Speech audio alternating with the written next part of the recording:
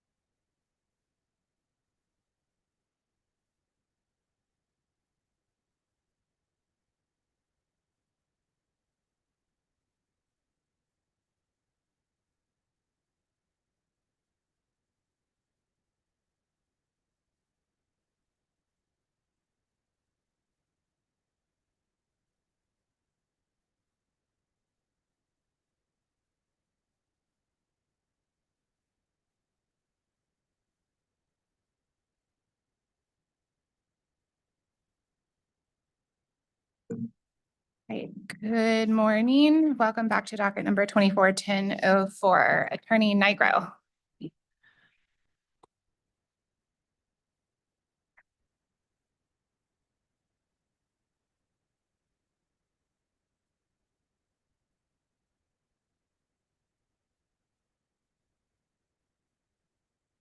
Sorry.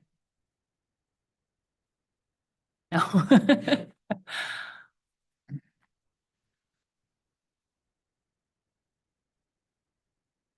Thank you.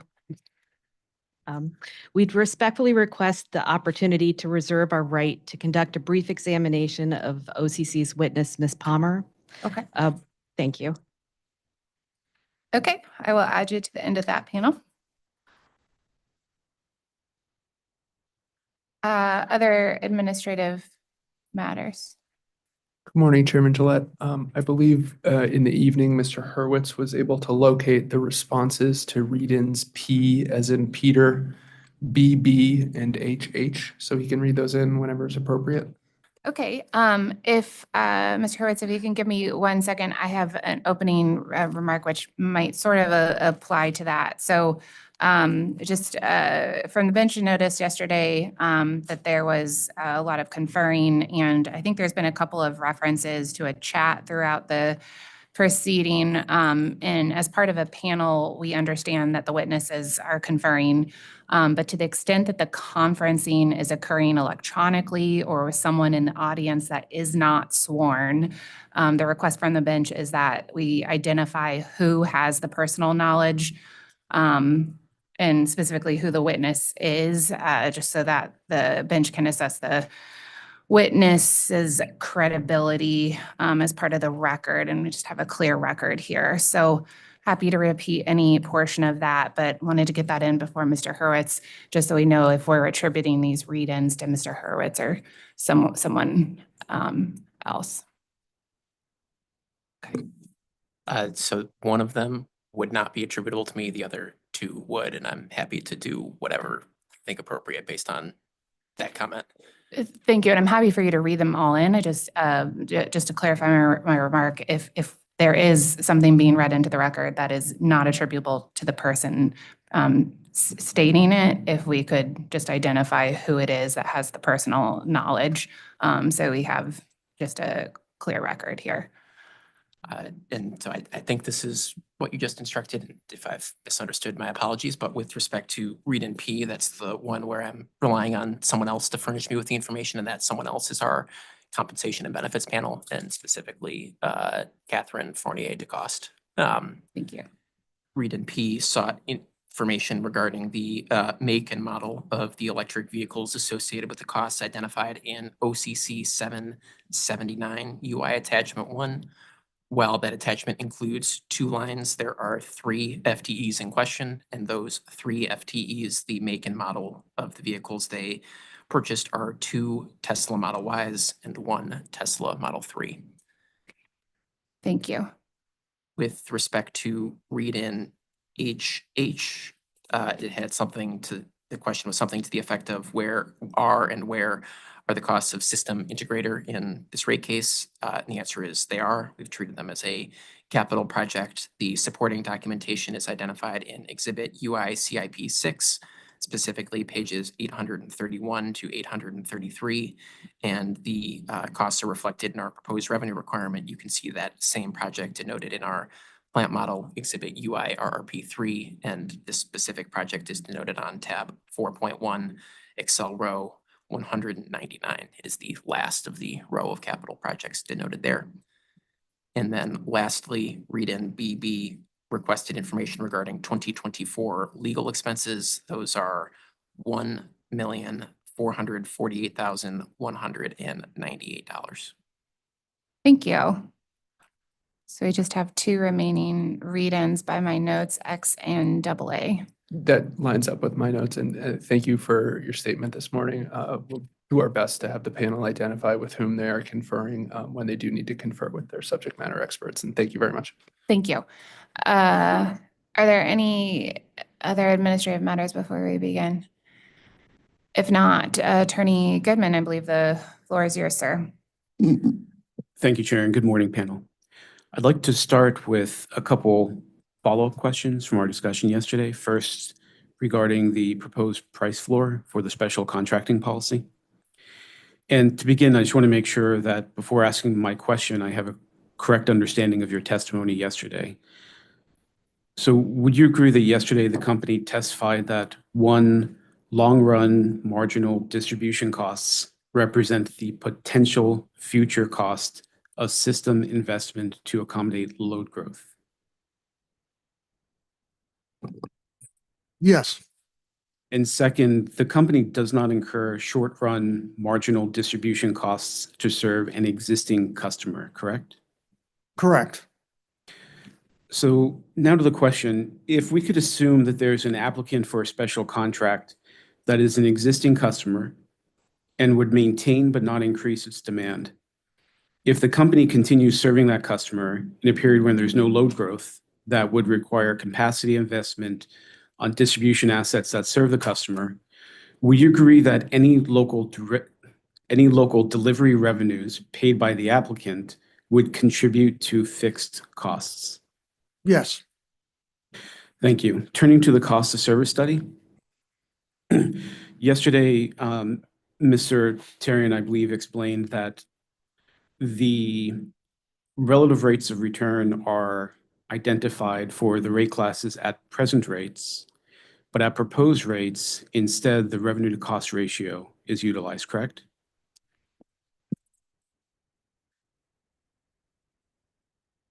Both are utilized. The rate year ROR percent and index are shown on Exhibit UI RP3 lines 91 and 92, the last two lines of that exhibit. So both are available for review. And that just says rate year ROR percent. That's a relative rate of return?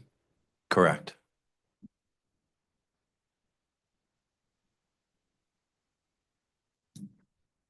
So, oh, I'm sorry, I see 92 rate year ROR index would be the index rate of return, correct? Correct. Thank you for that clarification. And may I, with your indulgence, just add on to our conversations from yesterday and today? I'm happy to go through our conversations using RP3, which is the filed testimony exhibit.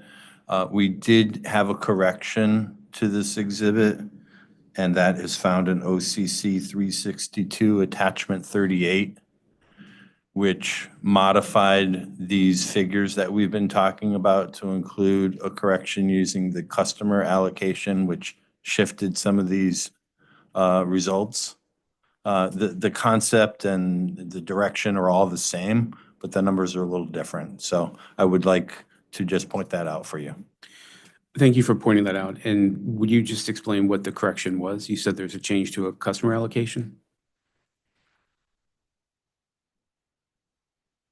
It was within the cost of service model, which changed an allocation of costs, which therefore, when we applied the same revenues, which we did not change, changed the relative rates of return. And Mr. Okay. Ramal can explain that customer allocation change.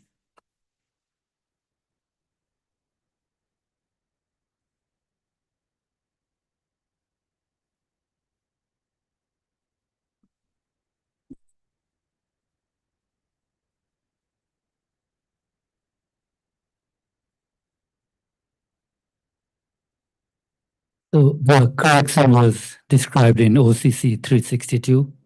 It was primarily to the minimum system study and primary secondary study associated with poles. Okay, thank you. Can you please turn to page 28 of the panel's rebuttal testimony?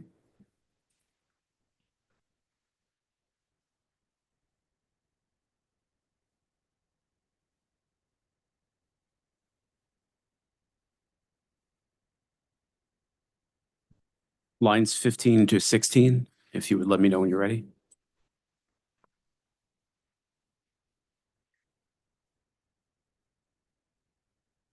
I have that. Thank you. There, the panel responds to information included in CIC witness Chait's testimony, and here the panel states that Ms. Chait accurately pointed out the company's bill impacts presented in SFR Schedule 2.3 inappropriately allocate usage to both summer and winter seasons. So the panel agreed with Ms. Chait's comment. And the question is, has the company updated SFR Schedule 2.3 to correct that issue? We did not specifically update Schedule 2.3. What we did instead was run customer level bill impacts for each customer on rate GST, GSTN, GSTD, and LPT, the results of which are shown on the following pages in our rebuttal testimony. And I believe we filed the supporting work papers, and if not, we could certainly do that in a late file.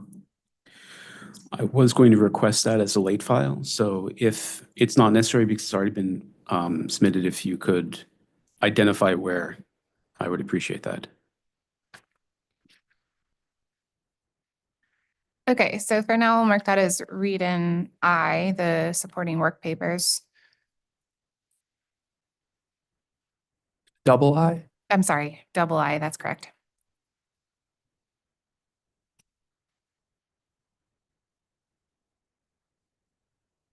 And just so I understand, if it's a read-in, does that mean that the company will come back to specify where it can be found?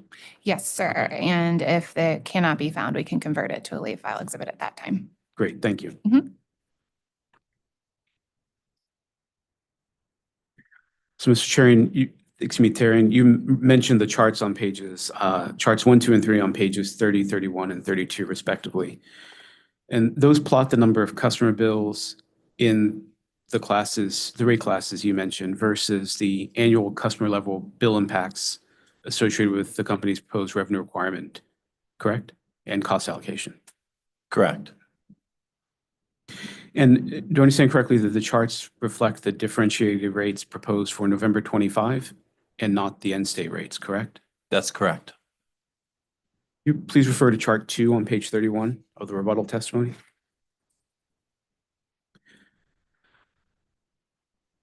I'd like to focus on the bill impacts that are charted to the right of the peak.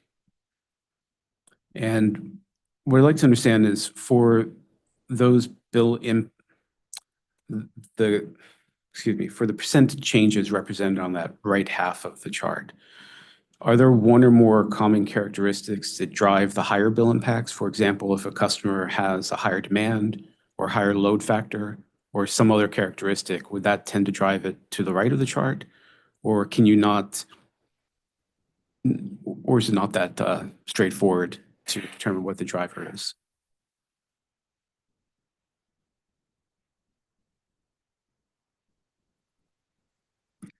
There is definitely a common relationship between load factor and percent increase. And the lower load factor tend to have a higher percentage increase. So without looking at each individual line item, my conclusion would be most likely those customers on the right side of this chart would be lower load factor customers. Okay.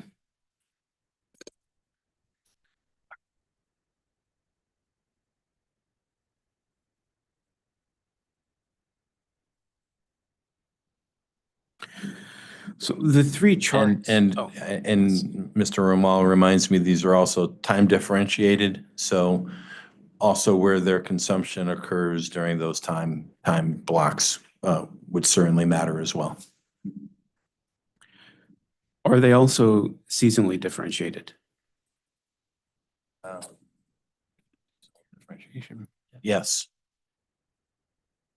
And if you would like, and I really think that we should probably make this a late file because I don't think that I provided the data now that I'm searching my mind. Okay. I'd also be happy to provide a narrative around this once I take a look at those customers on this right side, I could kind of dig in and provide some insight as to the primary driver for the higher priced, the higher increased customers on this chart.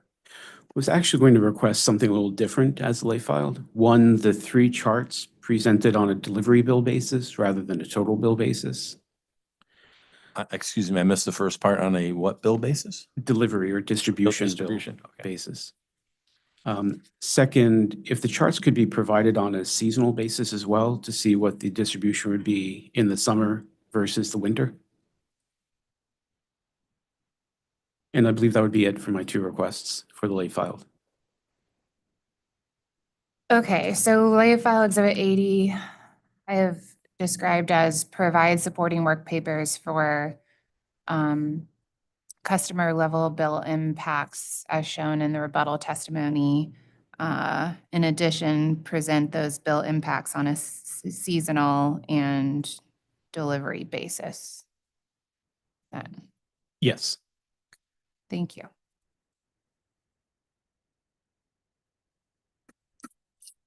Question, when you say delivery, do you mean distribution only or true delivery, everything but supply?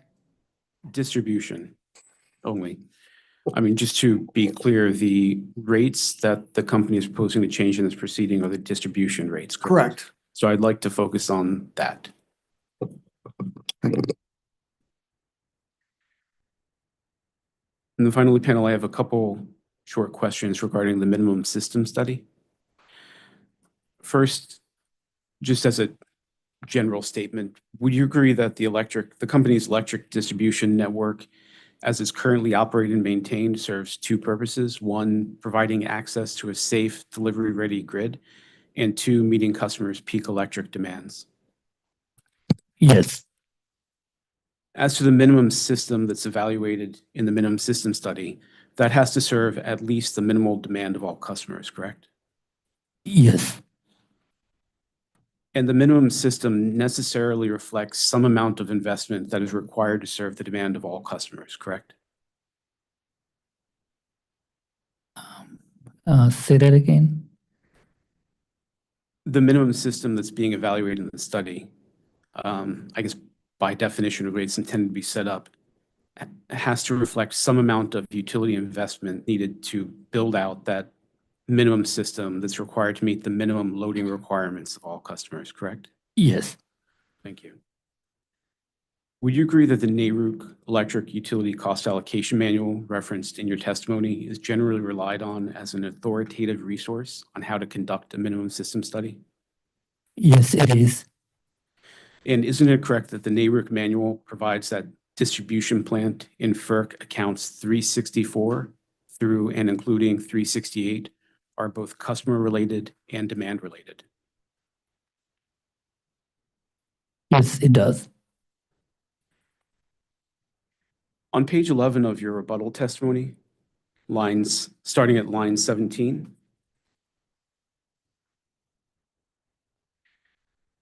through to line 2 on page 12.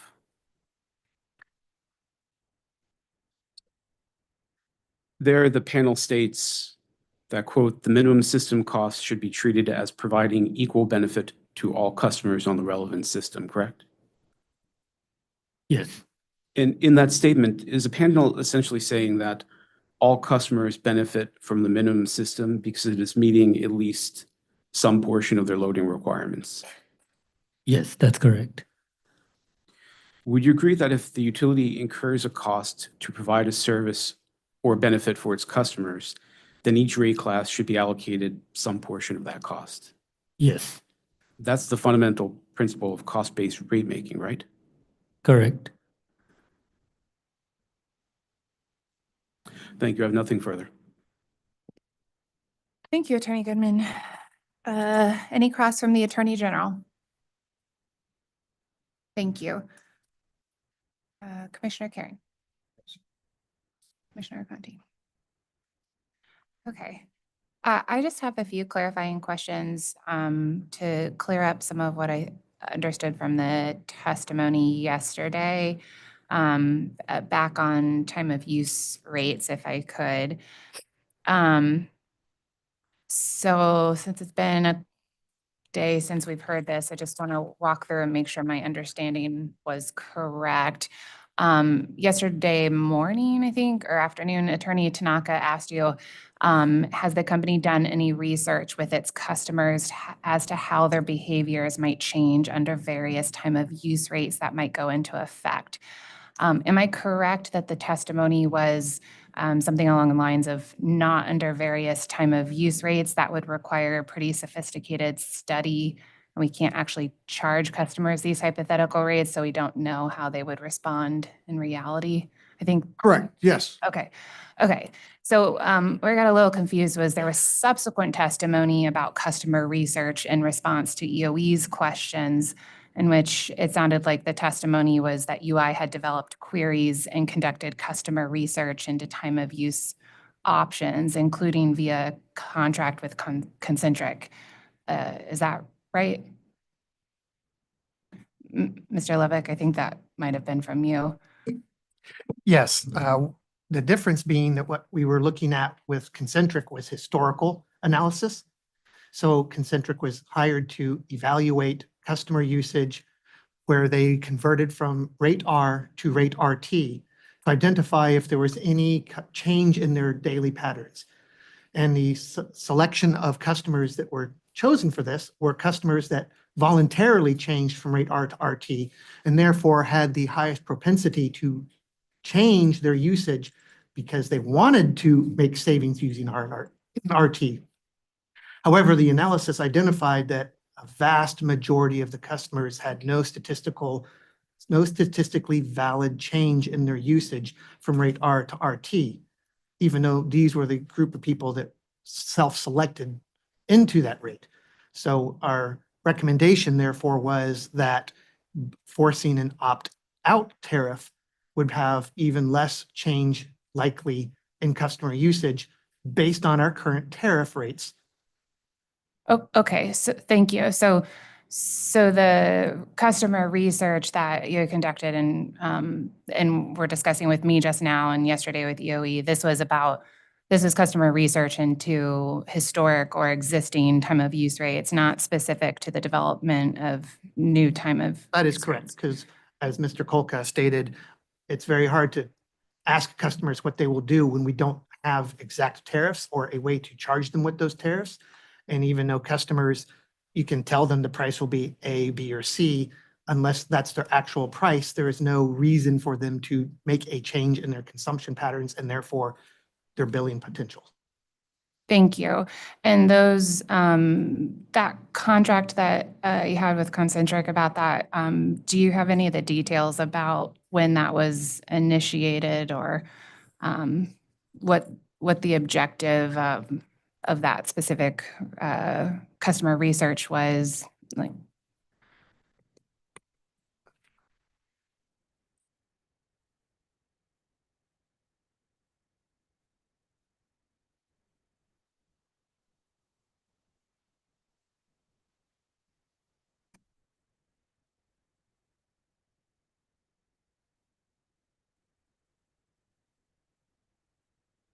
We do not recall that information off the top of our head right now. We would request a late file to be able to provide that.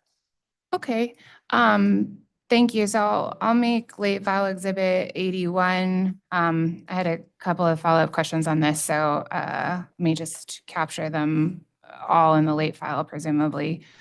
And So specifically, I'm interested in understanding when the contract with Concentric was executed, probably a copy of that contract, and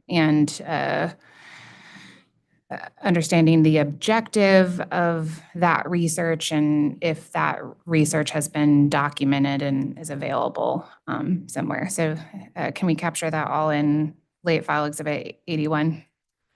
I think we can. Obviously, we have a couple members of Concentric here, and we could, I think, talk to that generally. But if you're looking for specific descriptions and dates, I think a late file might be most efficient. I appreciate that. So I'll make that late file. Excuse me, Ms. Gillette. Yes. Another point is that in our testimony under the capital under UICIP 8 final AMI report combined. We Mhm. did include the results of that research on the the past study. Okay. So that is included already in that testimony. Okay, thank you. If there's anything further, or if in the response you want to point me to that, I'm looking for the specific outputs of this specific contract. No problem. Thank you.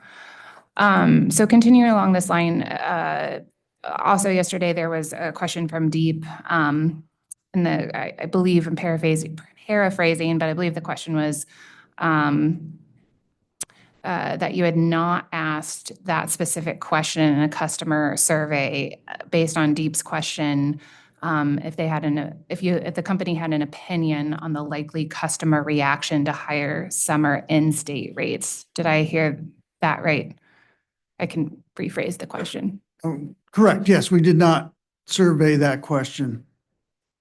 Okay, so just to wrap this up, to clarify my confusion from yesterday about what research has been done and what hasn't, the research, I think my question is specifically what research did UI conduct regarding customers and time of use rate? So specifically what was conducted, not what was considered. And if we could just clarify what research was actually conducted regarding customers and time of use rates. Could I just ask two clarifying questions? Please. You said UI conducted, so if Concentric or another firm did research on our behalf, would that qualify in your view? Yes, thank you for the question. Yes. And then I had a second one, but it's now escaped me. So Okay. that may come back to me later. It's okay.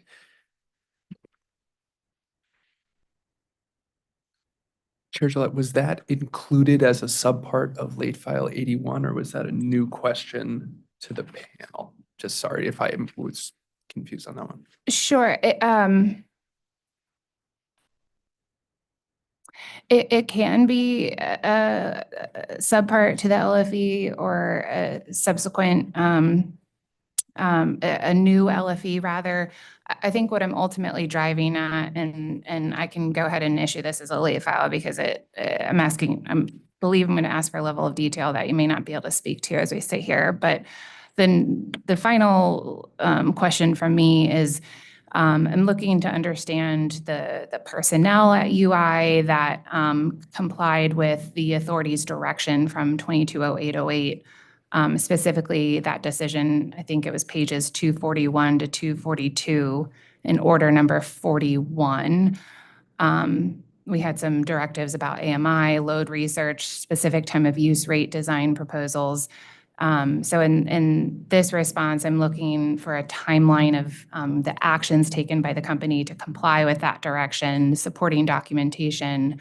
And I think captured in that would be likely the response to the question that I just posed to you. I think that I understand, and I had some notes prepared that I was going to try to muddle through, but I think doing it via late file might be more appropriate, particularly in light of your opening comment. And I recalled my other question. I think when you teed this up, it sounded like you were making a distinction between what we considered and what we relied upon. Could you just run through that one more time? Sure. I think part of where I got lost yesterday was twofold. It wasn't clear about what research was done about customers and time of use rates and what wasn't done. Because I think I understand the distinction that you're offering today, but it felt like I heard two different responses.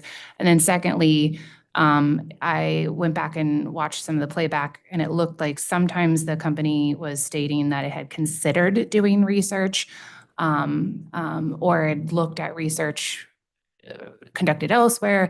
I'm specifically asking what the company or Concentric on its behalf did. So if that distinction makes sense. I understand. So to say that back to you, I was getting at the difference, like sometimes you develop an analysis and then don't rely upon it for the case, but you're drawing a distinction between what analysis did we actually do as compared to what analysis we considered doing. Correct. I understand. Correct. Thank you. Okay. And the final question, which I think is also captured in late file exhibit 82, But I just want we talked about if it would be suitable for you to include in this response actions taken by Concentric or another consultant on your behalf. If you do, in response to late file exhibit 82, speak to another entity doing that analysis, if you can identify them and include them in that response, please. I understand. And I'll just flag the one detail that's immediately coming to mind. I think we can take the late file and I understand what you're seeking. I think one of the steps that I expect that we'll describe is conversations between the company and representatives of other utilities. So it's not necessarily engagement where we retained another party, but I understand there were some discussions with other entities who aren't in exactly the same situation as we are. As I come to learn, there's some uniqueness about everyone's situation, but would conversations with other utilities also be a part of responding to these late files, or based on what the distinctions you just described, do you think that's outside the scope? No, I appreciate that. I think you can include that if on the timeline. So if you have the dates of those conversations, I'm just looking to understand everything that the company did. The distinction I was drawing was simply between, like, if you thought about doing something and you didn't do it, then I don't need to know that. I think I understand. I Okay. gotcha. Thank you. All right, thank you. So I believe that wraps it up for me with those two additional late file exhibits. So I'll turn to the company's attorneys and ask if you need a moment to consider redirect. Thank you. Yeah, 5 minutes would be great. Okay, we will recess for 5 minutes. Thank you.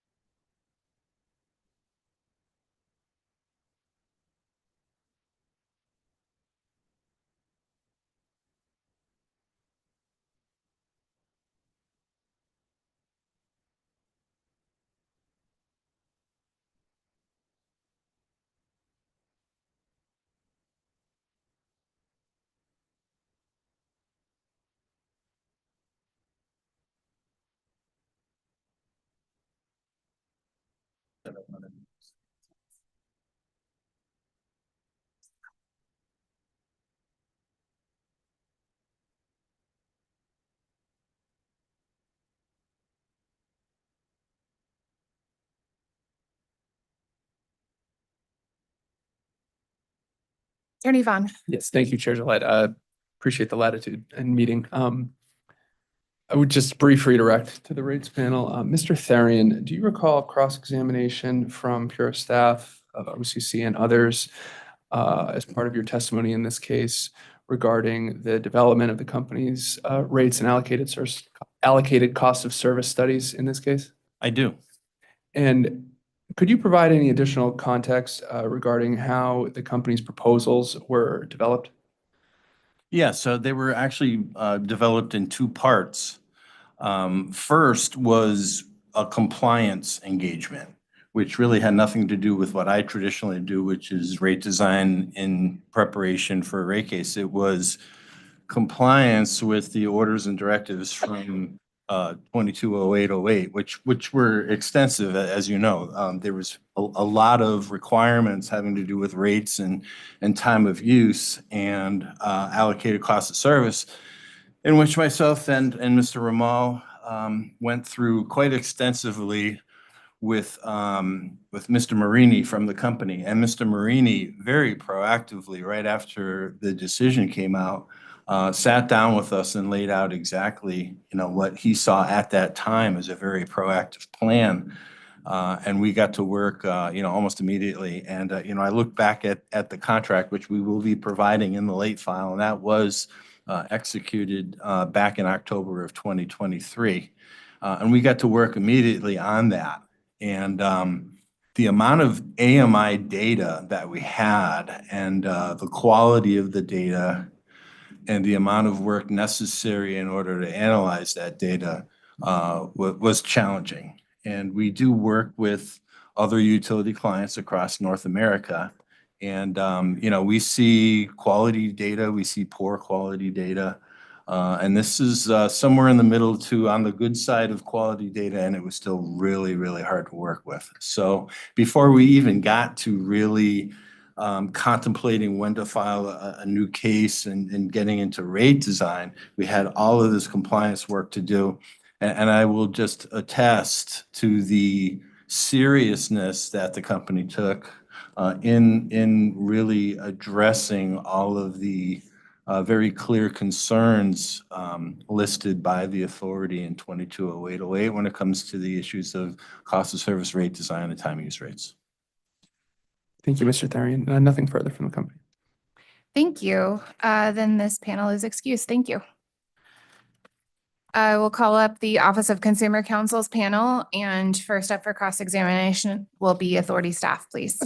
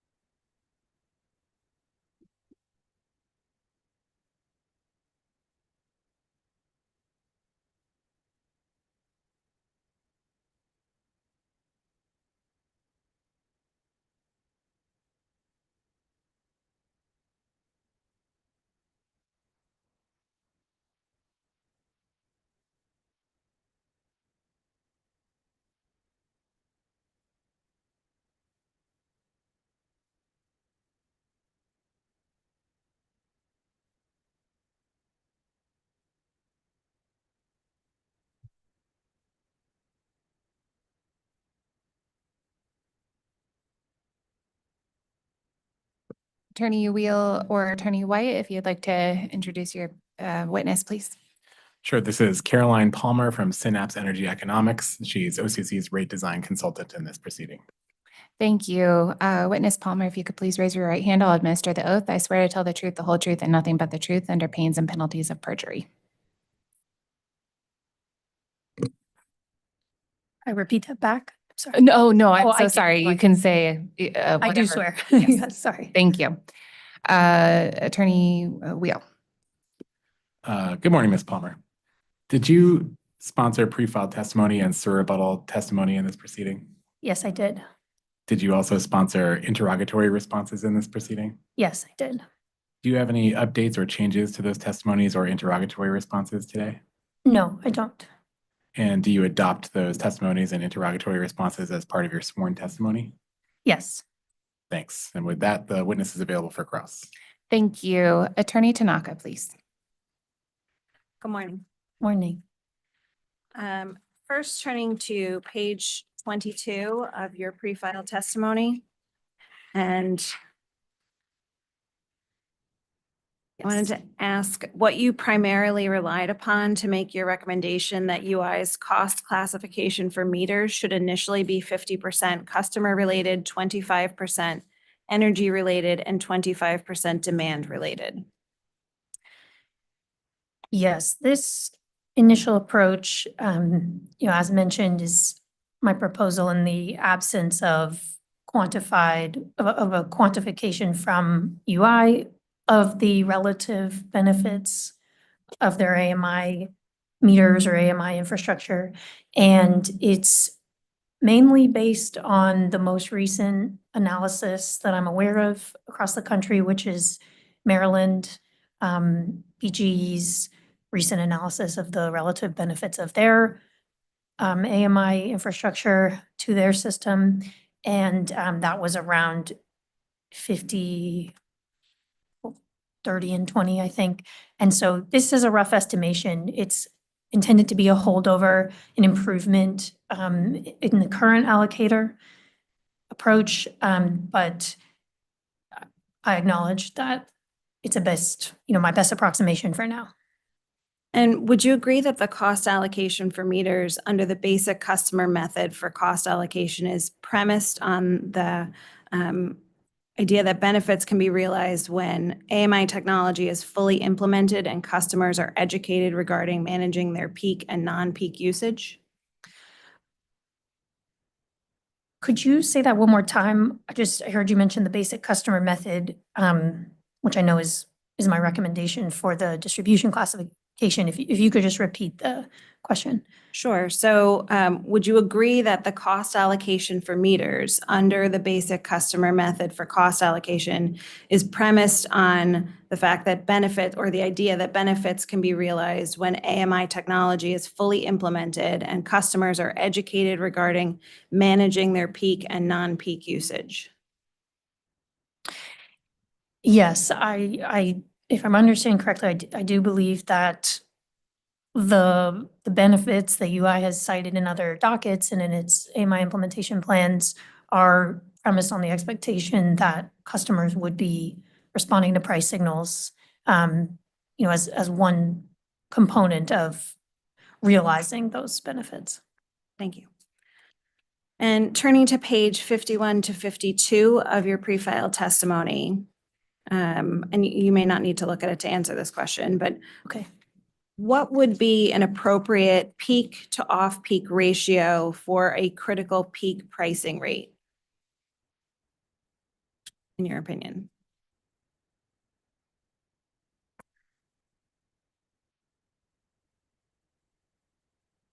Off the top of my head, I don't have, I'd like to base that on some of the best practices around the country, where, jurisdictions are already implementing residential CPP. And I'm not positive what those ratios are. I think it could certainly be greater than 5-1. I think it would be, I don't want to overstep by guessing. Thank you. And do you have an opinion on roughly how many critical peak events would be reasonable for the company to call in a calendar year? I'm familiar with, for some reason, the number that comes up for me is maybe 75 hours a year. And so that could be, I don't know, a 4-hour event. And so it's not a huge number of events overall, 15 or so. But those are going to represent the extreme, constraint scenarios on the grid, the periods of time throughout the year that really drive system investments and capacity constraint.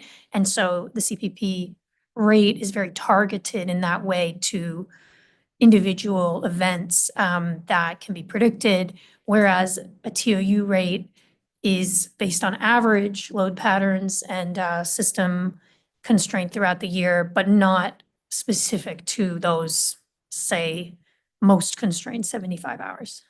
Thank you. Turning to page 16 of your SIR rebuttal, you referenced research regarding the typical peak load reductions that were noted in different studies. Are the reference peak load reduction values per enrolled customer or something else?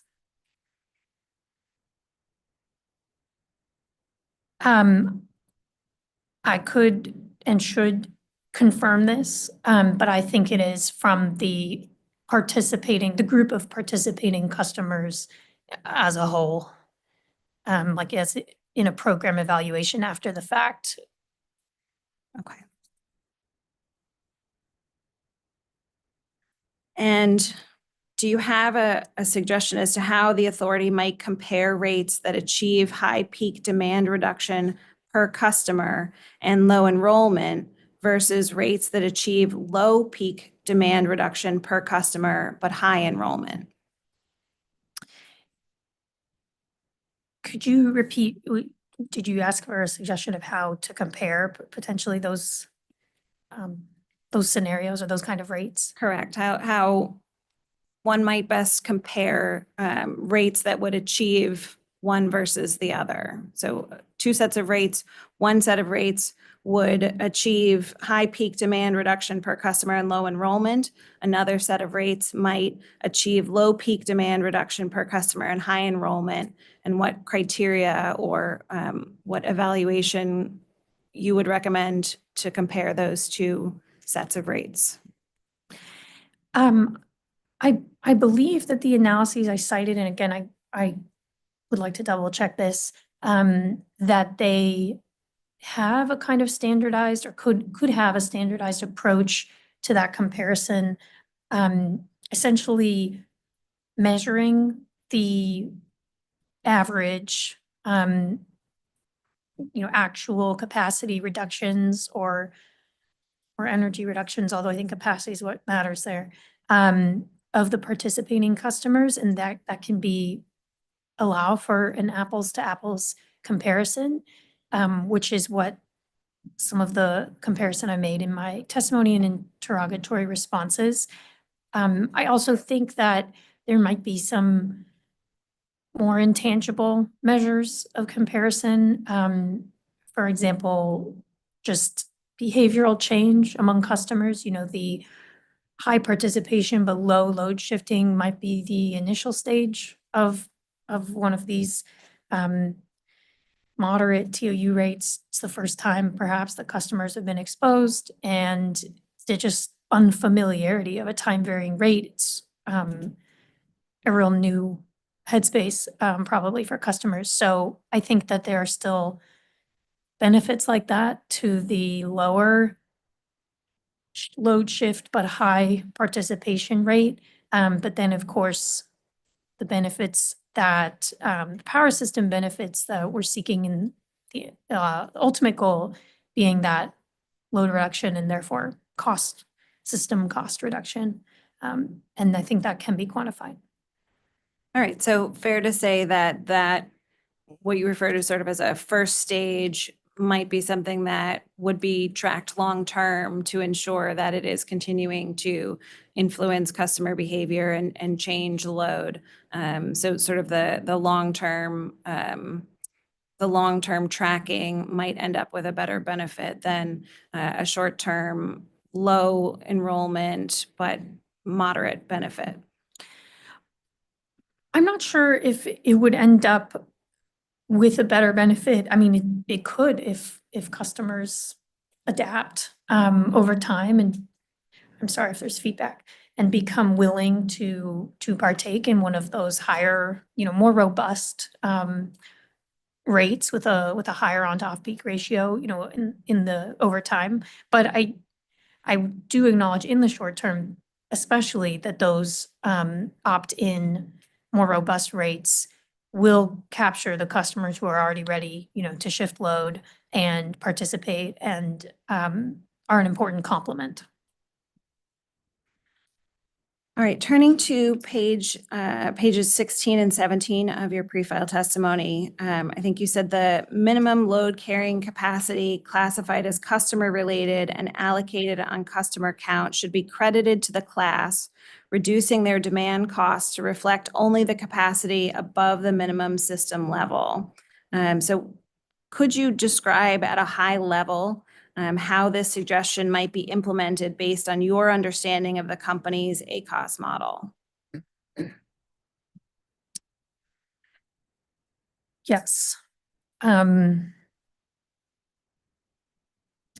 my testimony evolved a little bit into Sir rebuttal because this recommendation was maybe slightly inconsistent in my direct testimony. I think that the two examples I've provided in direct and then more fleshed out in Sir rebuttal gave a couple possible approaches.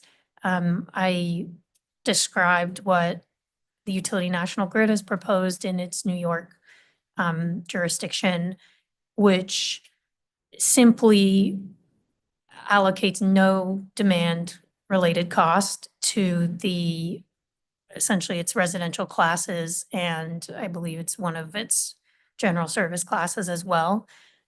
So that's kind of a blunt approach. It doesn't address the fact that the load carrying capacity of the minimum system also could apply to those larger customer classes, but does not cover all of their demand, the way it covers nearly all of the demand of the residential and small commercial classes here.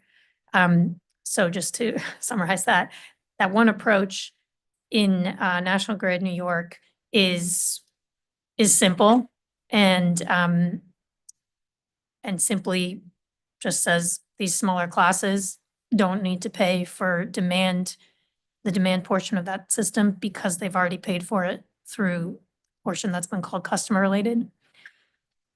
The other more complex approach is in Ontario that I cited, and there they've come up with a formula.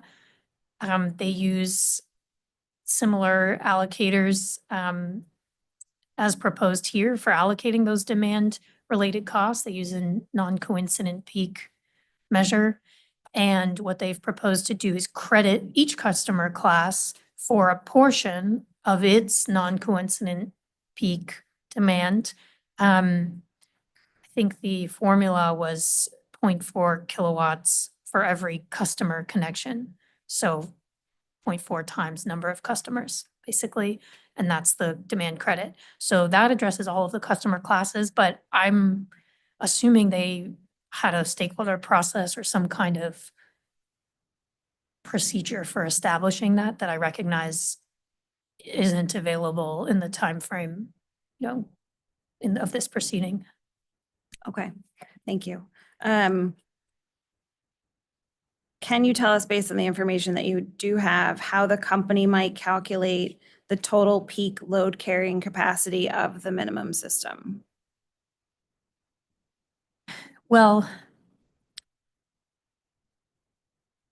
I acknowledge that there are multiple FERC accounts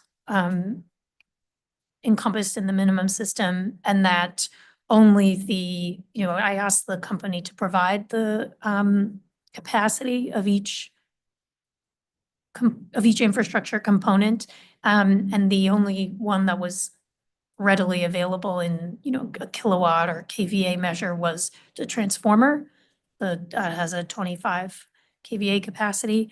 And so from an engineering perspective, as I'm not an engineer, I don't presume to know how to measure the capacity of every other unit in the minimum system, the conductors, the poles, for what their minimum load carrying capacity is. I was using the 25 kVA transformer as a proxy. I think that I'm not sure if that is representative for all of the other components, the way it is for the transformer account. Okay, thank you. And so the answer to this may simply just be no.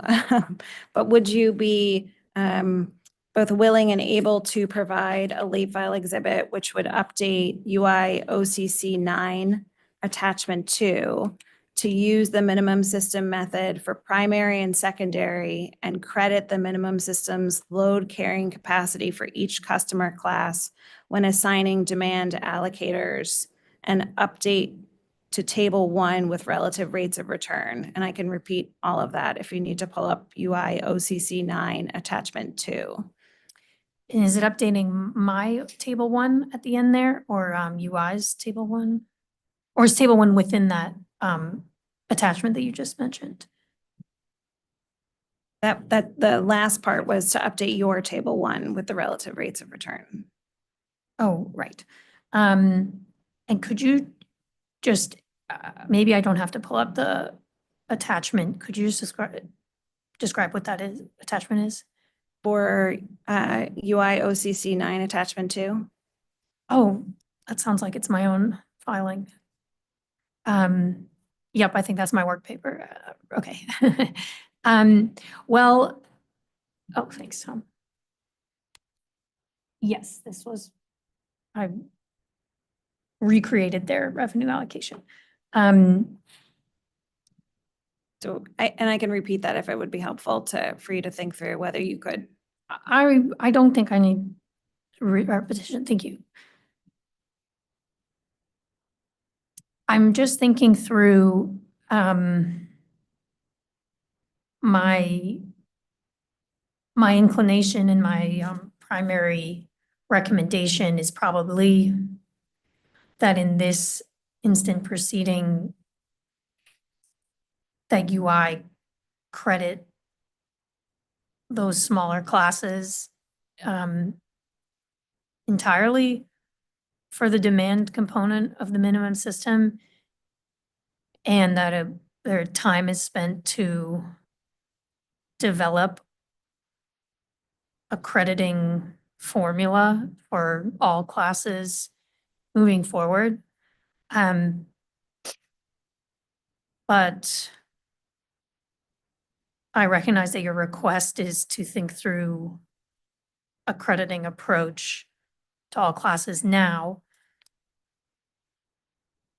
I would probably lean on the longstanding precedent in Ontario then. And I think I could implement these changes. There was some back and forth over the course of the proceeding with OCC and UI about the inputs to the model, because I'd have to run the model. So I'm just thinking through if I might have to ask UI to help me make a certain change. But I can try to do that. I think we could say if you are able to provide it, and if not able, then you could provide an explanation of why you're unable based on the information and available resources to do so, if OCC would be amenable to that. Yeah, that was going to be my recommendation. I think we can take a shot at it and provide a narrative for explaining why we're unable to, why I'm not going to do it, why Ms. Palmer is unable to provide any information requested, if that would satisfy the late file request. Thank you. Thank you. And thanks. And I'm sorry, is that late file exhibit? I've lost track. 83. Thank you. All right, and I did want to talk about the Ontario Energy Board portion of, I think in your SIR rebuttal, page 9. And I had some follow-up questions with respect to that. Now, the Ontario Energy Board's recommended approach for the peak load carrying capacity adjustment considers the class-wide non-coincident peak demand. Do I have that right? I'm just confirming. I believe that is correct. Okay. And can you tell us how that approach could be applied to the company's alternative allocators? Yes, I think that I'm going to think about it just for a moment. Sure.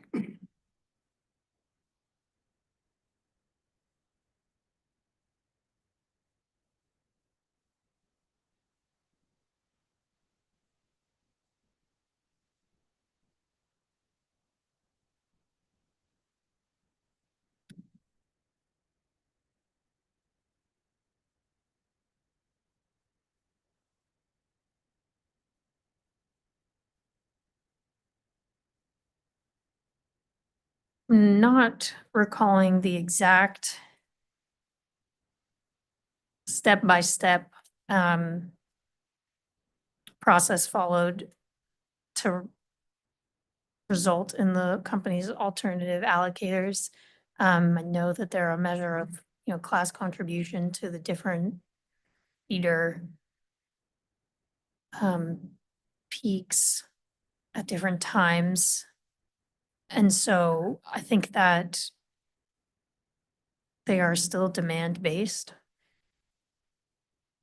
Just contribution to the kind of decentralized demands of each of those feeders. So maybe the allocator would be applied granular, or the credit would be applied more granularly to each of those pieces of infrastructure, or maybe it could be applied to an average of the class contribution to infrastructure peak. I just would like to revisit the methodology. Understood. And maybe this is similarly a bit too far into the weeds, but could you explain how the approach could be applied to class-wide coincident peak demand? I don't think it needs to be based on the company's proposal, because the only infrastructure that they've proposed to allocate using coincident peak are substations, which is not a component of the minimum system study.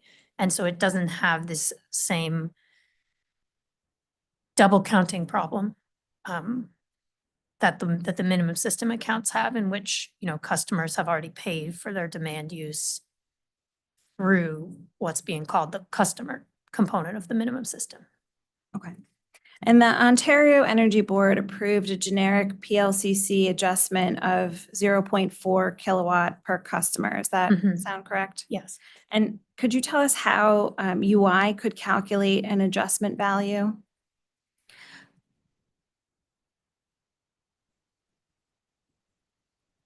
I don't know right now. I know that it has been done in another jurisdiction, and hence the example of Ontario. I didn't pore very deeply through the rationale there for that number, or how they landed on that number. I'll be curious to do so. But I imagine their approach would be instructive for UI and other jurisdictions as well. Thank you. If I could just have one moment. Thank you. That's all the questions I have. Thank you. Thank you. Then I will request Attorney Goodman approach for cross.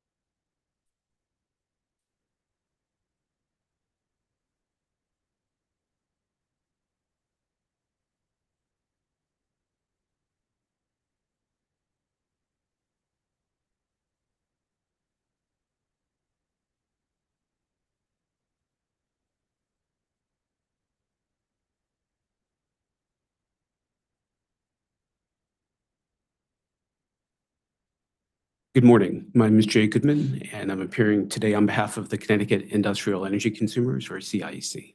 Hi, good morning. Do I understand correctly that regarding your proposal to allocate AMI-related costs in part based on AMI-related benefits? Sorry, let me rephrase.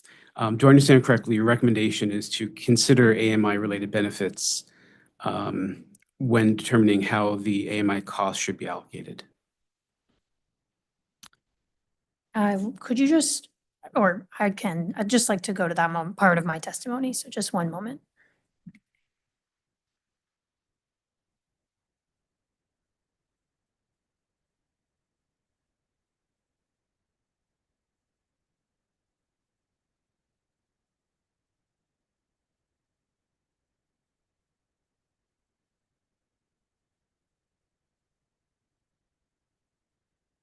Yes, my recommendation was to distinguish the AMI meter costs that are included in the approved revenue requirement, to classify them as customer demand and energy related according to the services and benefits that can be categorized into those three cost drivers. Would you agree that the consideration of benefits for purposes of cost allocation is not a cost-based allocation methodology?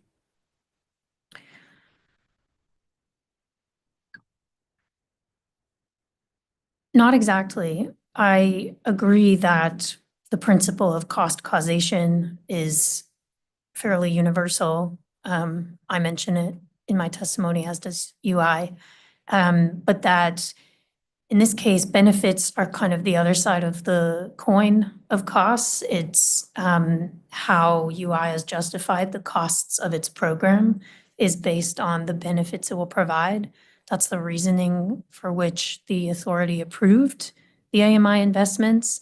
And so while the benefits justify the costs, they also indicate that they're the reason the costs were incurred. So the costs were incurred in order to mitigate peak demand.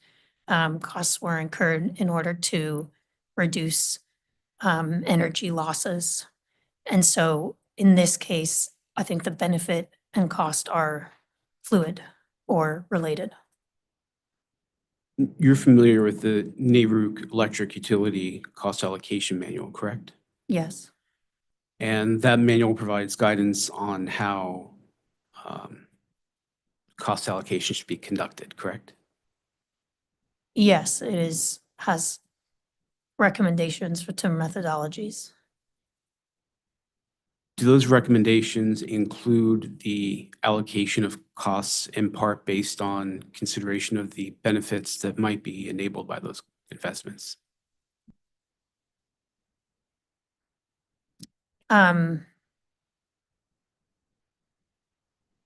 I'm not sure because I've only here touched on a few elements of cost of service, and the NARUC manual is expansive.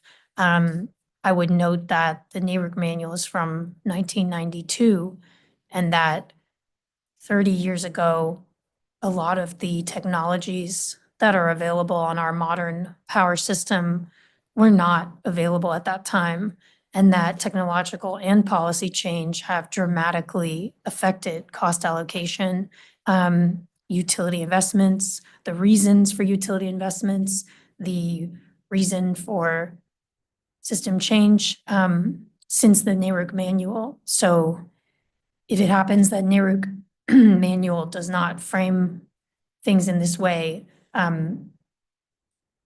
think that might make sense given the technology that has changed since then.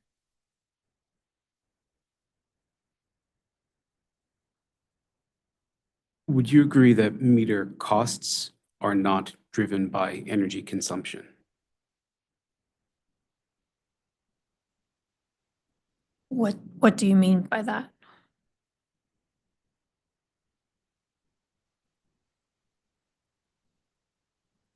We were just talking about cost-based allocation methodologies. And I believe, you acknowledge that traditionally would look at the reason underlying why utility incurs a cost to determine how it should be allocated. And for example, if cost incurrence is driven by energy consumption, it may be allocated on a purely energy basis. Would you agree with that? Just as a general principle. Yes. So what I'm asking is here, when a utility incurs metering costs, that cost incurrence is not generally driven by energy consumed by the customers, correct? If you're referring to traditional analog meters, which are in UI's territory being replaced by the AMI meters, that accompany its other AMI infrastructure, I would agree regarding traditional meters. But I don't agree regarding the AMI meters. Could you explain for AMI meters how a customer's energy consumption would impact the utility's cost to buy and install that meter? The customer's energy consumption, the way I see it, is a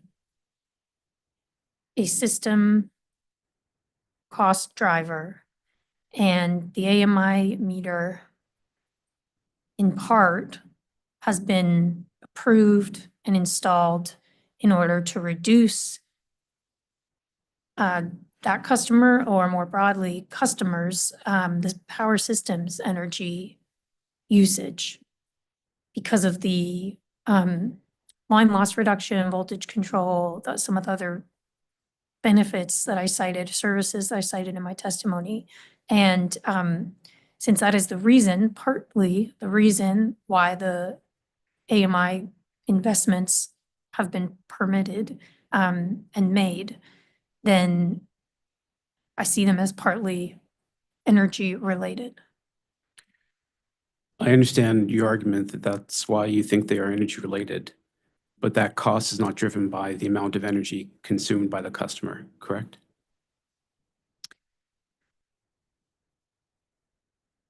I think it's related to the amount of energy consumed by the customer.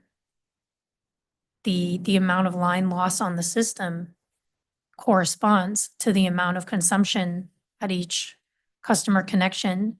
And if you're making investments, the company is making investments in order to reduce line losses proportionally, which occur proportionally to customer consumption, then the avoided energy lost is related to customer consumption.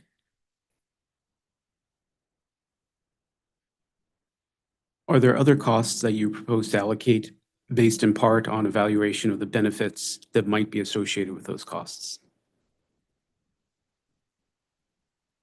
I haven't addressed other similar costs in my testimony. Your testimony described the national grid proposal, which you also were just discussing a few minutes ago, regarding a change in the allocation of demand-related costs in the minimum study, correct? Yes. And to your knowledge, has that proposal been ruled on by the New York State Public Service Commission? No, I've been checking the docket throughout the course of this proceeding as well. I saw that the parties filed a settlement agreement last Friday or 2 Fridays ago, and they've now opened that settlement agreement up for comment. I have not yet had the chance to find out if the parties commented on that approach in their settlement stipulation.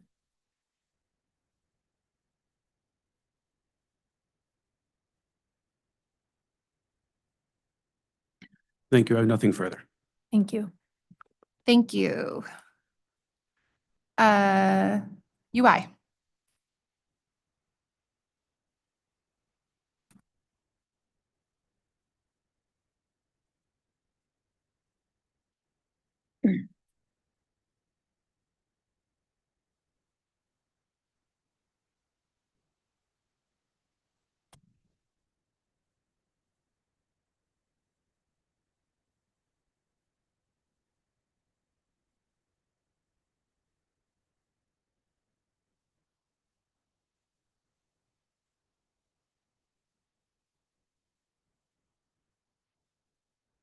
Morning, Ms. Palmer. I'm Brendan Vaughn on behalf of the United Illuminating Company.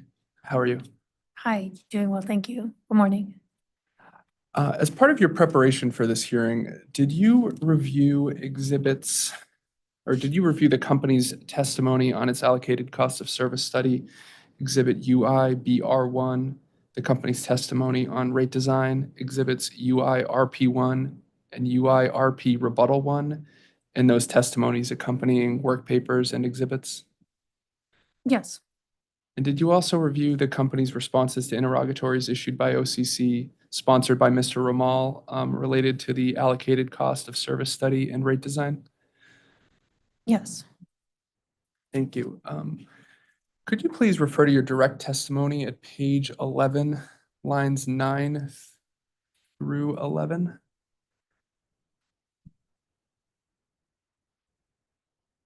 And just let me know when you're there.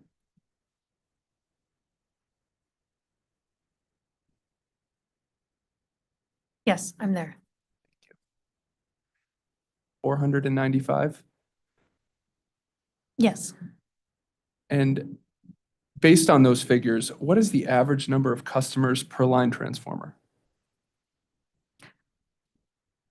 I'll spare you my math on the stand. Do you have that number? Would you accept that if we took the number of customers indicated in exhibit or UIBR1 work paper 6 and divided it by the number of line transformers indicated in UIBR1 work paper 1, that it would be approximately 7.17? I believe that. And based on that, would you also accept that the line transformer capacity per customer as you quoted in your testimony of line transformer of 25 kVA, excuse me, would you accept that based on that, the line transformer capacity per customer is approximately 3.48 kVA? And you calculated that by dividing 25 kVA by the 7 customers on average served per line transformer? Correct.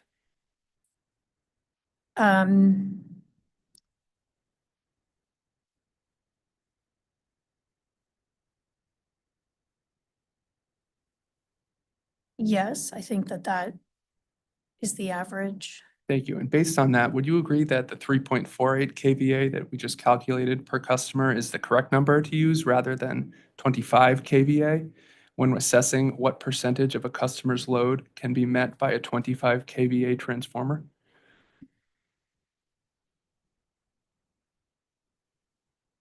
I'm not sure that that is the correct number,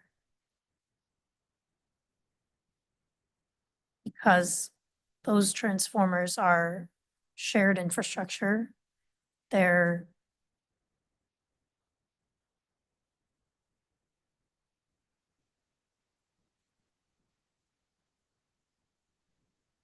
think that they might serve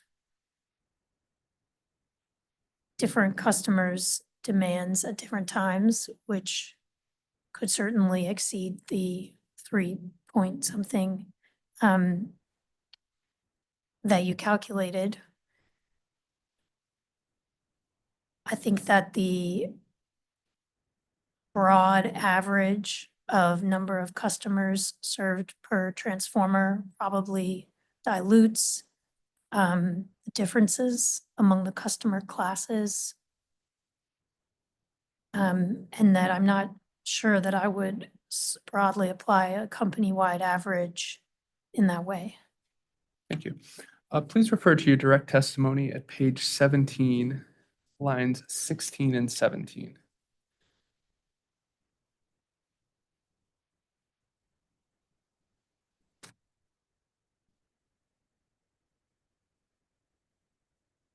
Just let me know when you're there.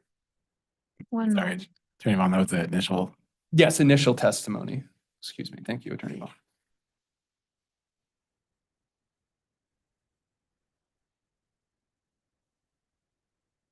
I'm there. And there you state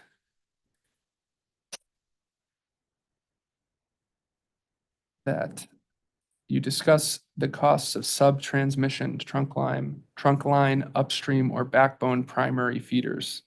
Is that accurate? Yes. To your knowledge, does UI's distribution system have any sub-transmission feeders? I am grouping those types of feeders that is kind of one intended to be one categorization of primary feeders that doesn't belong in the minimum system study. I'm not sure if UI has sub-transmission feeders in the account. But I believe, and I will need to check, that I confirmed that at least one of those types of feeders is included in the company's minimum system study. I believe I confirmed it in a discovery response.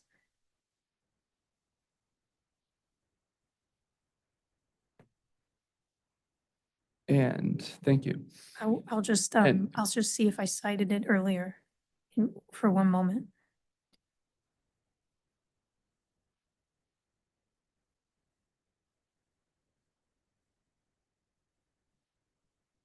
On page 12 of my direct testimony,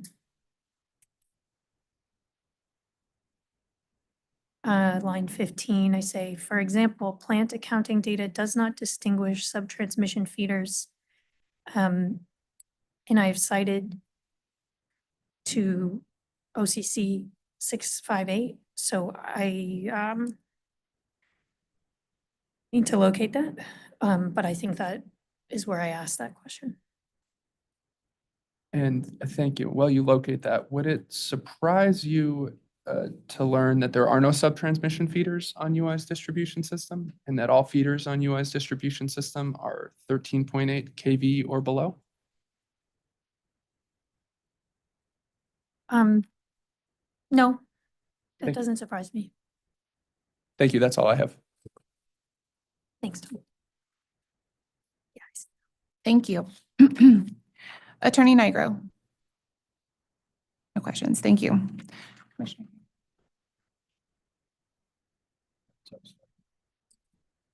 I have a quick question. Concerning, earlier we were talking about the studies and possible education things for customers. Yes.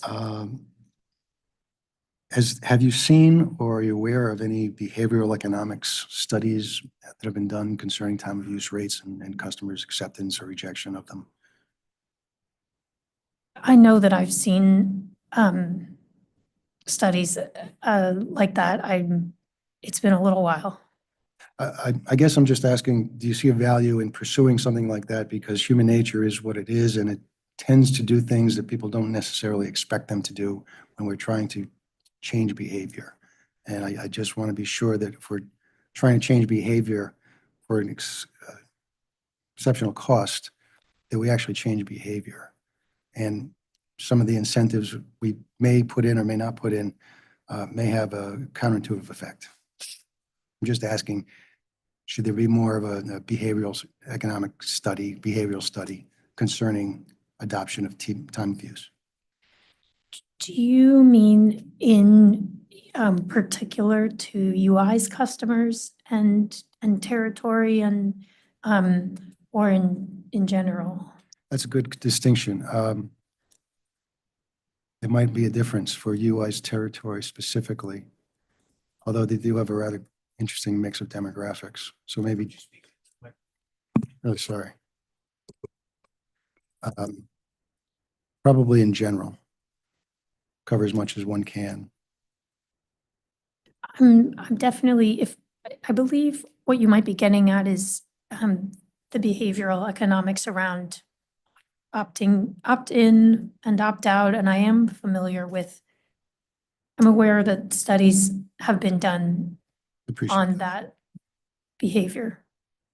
In your testimony, you mentioned one of your recommendation is, I think it says mild price differential. Can you explain to me what you mean by that? Yes. I'll just go there. In I didn't one moment. mark the citation, I'm afraid. I'm sorry. I'll be able to find it shortly. Page 51. Lines, Yes. starting line 4. Yes. A little bit earlier, on page 49, I delve into that mild differential a little bit more. One moment.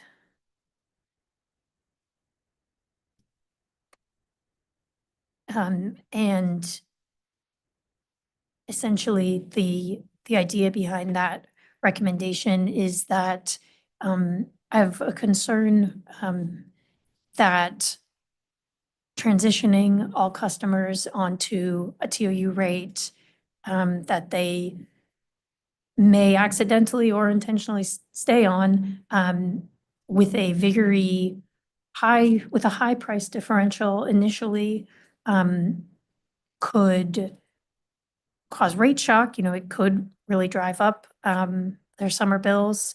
It could cause them to sour to the idea of those rates, and that it just could happen too quickly.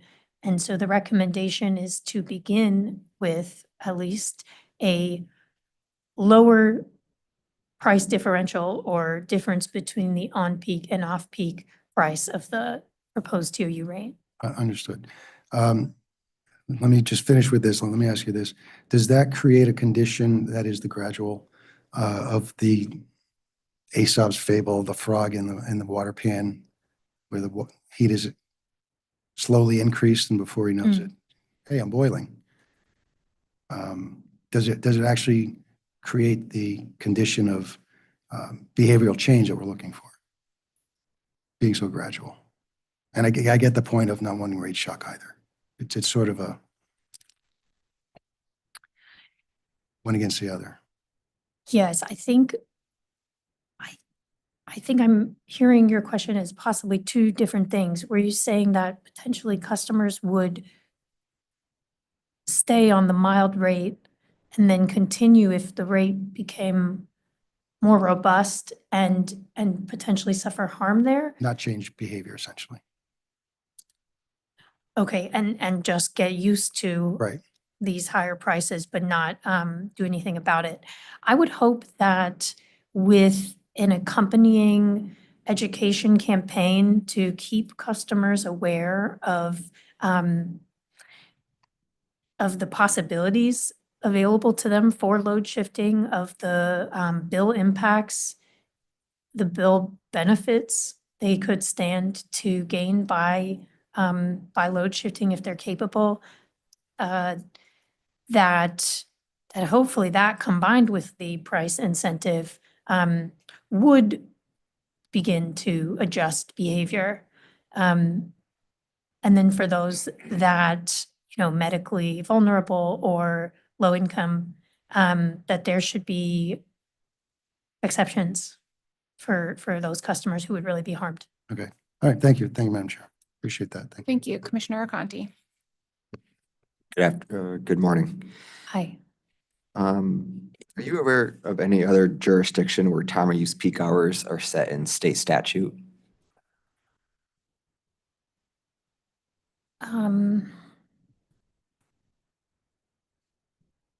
Not right now off the top of my head. And same with actual time of use pricing being set in state statute versus a proceeding?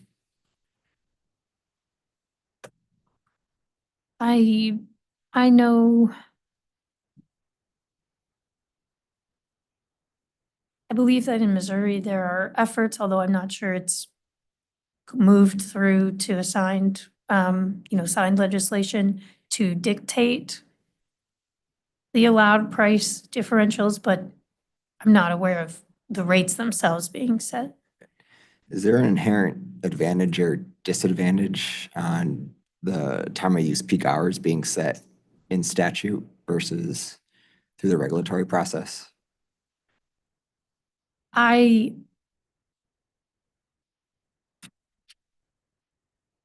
would have some concern about rates being set through statute rather than through the regulatory process. But the regulatory process is my domain, so I may be biased. That's okay. Since it's your domain, what are some advantages of setting the peak hours or even the rates through the regulatory process versus state statute? I would think that the flexibility or the iteration of the process would be beneficial. For example, the fact that the power system is evolving rather quickly these days, that it's possible that those cost drivers that UI evaluated to set its time periods could change a bit in the future if there's more solar on the system. The most constrained times of day may change, and I think that the ability to change that through established regulatory processes is a benefit. The stakeholders are here and are expecting that, so. Okay, thanks. Thank you, Madam Chair. Thank you. I do not have any questions. Attorney Wheel, do you need a moment to consider redirect? Yes, could we have 5 minutes, please? We'll recess for 5 minutes.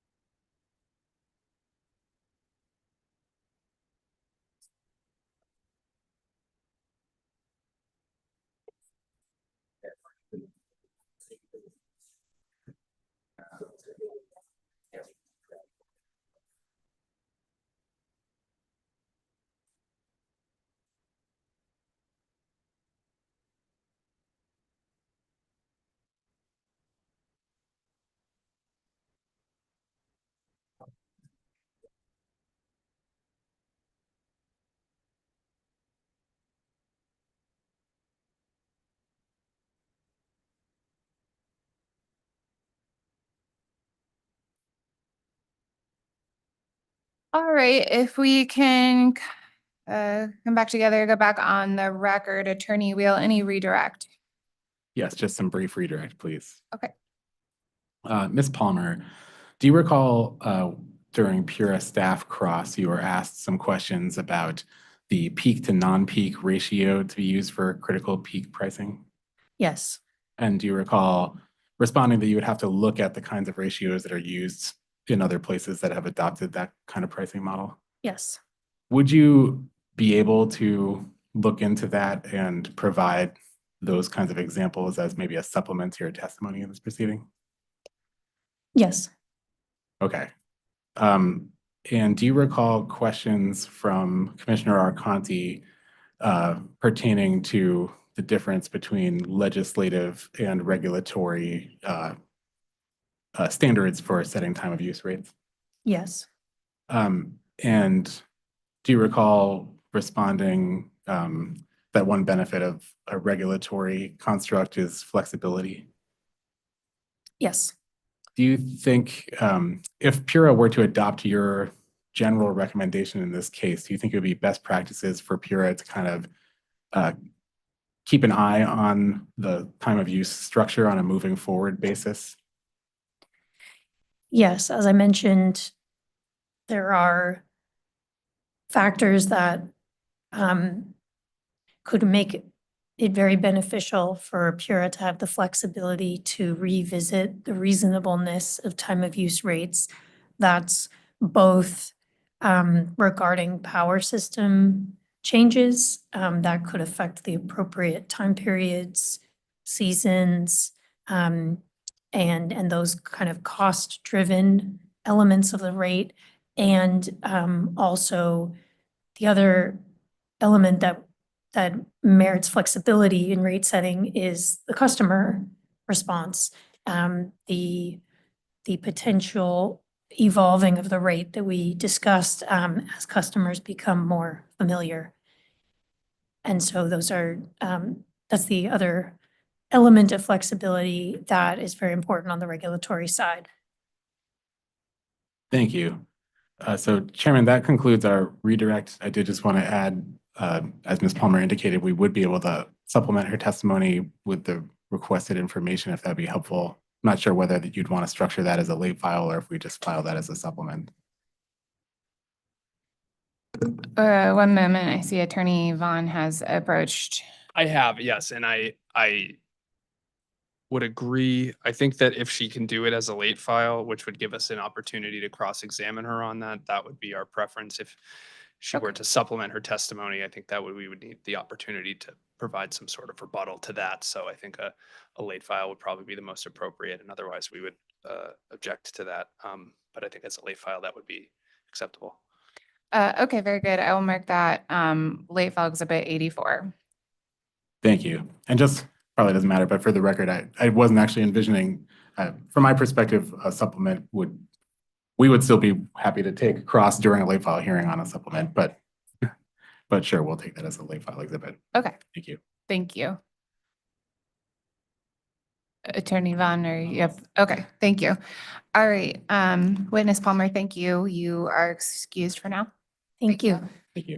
Just to avoid the extra shuffling, I think we're going to take an early lunch break. Panel 17 has been excused by, I believe, affidavit.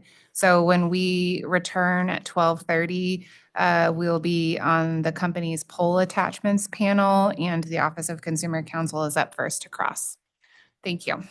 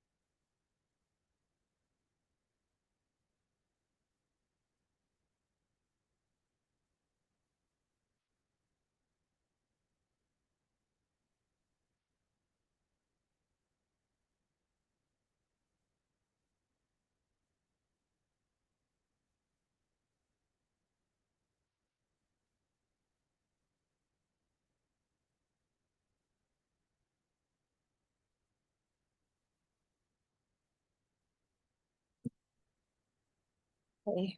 Welcome back to docket number 241004. We're going to begin with the company's poll attachments panel. Attorney Vaughn. Thank you. Good afternoon, Chair Gillette. In recognition of your comment this morning regarding conferring, we have opted to add to the panel this afternoon, Ms. Robin Lyons, who was identified as a discovery witness in the company's April 24th filing and who sponsored discovery in this case. We also have at the table Mr. O'Loughlin, who was part of the company's capital panel.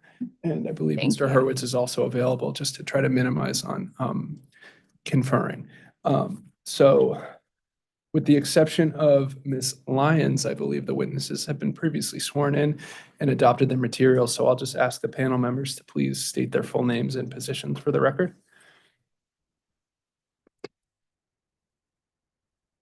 Adam O'Loughlin, Senior Director, Investment Planning.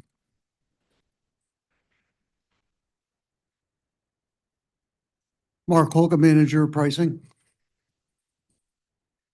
Robin Lyons, Senior Manager of Programs and Joint Use. Chuck Eves, Vice President, Electric Operations. April Traverse, Vice President of Accounting. Thank you. Witness Lyons, if you could please raise your right hand. I'll administer the oath. I swear to tell the truth, the whole truth, and nothing but the truth under pains and penalties of perjury. I do. Thank you. Attorney Vaughn. Thank you, Mr. O'Loughlin, Mr. Kolka, Mr. Burge, and Mr. Eves. You were previously sworn in and already adopted your pre-filed materials. Ms. Lyons, as part of your preparation for this case, did you sponsor or co-sponsor responses to interrogatories? Yes, I did. Do you have any corrections to any of your interrogatories not previously identified for the record in an interrogatory response? No, I do not. And do you adopt your interrogatory responses as part of your sworn testimony in this case? Yes, I do. Thank you. The panel is available for cross-examination. Thank you. Attorney Wheel, it's 12:33. No pressure. Thank you. I have put some time into cutting some questions off of my large list, so we'll see what I can do. I'm going to start with CIP 3, line 41. Just wanted to confirm that that is the capital investment line for pull attachments, for pull attachment make ready work, that is.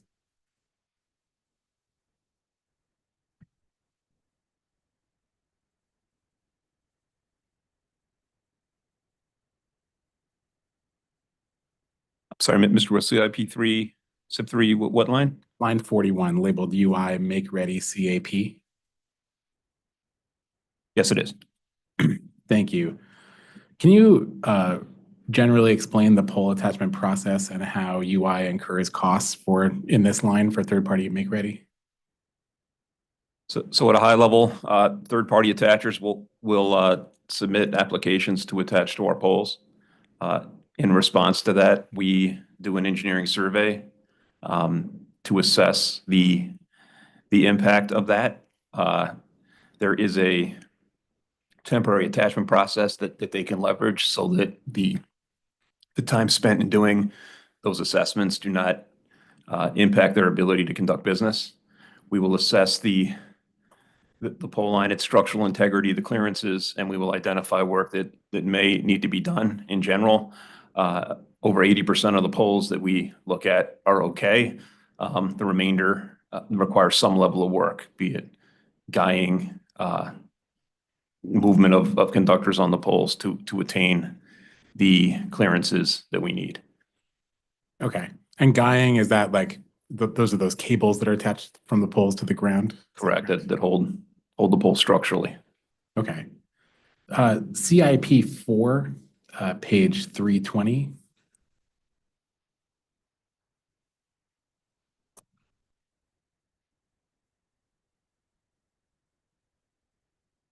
I'm there. Okay.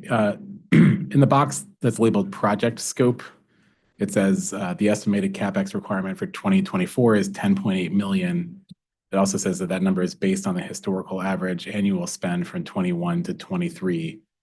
So has 10.8 million annually been around what's been spent in this program? I mean, it varies significantly based upon the the number of applications that we get. Contributing to that number also is the situation we're in with the capital funding for UI. So that is what we allocated for 2024, and that is made up based upon where we are right now with the, sorry, I'm kind of echoing here. Based upon the 61,000 attachments that we received across the 23-24 timeframe, we are heavily involved in the engineering phase of it.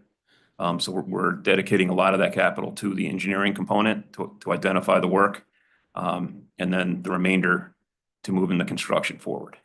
So that 10.8 is a balance to dealing with this work and the kind of the external stakeholder component of it, while we deal with the challenges of the reduced capital budget for UI. Okay, so that reference to the reduced capital budget, do you mean that absent that challenge, it would be more than 10.8 million? We could be doing more construction right now if we had the capital funds to be executing it, yes. Okay. On the same page, under project benefits, it says, by evaluating the NESC compliance of our poles using modern computer-based structural modeling of the poles, guying and all electrical communications and cable attachments under NESC heavy load, et cetera, it references radial ice and 40-mile-per-hour wind. The company can better prepare its system to withstand extreme weather events without failure. Does this mean that the benefit of these expenditures is that they help prevent pole damage caused by the incremental load? So the analysis that our engineers are doing, I mean, there's really two components. One are the clearances. So the safety clearances for the communication workers who are generally working in uninsulated buckets to stay away from our energized facilities. The second is the NESC criteria, and that generally is a half-inch of radial ice and 40-mile-per-hour winds. So that's an outlier event, and the design is intended to ensure that we don't have widespread damage in a situation like that. So over the years, when I started at UI back in the late 80s, we were using manual methods of doing these calculations and generally using standards. Today, our engineers have 3D models of the poles. They have imaging software that they can go out, grab the image of the pole, and then apply all the different conductors, all the different tensions, all the different ruling spans, and come up with a much more accurate view of the structural loads on those poles. And we're identifying, again, as we look at these poles, about 20% of the time we're finding something that needs to be resolved. The benefit to customers is in an outlier event, and there was one in Michigan this year. I don't know if you saw the pictures on the news with a tremendous amount of ice. It was likely more than half an inch. That is when our customers are most exposed. That is when it is the most difficult for our employees to work. And through this program, we're finding and solving hundreds or thousands of problems. Thank you. And those hundreds of thousands of problems, because they're in this program, those problems are driven by the pole attachments, correct? They're driven by every entity on the pole potentially, right? So it's us, it's the ILEC, and it's the attachers, and the combination of the use of those poles can create the situation. And, the cause can vary. Okay, I have some more questions about that in a second. I do have a question about a different program, which is shown on CIP 4-1131. I'm there. Sorry, 1131? Yeah, I'm also there, and I'm seeing that 1139. I apologize. My apologies. Yes. I noticed that this program also references poles that don't meet NESC standards, but this, as I understand it, is more about like the deterioration, the condition of the pole itself. Is that correct? So this is a ground line inspection. So where the pole attachment process is looking at the kind of the structural integrity, this is looking at the ground line strength of the pole. So what happens to our poles generally is within 2 feet below the ground surface, if there is moisture present and oxygen present, the poles can get a fungus and deteriorate at the ground line. So this program is to go out, dig down, look at the structural integrity of the pole and replace them if they've lost a certain amount of ground strength within a year generally. If it gets down to 33% of their original strength, then we replace them within a week. Okay. Is that analysis of strength dependent on pole load at all, or is it just like what any pole? So the NESC, or the work we're doing in the pole attachment process assumes that the pole does have its initial integrity. So we're modeling a 45 class 2 pole as if it was new. This is looking at the deterioration at the ground line and ensuring that deterioration. So I guess you're ensuring that the design strength of the native pole will work. This is ensuring that it has retained its ground strength that it was originally designed for. Understood. I guess another way of asking the question is, in the analysis that's conducted as part of this program, is the pole load part of the consideration, or is it just the deterioration of the wood? Like just the deterioration of the wood. Okay. We're looking up as well to ensure that the top of the pole is okay, that it's not, splintering or fracturing, that there's no woodpecker holes and things like that. But we're not doing the computer-based analysis as we do in the pole attachment process. Thank you. Could you open OCC 814?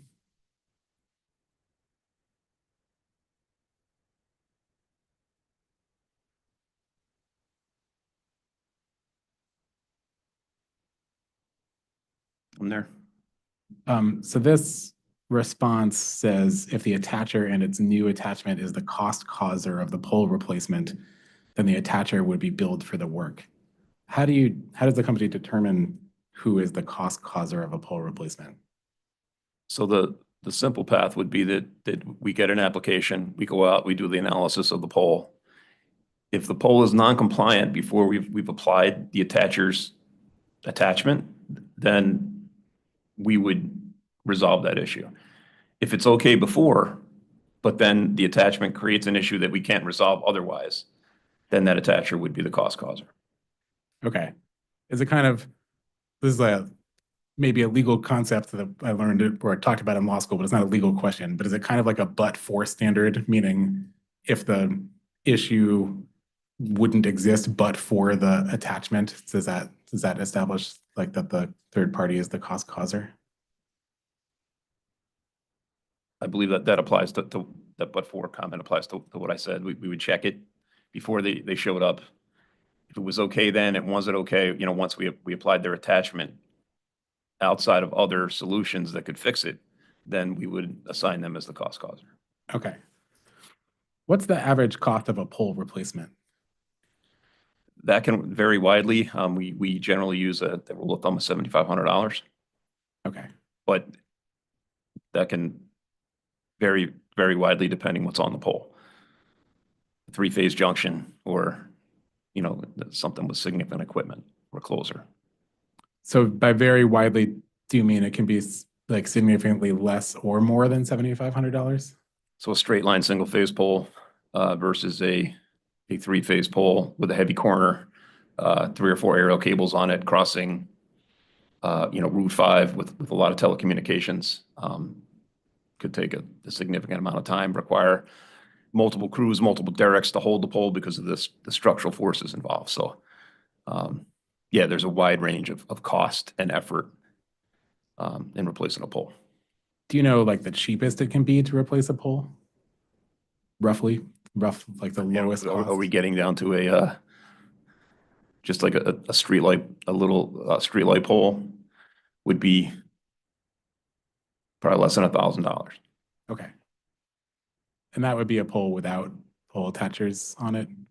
Potentially. Okay. Thank you. Most of the poles in UI's territory are jointly owned with Frontier, is that correct?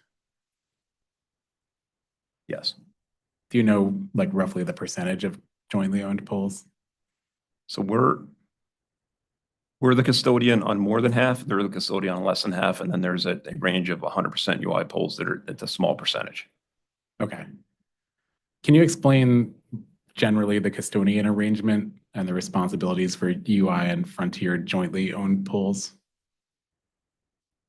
So generally, if there was a line extension on a road that UI was the custodian on, then we would install the poles. There was a period during when Frontier was in bankruptcy that in order to get our work done, we did install some of their poles and back build them later.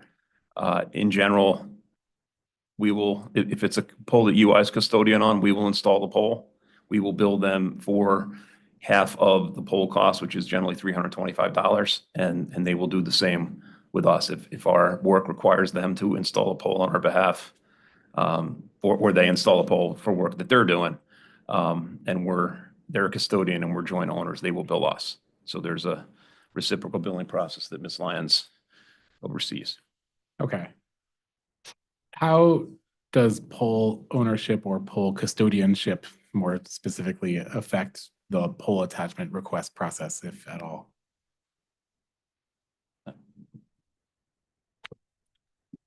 So when an application is received, both Frontier and UI, I should say the EDC and the ILAC, are responsible for kind of surveying and everything Mr. Eves kind of explained about the whole engineering process. For both the power gain would be our responsibility, UI, and the communication space is the responsibility of the ILAC. We both go out on every pole that's on that application and do that work that Mr. Eves explained. Then we come together with the solutions in a concurrence meeting that UI also is the single pole administrator for the UI service territory. The single pole administration group, we hold concurrence meetings every single week between both companies to go over the solution for that pole. So the joint ownership or who's custodian has no bearing really over determining the work that has to be done to resolve, getting that attacher up on the pole. Okay. Mr. Eves, a minute ago, you mentioned a $325 fee. Could you explain again what that fee's for? For the wood of the pole, essentially. Okay. So kind of splitting the cost of just the stick that we're putting in the ground. Okay. Do you know when that charge was established? Quite a while ago. Okay.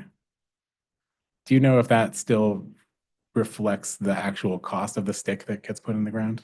It is likely gone up slightly from that, and that is something that could and should be reviewed. Okay.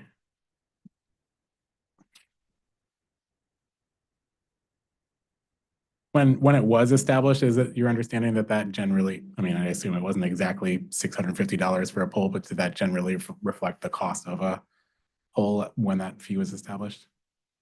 I believe it did. Okay. Would it be possible to provide an updated pole cost that would be fair to, that would be an appropriate proxy for that fee using current data? Sure. Could you provide that as either a read-in or a late file exhibit? Yes, at this late date, we'll take a late file. We'll provide the representative cost of a 40 class 2 pole. I'm sorry, Mr. Eves, the 42. I'm sorry, 40 class 2. 40 class 2, thank you. That's late file exhibit 85. Thank you.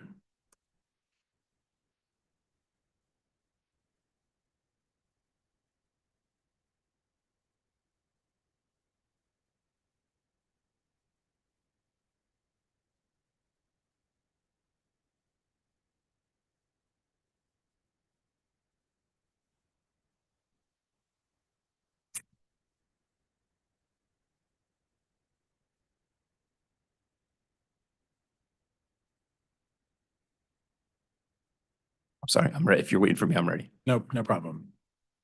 If a jointly owned pole has to be replaced as part of like a make-ready analysis, do you know how the cost of that replacement is determined as allocated between the two owners? Jointly owned with us as the custodian? I guess in either scenario. I mean, it's similar. If we're the custodian, then we would replace the pole. We would shift our facilities. The ILAC would shift their facilities. The third-party attachers would shift their facilities. And then we would have that reciprocal billing process around the pole that I described. In the other situation where where Frontier is the custodian. It would be the same process, except they would bill us at the end. Okay. So they would set the pole. We would shift our facilities once the pole was set from the old pole to the new pole. We would cut the top off, then the telecom companies would go. Okay. So on and so forth.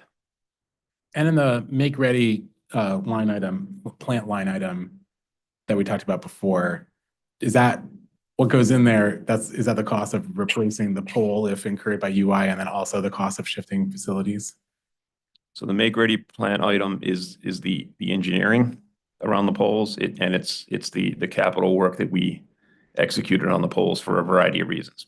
Pole replacements, the guying, and, any capital work that was required. There's a mixture of O&M as well. But that is what's, populating the plant. Okay. Resultant. So in circumstances where, for instance, Frontier is the custodian, you mentioned the pole replacement component of a make ready, if that were necessary for Frontier being the custodian, that wouldn't end up in that plant line item then? Sorry, say that again.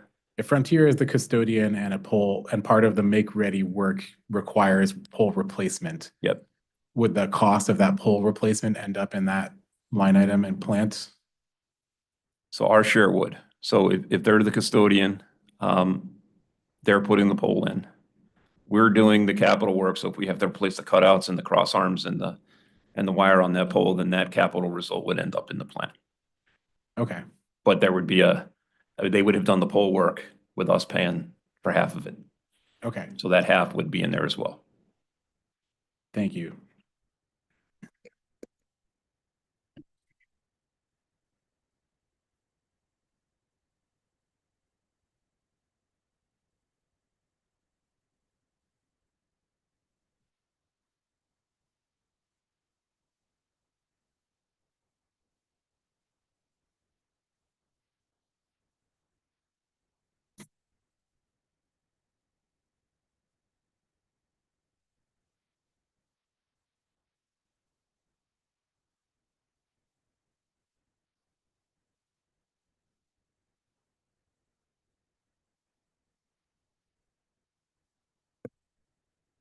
I just wanted to make one accounting clarification, Mr. Wheel.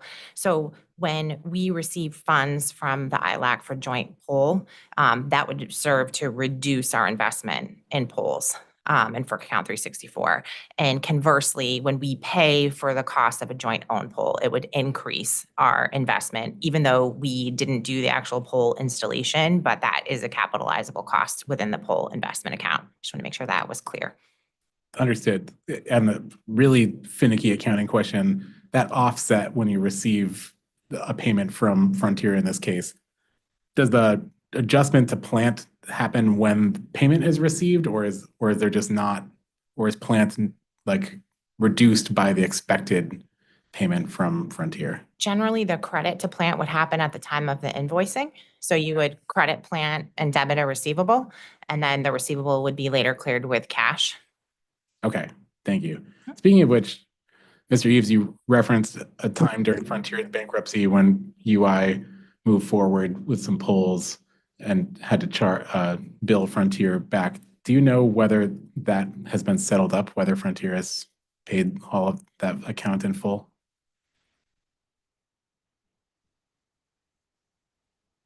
Yes. From a UI perspective, yes. Okay. And for the reason you just described, Ms. Tipperge, thank you. That wouldn't have any plant effect anyway, right? Because there would be like that outstanding receivable. UI ratepayers wouldn't be paying for that plant for the proportion of those polls that was awaiting payment, correct? That's correct, yes. If there's a aging on the receivable and we record bad debt expense, it would be an income statement line item, and I think recovered elsewhere, not within the investment accounts. Okay. Thank you.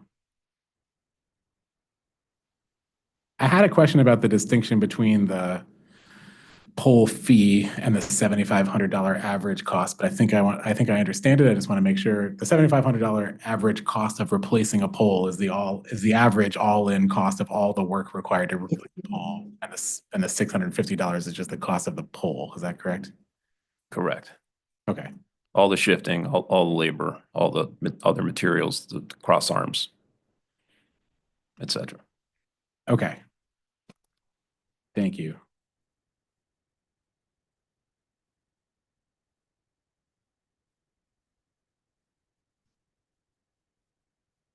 I mentioned that I was going to go back to this, but I had some more questions about the kind of NESC, the timing of determining kind of cost causation for non-compliant polls. So I think we talked about before that some make-ready costs have to be incurred because NESC violations are identified as part of the, like, once the company receives a poll attachment request. Is that correct? That has been our trigger to go out and look for these things with the new tools. Yes. Okay. And that's the but-for thing we were talking about before, that's how the company can determine that a poll might currently not be in a poll might currently be in compliance, but would be out of compliance if the requested attachment was completed. Right. Is that okay? And in our interrogatory responses, we did, show that billing that we do when we find that case. Okay. When polls are originally installed, are they in NESC compliance? So I think there's a combination of issues. Potentially yes, potentially no. That the standards that we applied in 1988 when we installed the poll were not. The way they were installed, the angle might have been slightly greater than on the guying than what the field engineer anticipated. And then when we bring, the latest computer software out there and we do that robust analysis, we find, hey, it's not compliant and we need to do something. So that's a situation where in its original design, it was slightly non-compliant and now we fixed it. There may have been a design where the as-builts were slightly different and left a safety violation with the clearances. There may have been storm restoration that occurred where it was originally compliant, and then in response to the storms, when the down communication conductors were put back up, they were put back up in a different place potentially. So there's a lot of things I think that can cause the non-compliance along the 40, 50, 60-year life of a pole. Understood. But at the time when UI is planning to install a new pole or replace a pole, part of the analysis at that time includes ensuring that it'll be within NESC at that time NESC compliance, right? Correct. That would have been the goal. Yes. Okay.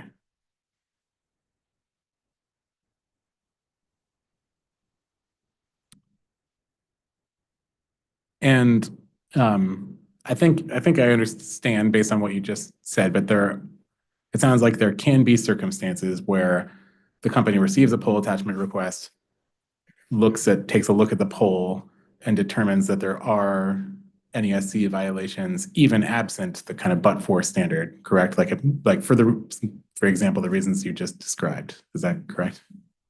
Yeah, between 10 and 20% of the time, we can find something like that when we go out to look at these polls. Okay. One thing or another, guying, clearances, okay, structural condition. And I think, I know we asked in OCC 801 about the frequency of compliance inspections. And it's my understanding from that response that the company doesn't have an independent kind of NESC compliance inspection program of any kind, like the triggering event is the receipt of the poll application. It has been, but with the volume of polls that we've received, we are, well on our way to being, we have right now in what we have looked at, we're approaching 80 or 90,000 of our polls. So we are moving at a significant pace, and that is something we've discussed internally. Once we've gotten through this slog of polls that we've received, continuing that in a proactive way to identify the issues and resolve them.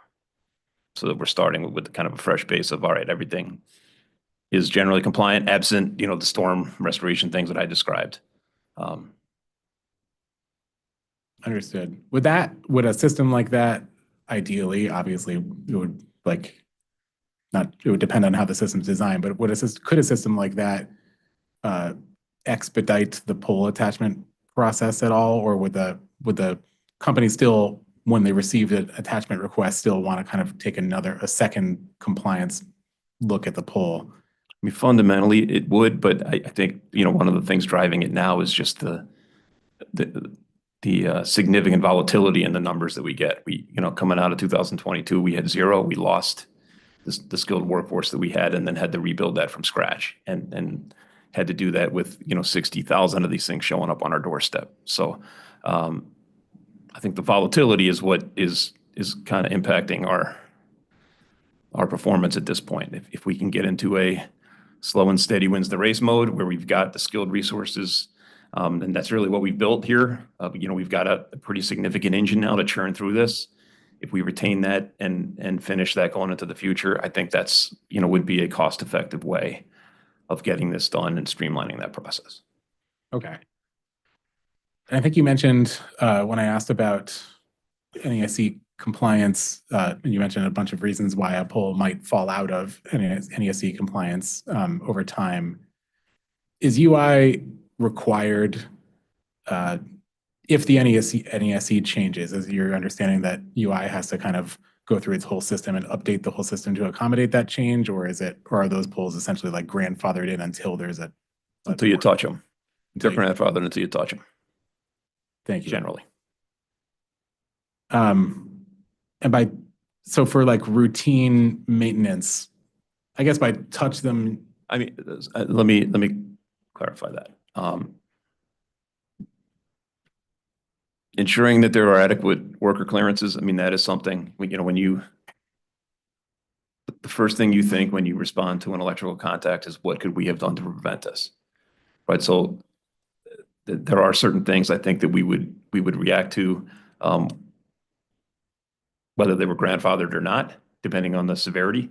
Other things we would apply the grandfathering clause to. Understood. So in other words, although the company, as we've discussed, maintains NESC standards as required, there's also a difference between the NESC standard, for example, that was in effect in 1981, and what the company's current safety requirements might be. Correct. Understood. And the other nuance there as well are the working clearances. So the NESC is a minimum electrical safety standard. We do have working clearances that can be in excess of that, in order to provide our employees a safe working environment to operate the equipment they need to operate.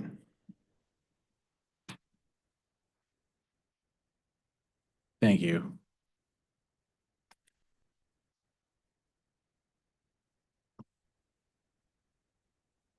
I think you might have mentioned this already, but do you know the rough proportion of UI poles that have attachers on them?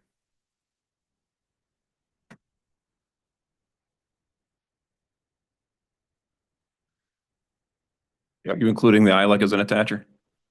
Yes. So there's there's a small percentage of UI 100% poles. There may be, so where the ILEC is not,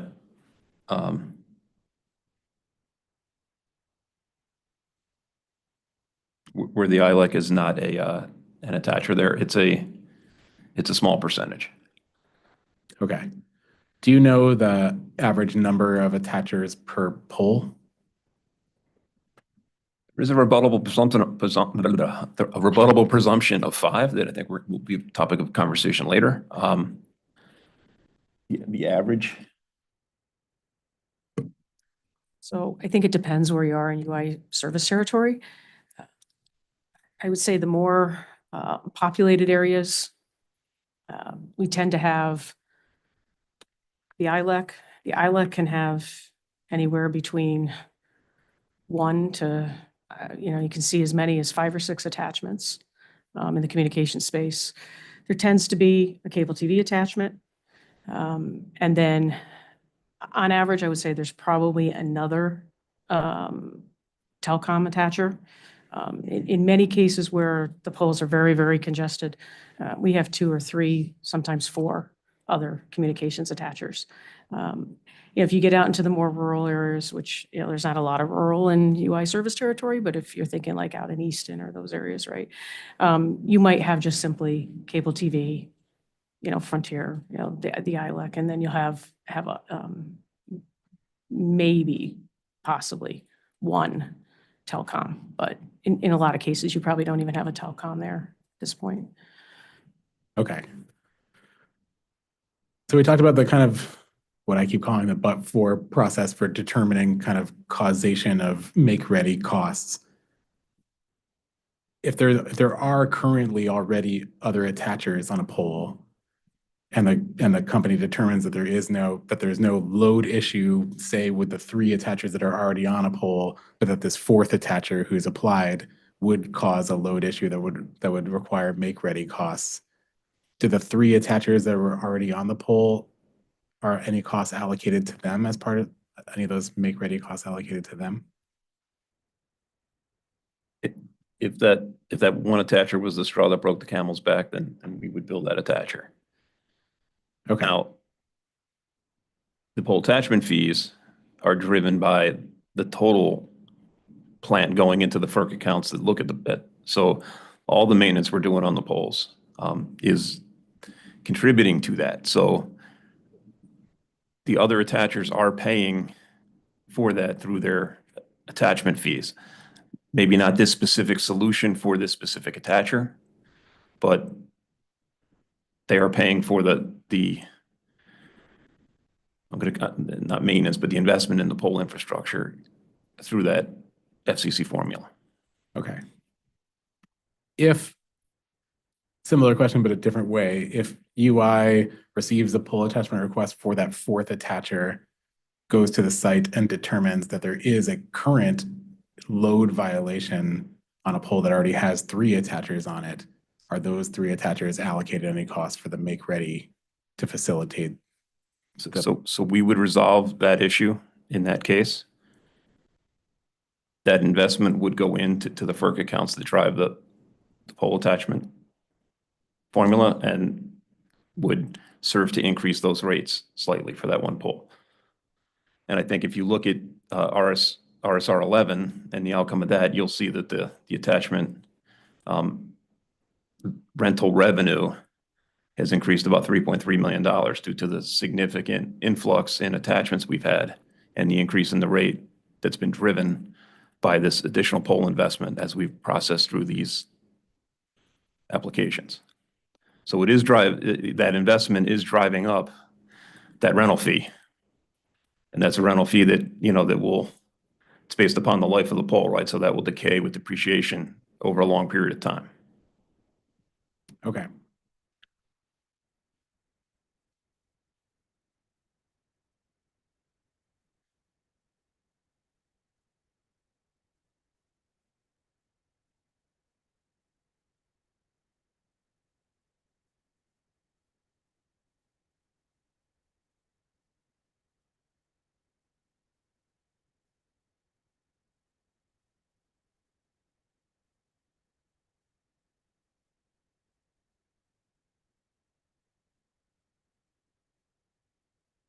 Good news is I'm skipping through questions because we've already covered some of this.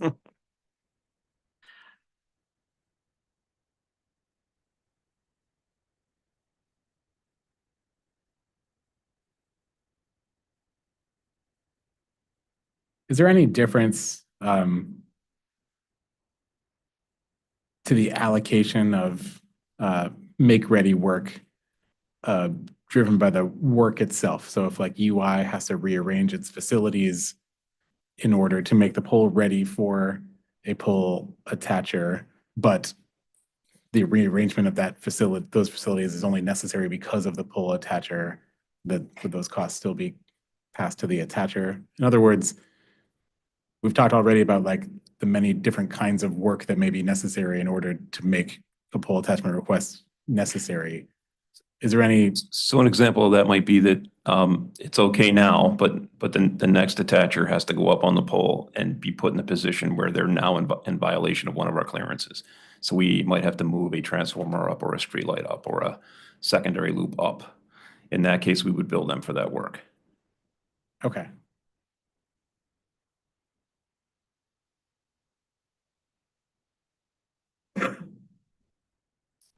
I think we issued, can you talk about unauthorized attachments? Like what those would be classified as? Take that.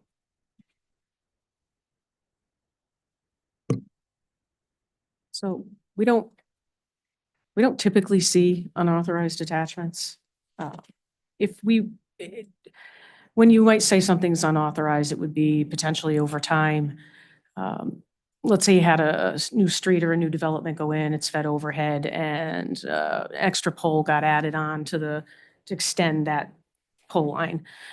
So that maybe an attacher might have extended down one pole. We would simply reach out to that attacher. We've never had disputes that they would disagree that they're on the pole, and we would start their annual pole rental fees. We would make sure that the pole is compliant though too, right, for that attachment. But we don't typically see attachers going out there and just running, fiber and not having applied and not having followed through with an request to do a temporary attachment. And as part of our SPA process, Ms. Lyons' organization does put a significant amount of effort into understanding the needs of those attachers and trying to, again, given the constraints that we have and the volume that we face to understand their needs and to deal with their needs. And we meet with them regularly. And that dialogue, I think, has kept us kind of on the same page. Okay. And to the extent that the company ever discovers unauthorized attachments, is that typically discovered through looking at a pole triggered by a new pole attachment request? I think that's probably because of the volume of work we're seeing, especially over the last, 5 years in general. I think that's when we would find it. However, you could be out on a new customer, providing service to a new customer. I mean, there's other ways it could be identified. But I think that would be correct to say that the majority of it's probably being found through the pole And as we're attachment doing- application process. As we're doing that engineering and building those models, I mean, we are looking at our records, and that would be an indication. We have a digital image of X number of attachments and, discrepancy in the record. Okay. We talked a little bit about the engineering costs that are part of the make-ready plant item. Are those engineering costs, are those internal engineers or external, like vendors who are performing that engineering? We have the combination. So we use our internal workforce to do two things. One, to do some of the pole attachment applications. Two, to train up the new contractors that we brought on to deal with this unprecedented volume of work. So there was a significant amount of time of our engineers working, with the contractors to teach them, number one, how to do the analysis up front, and then how to get the best solution, and then how to use our work management system to create the work orders in a way that our workforce could execute them. So significant amount of effort bringing that resource pool up to speed with each of those elements. We've really kind of, there's a concept we use, go slow to go fast, or go fast to go slow. We put a lot of investment in to ensure that we did it the right way, that these individuals understood what we needed, how to do it right, and now we've gotten them to a point now where they're producing with quality. And now transitioning our internal workforce back from supporting that to doing the work themselves. Okay. As well. Do the external vendors who perform engineering, do they bill on an hourly basis or on a per project basis? So what happens with the engineering contractors is that we'll assign an amount of poles to survey and to engineer. So for example, that will be X number of applications, maybe will equal X amount of polls. Their rates are based on tasks. So those engineering vendors were competitively bid. New award went out in 2023. I believe, I don't have the exact number, but in one of the RSRs, I believe, we've supplied copies of all those contracts. And if you look in the confidential filing, the unredacted versions, you'll see the tasks. Every task that they have to perform has a rate to perform that, and it's like on a per poll basis, right? So not every task is performed on every single poll, right? So the survey piece, right, would be on every single poll, but you may have to do an abutter notification if you end up having to do guying. That's not going to happen on every single poll. So I can provide you, if I get a chance to look here, for which RSR that is, if you'd like. Yeah, could I ask for that as a read-in? Sure. I think we're at read-in JJ, even though II was canceled out, but I will mark that read-in JJ. Does the company know the average engineering cost per project for poll attachment make ready? Define project. Per Per- poll? Yes, I mean, I guess I'm not sure. The applications vary widely from one poll to 300 to thousands. So Per poll then would probably be what I'm asking for. So we're in the, as I talked about, this go slow to go fast concept. It took us time to ramp the volume up. We could probably look at recent, like we gave you 1,000 polls this month. How much did it cost for that 1,000 polls? Like a kind of a window now. I think if we look back to the beginning, you'd see a higher number. I think now you'd see So I think that would be best to take that as a late file and file it confidentially, because like I said, these services are competitively bid. And for example, on the last bid process, we had 17 respondents, most of which were, I would say, companies trying to get their foot in the door and don't truly know the work. So probably putting that out there publicly would help others bid. So I think I'd be a little hesitant to do that, if that would be all right. I think I totally understand. I'm looking to your counsel because I mean the practice, as I understand it, at Pura would be that the company could file a motion for confidential treatment of a late file, and it would be up to Pura to determine whether it meets the standard. We'd certainly accept. Thank you. I was interpreting Ms. Lyons' comment back to Attorney Wheel to indicate that if he was asking the company to provide the average cost at this moment publicly, that she may be balking at that due to the reasons she gave about the RFP process. So to the extent that that information is being requested, we could, I think, provide that in a late file and appropriately seek protective treatment of it, such that we would not disclose that to potential bidders. Understood. So I'll accept that late file exhibit 86 and Attorney Wheel, it's the average engineering cost for poll attachment make ready in. I would ask for in a recent time frame. I was going to actually ask if it's possible to do a rate year estimate. So acknowledging your testimony, Mr. Eves, that the past may not be a solid indicator of what we can expect in the future. Would that be possible to provide an estimate of the rate year cost per poll? You could project it. Okay. It was the engineering cost. Is that? Yes. And would they, so I think we're going to look at some of the polls that we're engineering now. I just would like to, you to understand that may vary, that, if we're on the post road where there's, a lot of traffic and attachments and equipment as opposed to, back roads, that can vary, but. Understood. And as always, the company can certainly add any narrative or commentary to the late file to Understood. Thank you.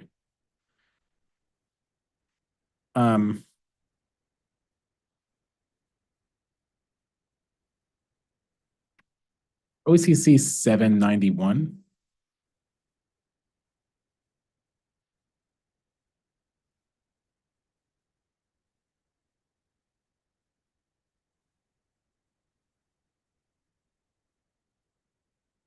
In this interrogatory, we asked for survey and engineering assessments to demonstrate the pre-existing non-compliant conditions for each non-billable make-ready project. And the company responded that the company couldn't provide all the information requested due to the extensive manual effort that would be required to map rate-based transactions to individual work orders.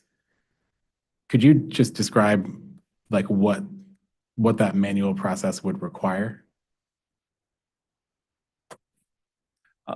I'm sorry, which portion of the answer are you referring to? Let me make sure I'm directing you to the right answer. 1 second.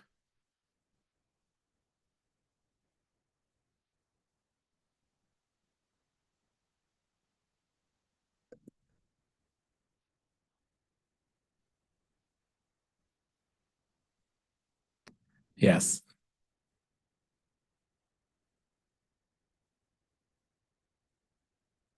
There were two elements that were a little difficult with this, and Ms. DeBerge is going to respond to the accounting side. The grouping here and the number of the technical analysis, I believe this question referenced the technical analysis as well.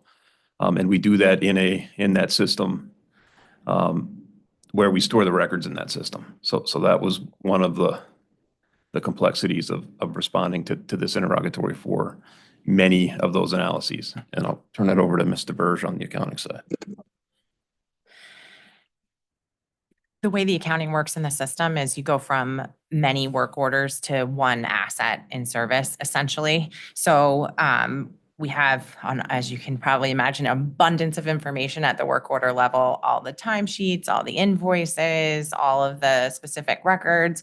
And as those work orders move through the system, because of the volume of assets that we have as an organization, the individual construction work in process assets, when they become used and useful, combine together where they have the same characteristics. For example, a pole installed in 2023 in the town of Bridgeport. So to go backwards to the work orders is the sort of manual effort that we're talking about, is to unpick, okay, I did this work in 2022, but it didn't become a rate-based addition until 2023, and, unpick it from the assets and get back to the work order level. So I think that is what was referred to as the extensive manual effort in this response, and why we suggested a sample approach instead. Thank you.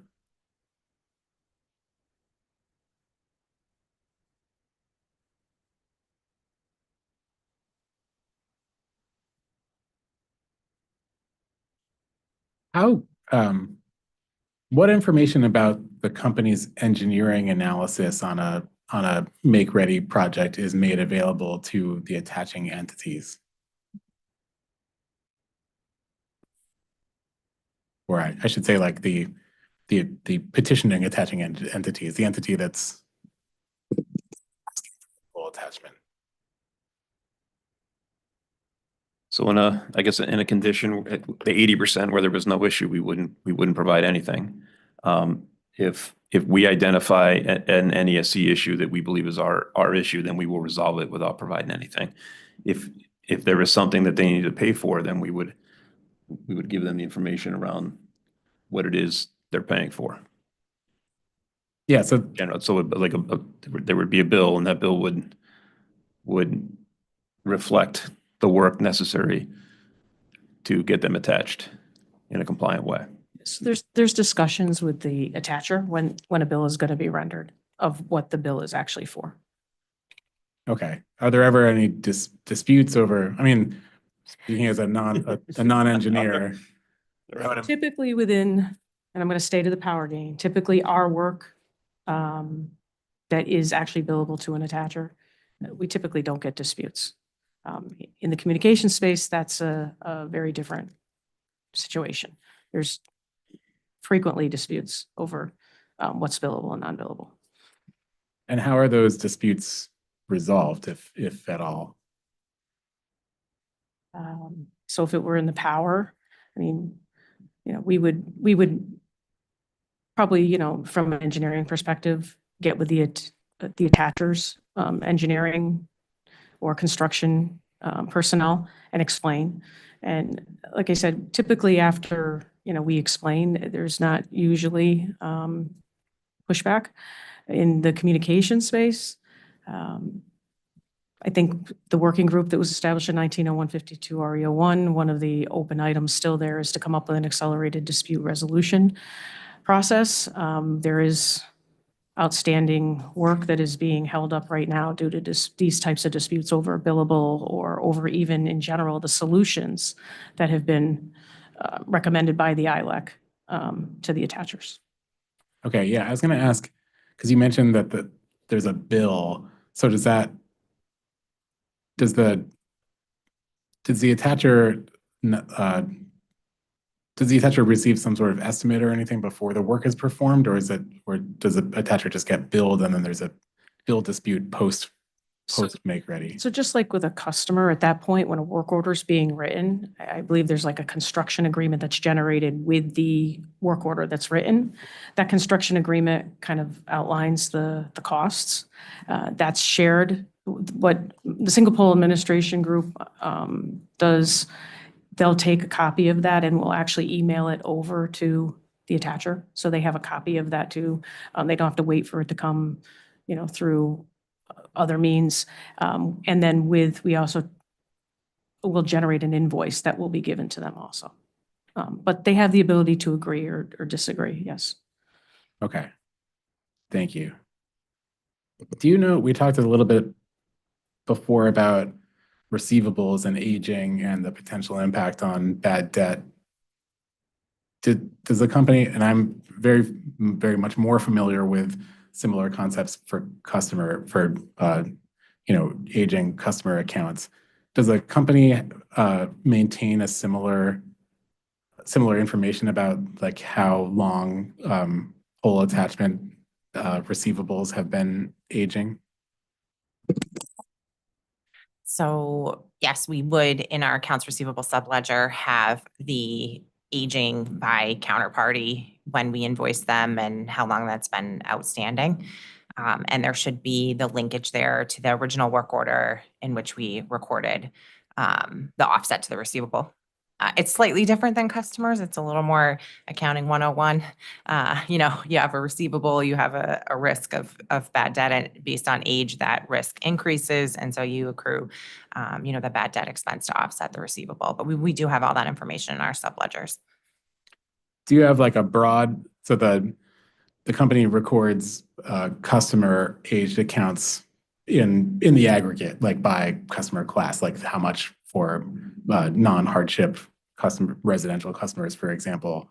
Does the company record receivables generally for whole attachments and their general aging? Nope, they're individual. In that case, we don't have the same concerns about the confidentiality of individual customer information. We're generally are working with institutions or vendors, or so we do keep in the accounting system invoice by invoice, customer by customer for the distribution customer receivables. Okay. Is it also a 180-day write-off period for those receivables? No, the receivables would stay open. I don't know the bad debt criteria directly off the top of my head, but we do have an established criteria based on how old things are, how much you would reserve it. So if it got to a certain age, we would have a reserve of 99%, let's say, but we would continue to try to collect. We wouldn't write that off. So it would remain as a receivable with a contra reserve. Okay. And this construction billing, we wouldn't do the work until it was paid for. So that kind of receivable item for this is a bit moot. We would wait until receiving payment. Okay.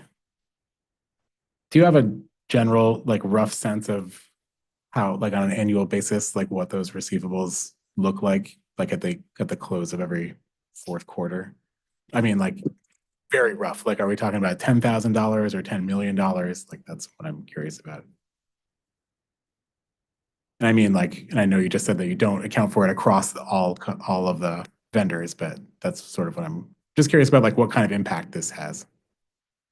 One moment, I have the, Just to clarify, for pole attachment construction, ready work receivables or receivables as a whole? Pole attachment construction. I don't have that separate. I was thinking we could look at the total balance of the non-customer receivables on, say, the FERC form, but that would be inclusive of anything we do from we call it like a sundry billing perspective. If we were doing, not for attachers, but maybe work for a line extension, a subdivision, or something like that, all of that would be grouped together in the same FERC receivable account. Okay. And where, Magnitude wise, you're only, at any given time, there's probably only a couple $100,000 of billable work that's outstanding, at least from a power gain perspective. And to Chuck's point, Mr. Eve's point, they typically pay because if they want the work done, right? So I wouldn't say that we'd have any more exposure than at any given time of more than a couple $100,000 of billable construction make ready for the power gain. okay. Thank you. And to the extent this, like a receivable does end up impacting the bad debt reserve, where would that, I guess I'll glance at Mr. Hurwitz, where would that show up in the C schedules?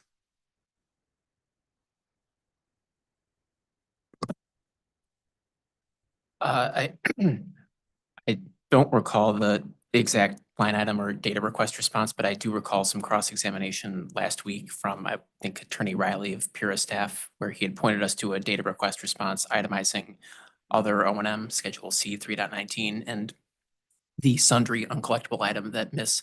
DeBerge just referenced is that. So it's an element of residual O&M, and I don't recall the data request offhand, unfortunately. Okay. Thank you. I can fish through the transcript and find. I don't want to waste my last bogey on this last panel. Thank you. I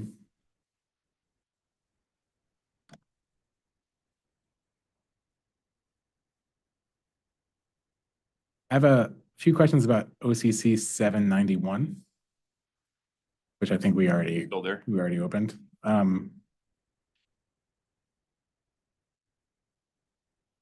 Can you generally explain the field survey and engineering steps? Those were the steps that I described earlier, where our engineers would go out, review the application, conduct kind of a visual modeling of the pole using what we call an IKE device that would that takes a digital image of the pole, and that digital image can be measured. So they bring that back, and then they would construct the model necessary to model the clearances and the structural integrity of the pole. And then they would, apply the different conductors, the different pulling tensions on each of the conductors, the guy wire sizes, and it would do the calculations on both clearances and structural integrity, and give them an indication of whether there was a failure or not. Okay. And then that would be the baseline, that they would then apply the new element that was being applied for and ensure that it continued to work once they built the base model. Thank you. And there's an attachment to OCC 791. I'm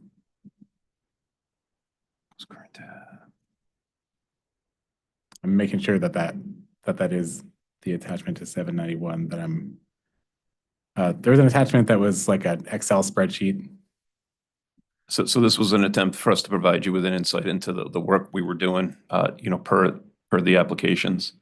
This is a spreadsheet where we detail what we looked at and what we found, essentially, Okay. on each of these.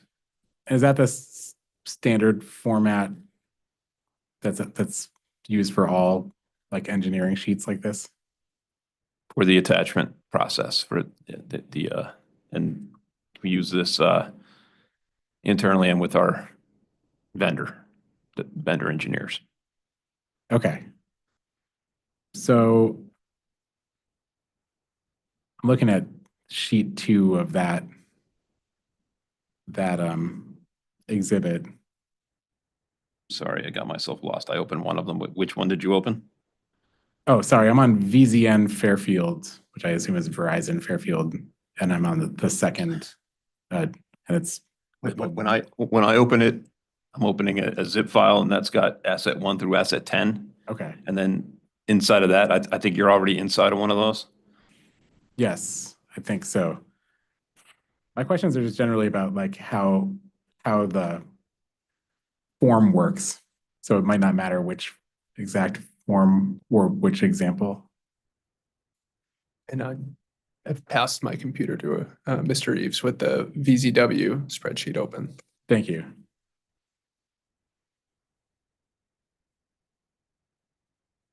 So I'm looking at a spreadsheet that like across the top line, it says license number, street, pole number, FTR. Okay. So, So this would be a summary tab. So our engineer is in that kind of graphical model. They've done the analysis. The graphical model has given them a result, and they are recording in kind of in summary form what they found here. Yep. Okay. Understood. So where it says loading issue and clearance issue, the example I'm looking at, it says yes for clearance issue. Right. Is it, could it be both? Like, would you see a form that shows both a loading issue and a clearance issue on a form like this? Okay. So the fact that it says billable means that the engineer concluded that it was okay beforehand, but this attachment created the issue and is billable. Okay. That was going to be my next question, is how to tell from that the causer of the issue, but that's how the billable field is what And indicates the piece you're that. missing is the piece that was difficult for us to give you, is you need to be in that native software to see this license number analysis. So you would have a digital image in there of the violation. And then from there, they took that violation and said, okay, what are we gonna do about it? Well, we're gonna, and in the comments, that's what he's saying, we're gonna raise the pole tag to 26.3, antenna to be no higher than 25.11, frontier to lower the comm cables. Okay. Is there any part of, I think you kind of referenced this in passing a little earlier, but is any part of this initial analysis, is the engineer considering, okay, let's say, for example, the engineer determines there is no issue for a pole attachment, but that there would be an issue in the case of a future pole attachment. Does that analysis happen, or is it just? They're looking at that one at that time. Okay. Thank you. And the section for comments on this form, is that where the engineer would indicate like the course of action to correct the issue? Yes. Okay.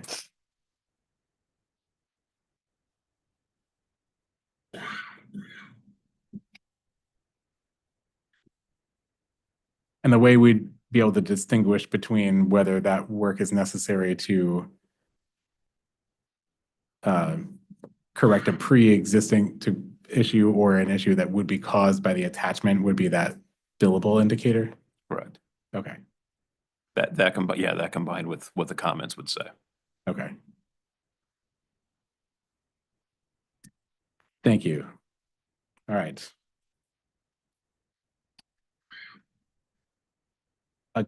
Could you open OCC 794?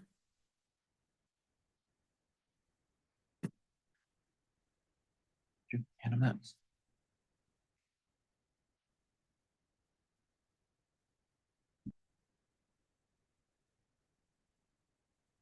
I'm there. Okay.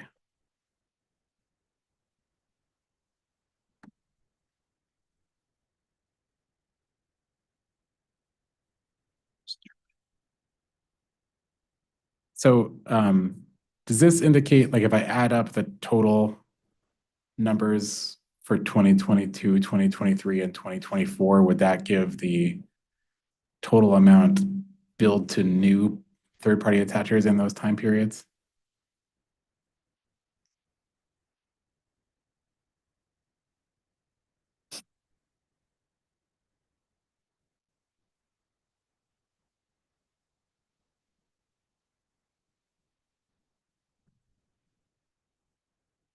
Yes, that's the amount that we received for any billable construction make-ready work.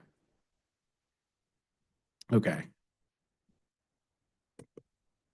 So the total then is, I mean, subject to check would be something like 363,000 across these 3 time periods? Yes. And again, that's what we moved to, that's what we moved to construction in 2024, that we have a significant volume of applications we're churning through, and we devoted a significant amount of our budget toward the engineering. So that will pick up pace as we move forward.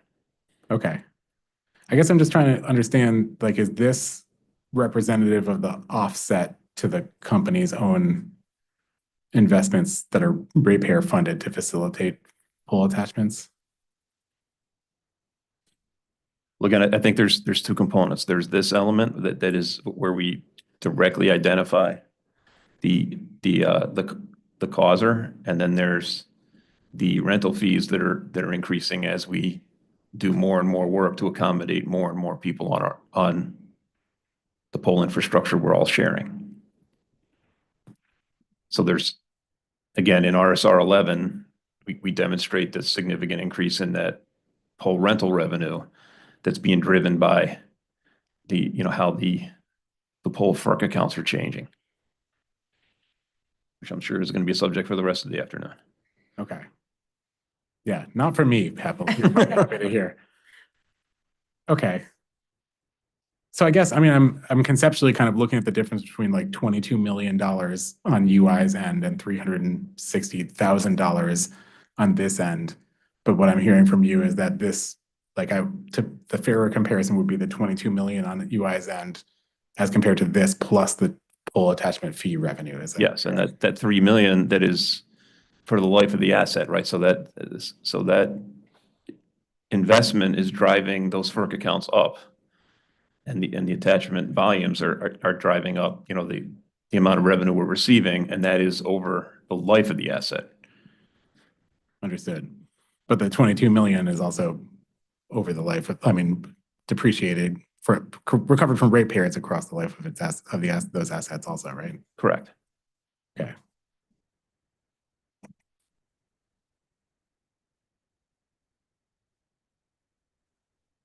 Just to be clear, we're not double recovering these costs. It may be obvious, but just for the clarity of the record. Thank you. Thank you, Mr. Horowitz. Although I'm often concerned with double recovery, and that wasn't my concern here, but I appreciate It didn't sound like it was, just based on the question. Thank you. Does this kind of the comparative level of revenue as between these initial make-ready billables and the pole attachment fees and the company's responsibility, is that like a common, is this sort of in line with what you to the extent you're aware, what Avangrid, other electric companies, again, as compared to NYSEG or other Avangrid companies, is there a similar kind of balance between those two? We were having a discussion about the rates that exist in New York and the concepts. They are very similar. Okay. Are you aware generally if they're consistent with other electric utility companies outside of? Yeah, all of our utilities are using the FCC formula to calculate the pole attachment rates. And within that formula, you take the net investment and you calculate a return of and a return on, right? So your depreciation and your return, and that's part of what is being invoiced to the attachers over the life of the poles, as Mr. Eaves was alluding to. And all of our jurisdictions are utilizing that formula. And I also know there's been some recent conversations in New York that the other utilities in New York that are not Avangrid utilities also utilize the FCC formula to calculate pole attachment rates. Okay. Thank you. I have some questions about OCC 870.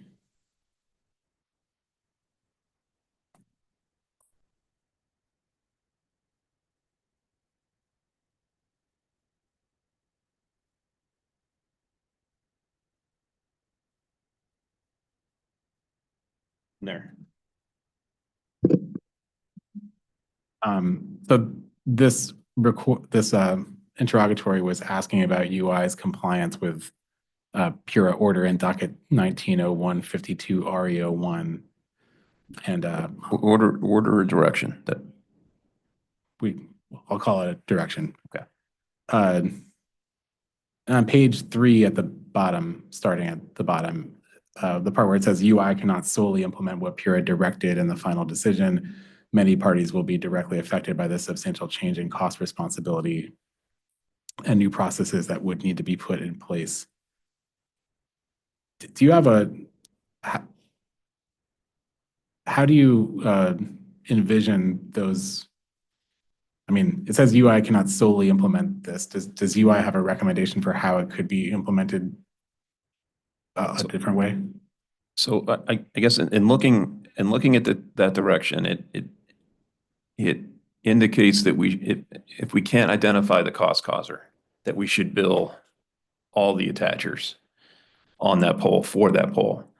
And that, to me, is tantamount to them becoming pole owners for that pole. So at that instant in time, if there's 6 attachers on the pole, they have paid for that pole. Now they are all pole owners for that pole. I think the concepts I've described earlier, where we're making investments in these poles to accommodate everyone. We're doing the analysis. We're adding to the pole FERC accounts. That's driving the pole rental rates up. I think it's the perspective of the attachers that they are paying for that. They're paying for these poles to be upgraded. They're paying for the maintenance of the pole infrastructure as a whole. So I think in the working group that is designed to air out these issues and drive consensus, there was significant consternation among the parties about this concept. And to me, as I look at it, the way I've described the rental fees, that is the way it should work. We're building the pole infrastructure to accommodate everyone, to share it. We're meeting the NESC compliance objectives along the way. That's driving the costs up, and those costs are going into that FCC formula that is then driving a rate to share those costs equitably. The alternative is they've paid to be the pole owner on a pole, and now we've got a whole record-keeping system now. The next attacher that comes in, they're a renter on the pole, but the other people are owners. The complexity of that, and then the complexity of I think in general today, you were asking questions around, are we getting consensus from the attachers when we're billing them? Yes, because I believe that billing makes sense to them. I don't think we would have that consensus if we were to go down this path. And I think that would become a significant challenge for us to adjudicate the arguments and then to chase the money. I'll stop there. I mean, it sounds like part of the issue might be, I mean, it sounds like, it sounds like part of the issue here might be that this distinction between the make-ready costs being allocated directly and the overall fees, meaning I've now heard you reference that distinction a couple of times, and it seems like the issue here is who kind of pays those initial costs, and your perspective is that like the total, we need to keep into consideration the overall rental fees and their collection of those total costs. In your opinion, would a more reasonable solution be to just recover the entirety of the cost through a fee, the rental fee, as opposed to the initial allocation costs? See, I think the way those SEC formulas were set up, and this is an engineer talking, but they're accumulating all the pole investment in those FERC accounts, right? So these attachers are on our poles, and that formula was established to equitably share the cost of maintaining the pole infrastructure to support everyone, whether we were static in pole attachments or whether we have a significantly growing number. And I think the record demonstrates that with the significantly growing number that we have, those revenues are going up dramatically, and they're significant over the 40-year life of a pole. So to me, that formula is doing its job. That is the right approach to this issue. And I think we're a member of the working group. The working group was put in place to facilitate this direction. And I think it's unclear to the members of the working group how to implement this in a real way. And so I'm offering kind of our perspective on what we see. Thank you. Has UI incorporated any process changes subsequent to that 1901-52 RE01 decision or arising out of the working group? Related to this cost causer issue? Yes.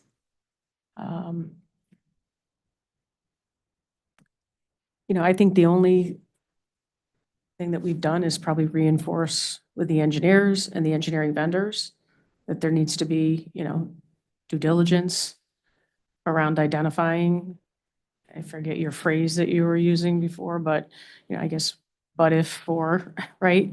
To ensure that even if the but if for is small, that we're passing that cost along to the attacher who's either, if it's billable to the attacher, make sure that we're even, if it's small, getting it to the attacher that's applying, or if we can identify a cost causer. It's very hard to identify a cost causer, especially if you haven't been to a poll in 10 or 20 years, for all the reasons that Mr. Eves explained earlier. And I think the question of have we implemented any process changes, that I think the charter of that working group was to reach consensus on these issues with the members of the working group, and I don't believe that consensus has been reached. So we have not unilaterally implemented process changes regarding that, no. Okay.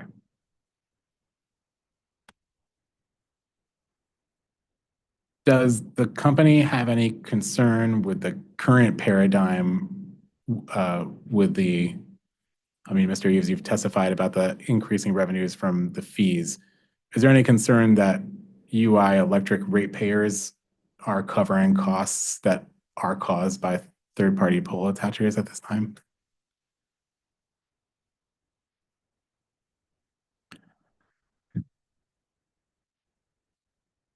I think we're following the guidance of that FCC formula.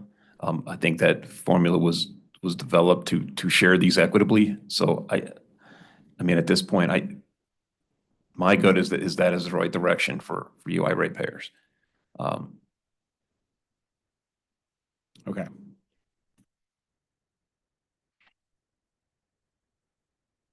And getting back to the 1901-52 RE01 decision, the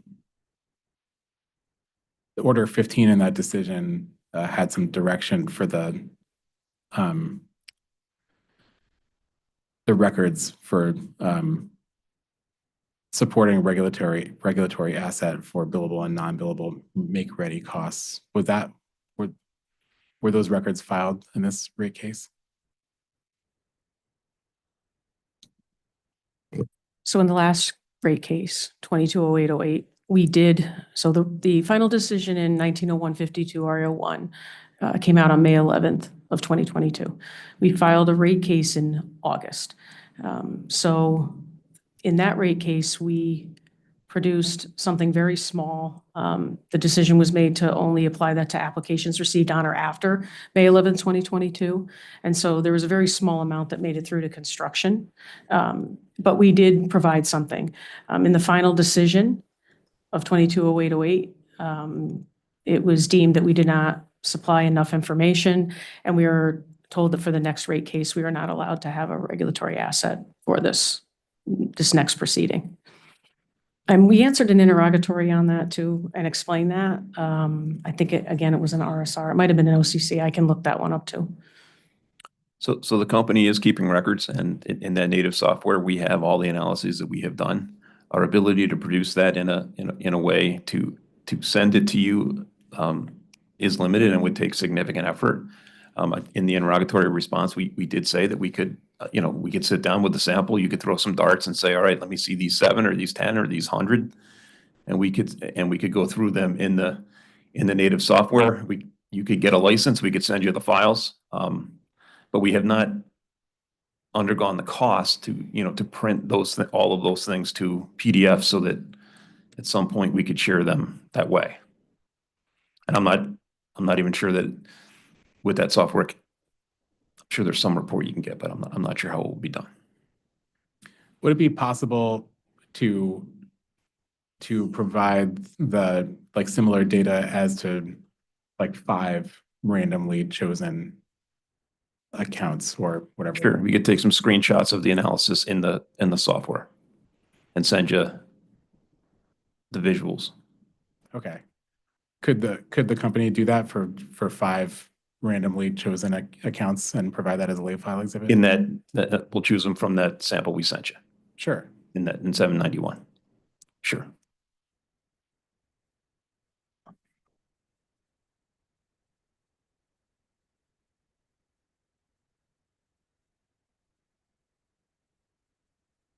Okay, so late file exhibit 87, referring to OCC 791, provide 5 randomly selected accounts, analysis. Engineering analyses. Thank you.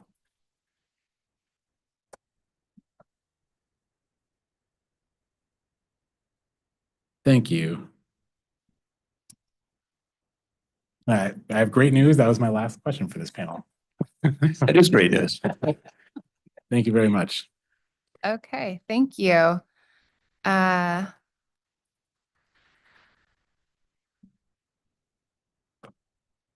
NetSpeed, you've waived cross, right?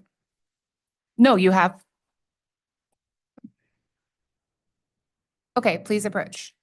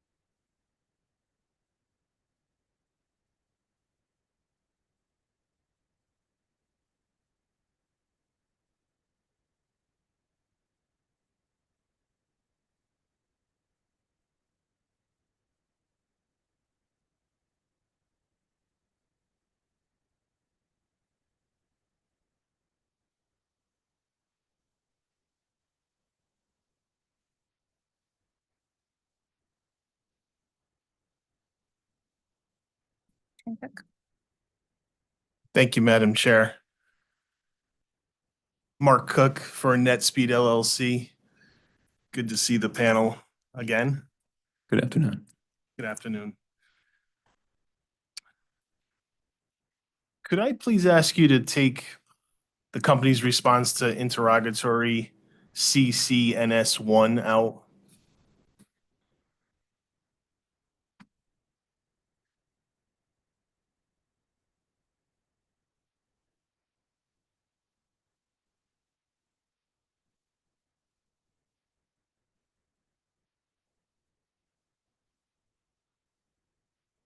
I'm there.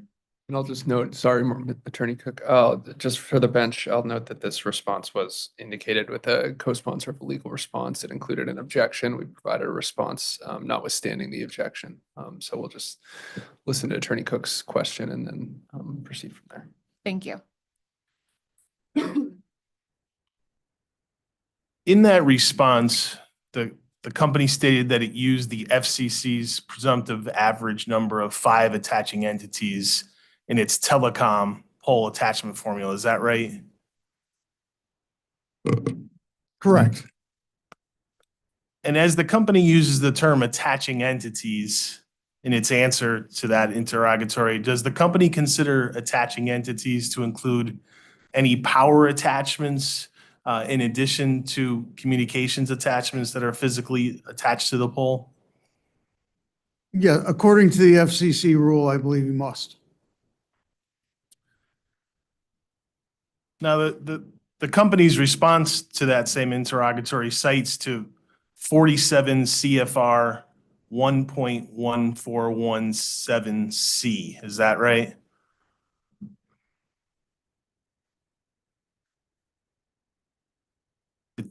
The company provides it in a footnote, I believe. Yes. Footnote 1. Correct.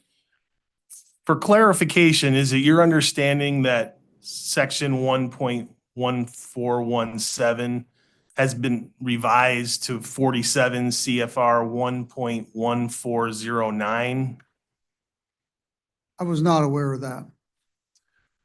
And the company cites to that regulation for the company's ability to use the FCC's presumptive average number of attaching entities, correct? Correct.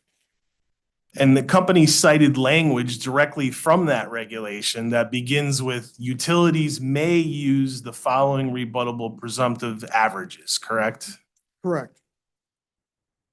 And the regulation uses the word may. Does that same regulation provide another option available to utilities to establish its own average number of attaching entities as opposed to using the FCC's presumption? Objection. Calling for a legal conclusion. I'll just sure the regulation stands for itself, but the witnesses aren't lawyers. Attorney Cook, do you want to withdraw or rephrase? Absolutely. Is the panel aware of any other options that the utility has to establish its own number of attaching entities? I believe at its own option, yes. Can you repeat that? I'm sorry. At its own option, yes. So at its own option, the utility, how would the utility go about that?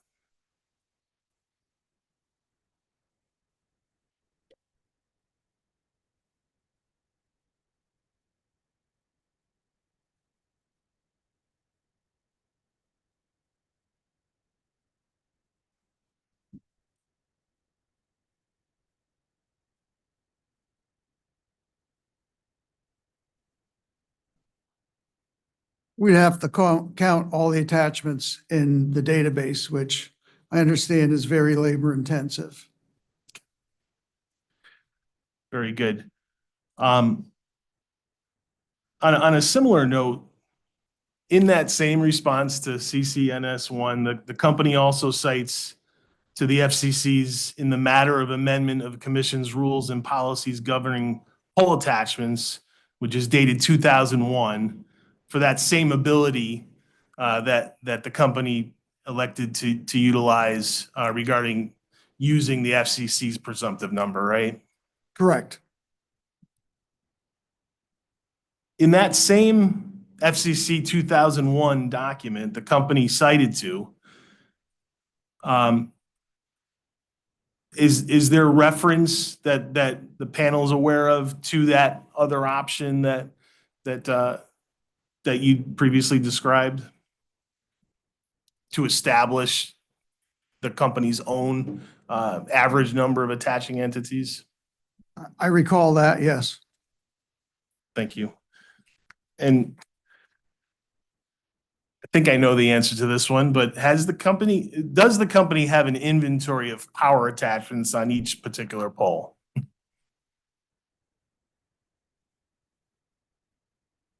Yes. And has the company experienced an increase in the number of power attachments on poles since 2001?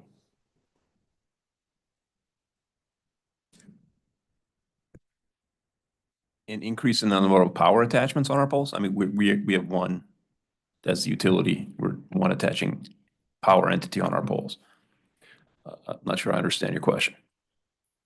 Well, does the company have instances where there's a primary line of power and other secondary lines of power that are separate and separately attached to the pole? I mean, the poles are there to provide utilization voltage, which is a secondary voltage. So in general, there would be both. So both meaning that there might be 2, 3 physically separate lines of power running on one particular pole, correct? But they wouldn't be attachments. We are either custodian or joint owner of the poles that we're on. Well, but they are physical attachments to the pole, right? But I don't think in the context that you're referring to them in. Well, I'm referring in the context of the FCC definition of attaching entity that Mr. Kolka raised. So I think in that context, UI is one attaching entity. It's not, our transformer and our secondary and our primary. We're UI, we're the power company, and we're attaching on the poles that we're custodian or joint custodian in. Right. So I would ask Mr. Kolka then what his understanding is of the FCC rules as far as the definition of attaching entities. Do you know? I'll just object. Again, the witness is not a lawyer, but I think Mr. Kolka can answer if he's answering to his understanding of what the question was. Thank you. I will, I guess, technically overrule the objection, but accept Attorney Vaughn's caveat there, which is, Mr. Kolka, you can answer to the best of your understanding, please. I don't recall anything in the FCC literature that I've read that defines what how many electric attachments there are, or how to count the number of electric attachments. My recollection is that they talked about attachments in the communication gain. And for example, I think I read somewhere that if there was an overlashing, that would still be considered one attachment. I do recollect, I believe that they said that they counted the number of physical attachments. Right. So I don't know how that translates to how many electric attaching entities there are. I just don't understand how that works. Madam Chair, I'd like to request a late file asking for the company to look for the definition of attaching entity in any FCC literature, rules, regulations, statute, and to provide it in that. I'll object to the Late late file file. I exhibit? think to the extent that there is an existing FCC definition or some sort of statute that can likely be cited to on brief, it would not come from the company's fact witnesses. Madam Chair, if I could respond to that Attorney Cook, objection. can I respond? The question of number of attaching entities is critical to the telecom pole attachment rate. And it's critical to know whether the company is aware of that, of the FCC's definition of attaching entities as earlier in the process than at the briefing stage. Attorney Vaughn? Sure, I think it's an overly broad request for the company to conduct an opposing party's legal research into the FCC, and I would continue, I would stand on my objection. Okay. I'm going to sustain the objection and direct the parties to address this in brief to the extent they wish to. Attorney Cook. Thank you, Madam Chair. To the panel, does the company have an inventory of communications attachments on each particular pole?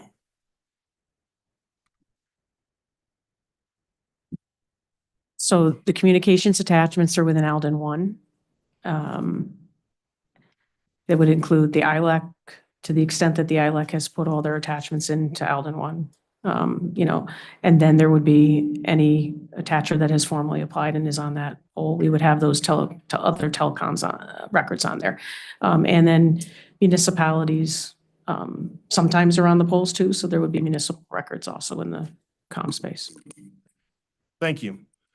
And relatedly, has the company experienced an increase in the number of communications attachments on poles since 2001? Yes. I have a question regarding the company's response to interrogatory RSR 17. If you could call that up, please.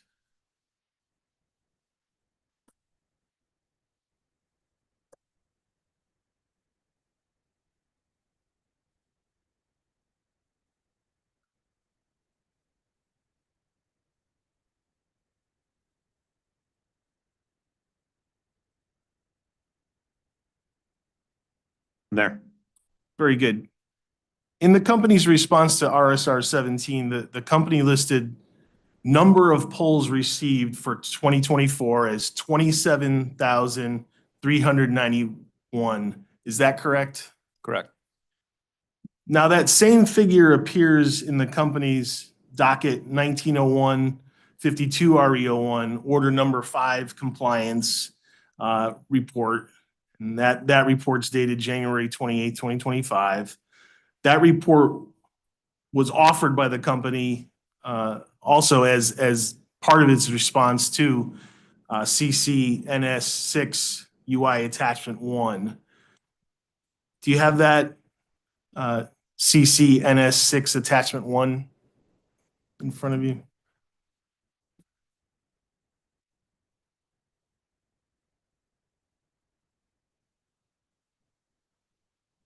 Got it. Thanks. And in that compliance report, do you see where the company states that between January 1st, 2024 and December 31st, 2024, the company received applications totaling 27,931 polls/attachments? Yes. Is that 27,931 figure the same 27,931 figure referenced in the company's response to RSR 17? Yes. So that 27,931 figure is referred to as number of polls received in RSR 17 and is referred to as polls attachments in the order number 5 report. Is that right? Yes. Is it accurate to say that the company received applications for 27,931 proposed poll attachments in 2024? Yes. And is it also accurate to say that the 33,915 number of polls received listed by the company in its response to RSR 17 under 2023 means 33,915 proposed poll attachments were received by the company in 2023? Yes. I'm sorry to interject. Is there a update? I'm looking at 2024 and I see 27,391. You know what, Madam Chair, you're absolutely right. That was my typo, and I Okay. apologize. Okay, thank you. Did the company develop its own average number of attaching entities before electing to use the FCC's 2001 presumptive average number of attaching entities? No. That's all I have, Madam Chair. Thank you. Thank you, Attorney Cook. Uh, let's start cross by the EOE, please.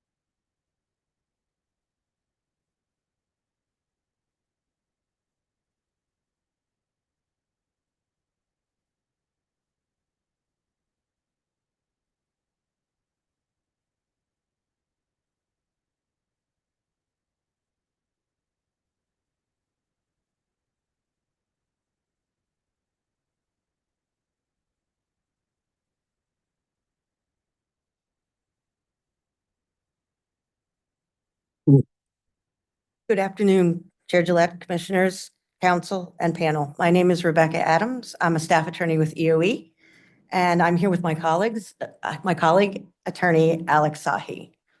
Good afternoon. Good afternoon. So I'd like to begin with looking at OCC 769.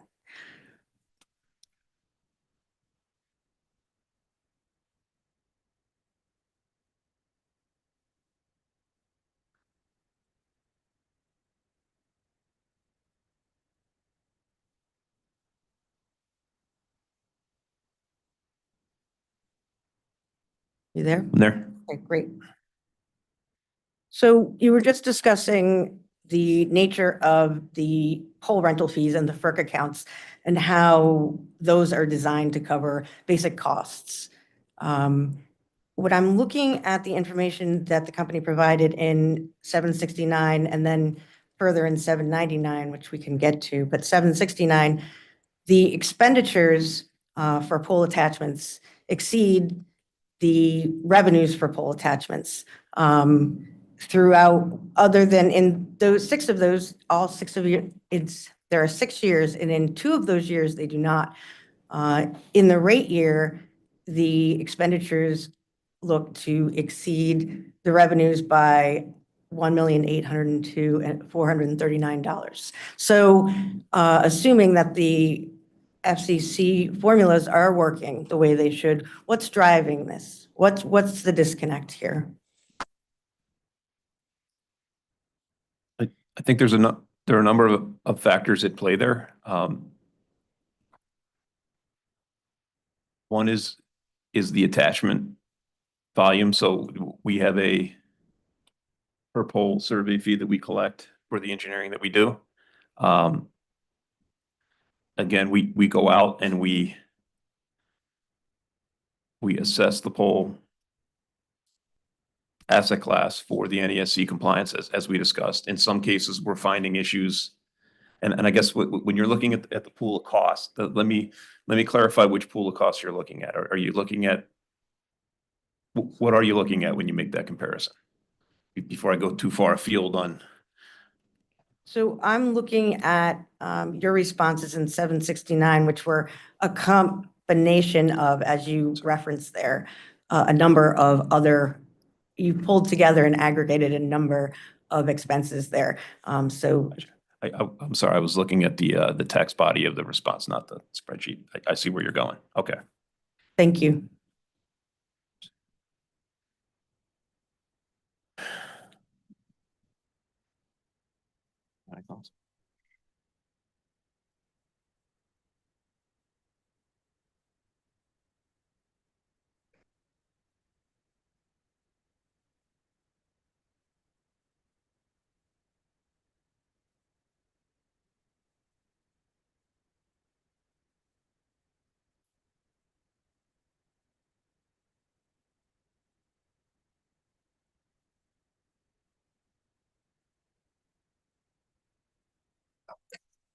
So in looking at the spreadsheet, I think you recognize that the revenues are lower than the cost. Now, as we went through our discussion earlier with Attorney Wheel, we're finding two things. We're finding issues that existed prior to the attacher showing up that we're identifying in this engineering exercise, and we're engineering the solutions for that. And then we're also identifying issues where that attacher was the camel that, where was the straw that broke the camel's back, and then we're billing them for that. So you're seeing a combination of costs there, right? So there's, I think the pure attachment costs are the things where the attacher was the cost, that attacher was the cost causer. But embedded in there is us identifying issues that have happened over a period of time. And I think you're seeing a difference in the revenue stream and the cost to execute that engineering, where it's costing us more to do the engineering. And I think because all of that engineering is not directly attributable to those attachers, that there is a case for why that may be reasonable. The relative magnitude of it, you could probably argue until kingdom come, but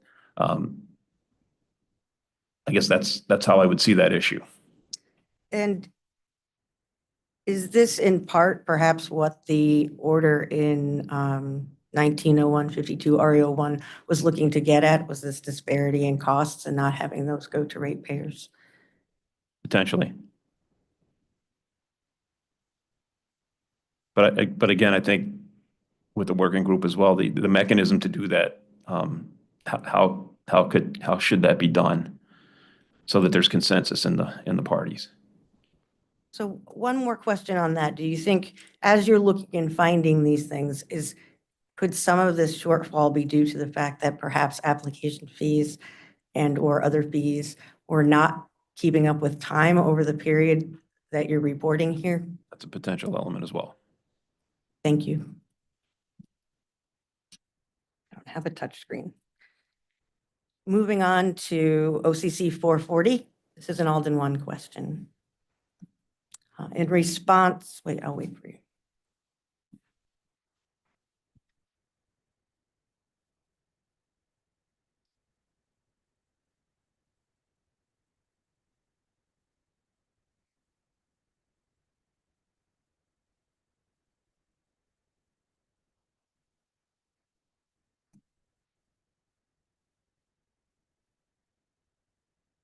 Oh, I'm sorry, I'm there. Okay, sorry, I'm sorry.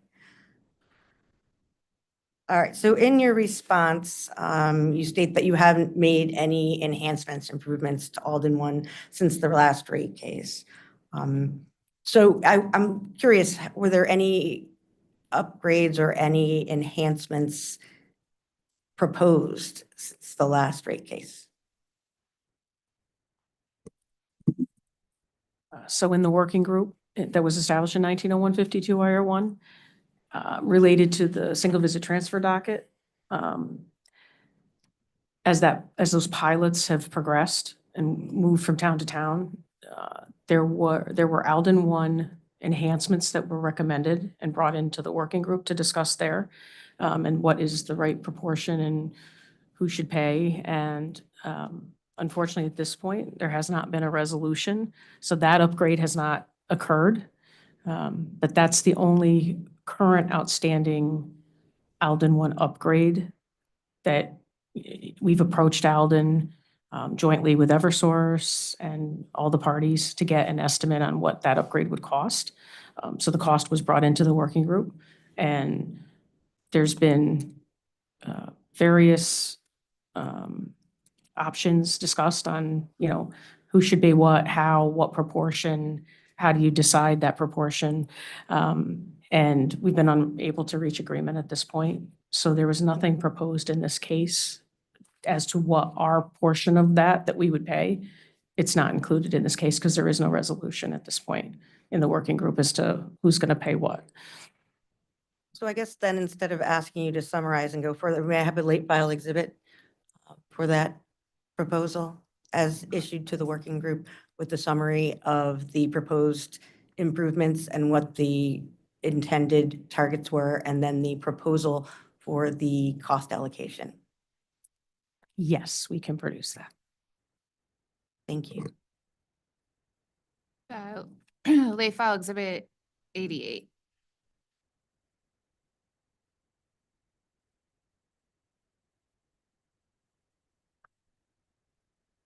And Attorney Wheel, so referring to OCC 870, Attorney Wheel, you took Attorney Wheel through the complications of implementing the billing for when there's no cost causer identified. Could you sort of walk us through briefly, so the scenario of what that would look like, sort of give us context for what that would look like from beginning to end, sort of a hypothetical, if that came through the door and you were to have to play that out? Okay, so if we had to play that out, let's say you had a 100 poll application. And as Mr. Eves has mentioned, 80% of the polls don't need work. So in that scenario, 20% of the polls would need work, so 20 polls would need work. You would have to, on an individual poll by poll basis, right? So you take poll number 1, you would have to get the non-billable or NESC non-compliance, an estimate would have to be created. Then you would need to go into Alden and you'd have to get a record of all of the entities. You would divide that number by the number of entities. Individual bills for that poll number 1 would have to be invoiced and rendered. Then the tracking of whether everybody pays their portion and their invoice for that poll.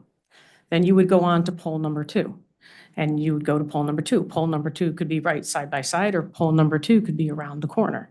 So poll number 2 might not have the same number of entities, for example, as poll number 1 in that scenario.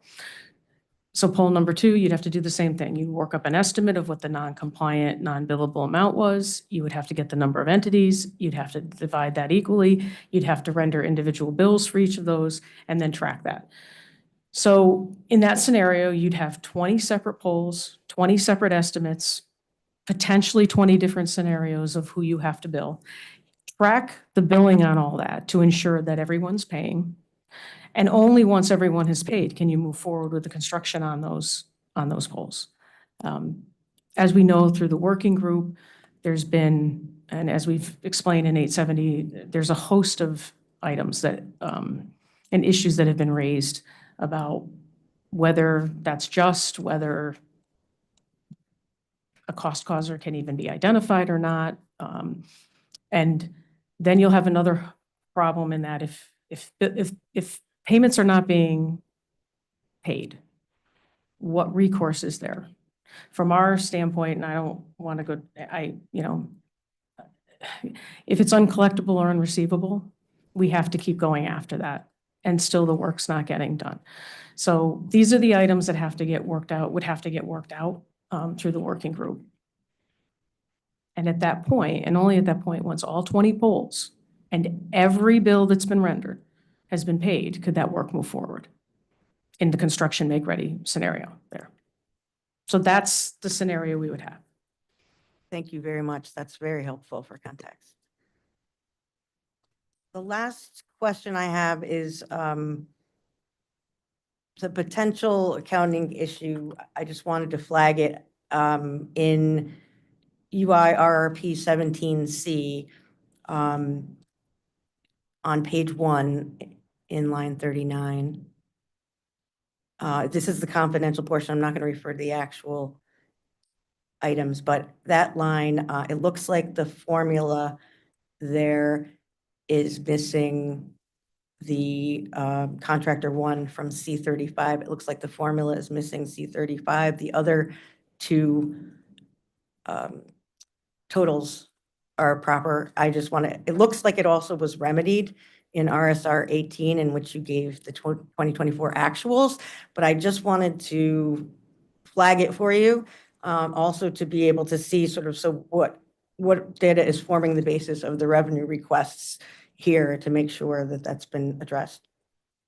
Candidly, I'm not familiar with that formula issue offhand, but thank you for flagging it. I will look into it, and if there is a formula issue in our revenue requirement, we'll rectify it in LFE1.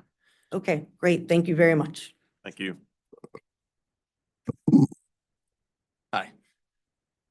Can you please turn to RSR 134. 134.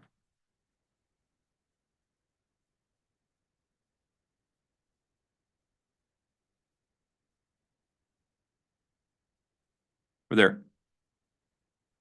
The company's response shows that no attacher has utilized, excuse me, pre-engineered process, the one-touch make-ready process, or the make-ready self-help option. Is that correct?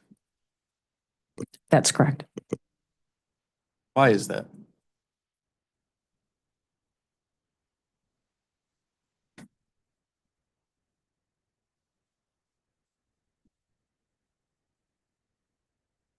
I don't want to speak for the objection, but I guess I would note, I would object to the extent that it's requesting information outside of the witness's understanding of, or belief based on their understanding of the facts. I can rephrase. What?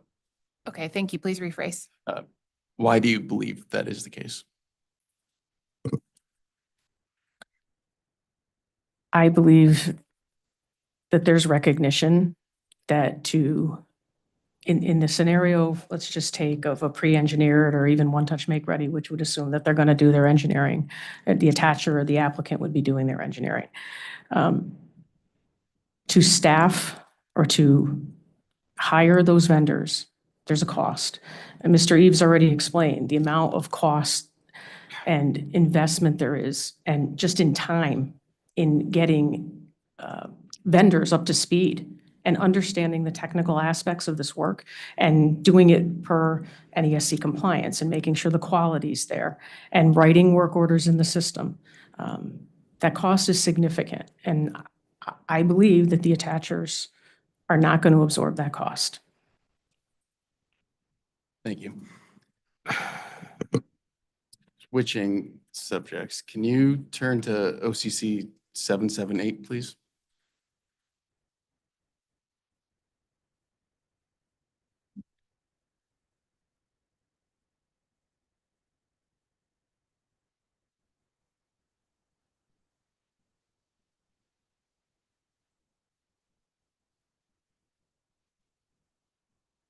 There. Company shows that there were 33,915 total polls included in the poll applications for 2023, and then 27,931 for 2024. How did the company come up with the forecast year number of 10,500 total polls included in the applications for 2025 and 2026? So those extremely high numbers that we received in 2023 and 2024 were mainly related to one applicant, kind of blanketing the territory, or I should say the portion of the territory they didn't already have a footprint in. We assume that that's a one-time, unusual, kind of like an anomaly. And so without any other knowledge of what would go on in 2025 or 2026, we looked at the average, which was also, I believe, kind of established even in the last rate case, 220808, that, the average that we tend to see was around 10,500. So we projected 10,500 polls to go back to our average in 25 and 26. I'll state that to date in 25, we've received over 12,000 polls already, and we're only 5 months into the year. So that's how kind of volatile it is. Very hard to predict. Understood. When you say average, what time span did you average?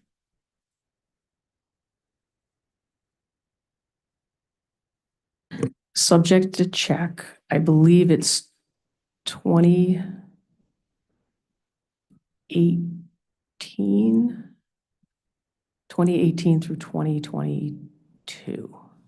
It might be 2017 through 2022. It was like a 5-year average. So I believe it's 2017 to 2022. And my recollection is in the final decision from 220808, we had come in and asked, we expected 25,000. And I think the authority did that analysis and landed about that number, about the 10,500, subject to check. just to be clear, you said that you've already received 12,000 poll applications for 2025? Yep, correct. As of, I'll say even up until, I believe, a week ago, we're a little over 12,000 polls already this year. Thank you. You had a discussion with Attorney Wheel regarding the cost of 40 Class 2 poll. Is that the only type of poll used in the UI service territory? That's a representative predominant poll. Now we use, I mean, a variety of polls from 35, I mean, depending on what's on it. But in general, typical single phase construction would be 40 Class 2. If there's a significant device on a pole, it could be 45 Class 2, 45 Class 1, depending on what it is, or even 50 Class 1. If we have to go over a road, it could be 55 feet. Okay. Could you also provide the cost of those other polls as well, similar to LFE? I think it was 85. We could provide an output from our inventory system of the cost of poles, I guess, all the different number of classes and heights. Okay, thank you. Okay, thank you. So I will amend late file. Amend that one? 85. Okay, thank you. Yes, thank you.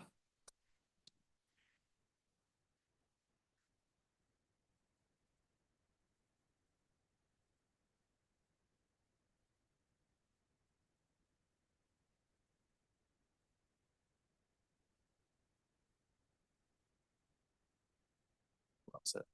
What's that? That concludes our questions. Thank you. Attorney General. Thank you. Authority staff. Questions. Attorney Nigro. Thank you. All right. Let's take a 15-minute break, and when we resume at 2:55, we will do cross from NECTA.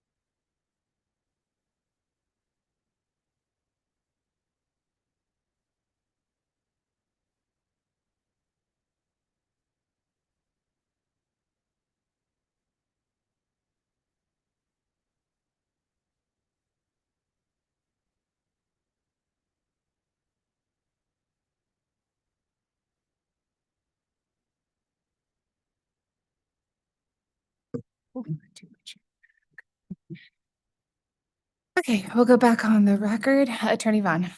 Thank you. Just two brief administrative points. During the break, Ms. Lyons was able to locate the information requested of her in read-in JJ. Okay. So the master service agreements for the 4 engineering vendors, we responded to that in RSR 021. And specifically, the engineering vendors are in UI attachments 3 through 6, confidential, Schedule D, and look at UI pricing. Thank you very much. And then as just a update cross estimates, the company had reserved the right to cross Necta's witness. And I just wanted to let you know at this time that we have no cross for Necta's witness. Thank you.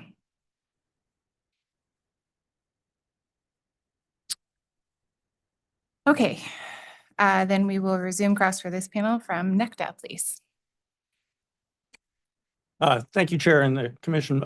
Scott Thompson on behalf of NECTA, along with my colleague, Tim Wilkerson. Good afternoon to you all again. Let's start off with just sort of setting stage on the UI's treatment of poll rates in this case. In your original direct testimony, so rates panel testimony UI RP1, UI proposed to update the cable poll rental rate that was approved in Docket 220808 using 2023 test year data. And you asserted that you were going to adhere to the methodology in Docket 220808. Does that sound correct? Yes. Okay. And as originally, you showed your poll rental rate calculation in Exhibit UI RP 10. Does that sound correct? Correct, yes. And in that, you indicated that based on the application of the FCC's formula from Docket 220808, the CATV, cable poll rate, would decrease from $18.23 to $17.28 per year, correct? Correct. Okay.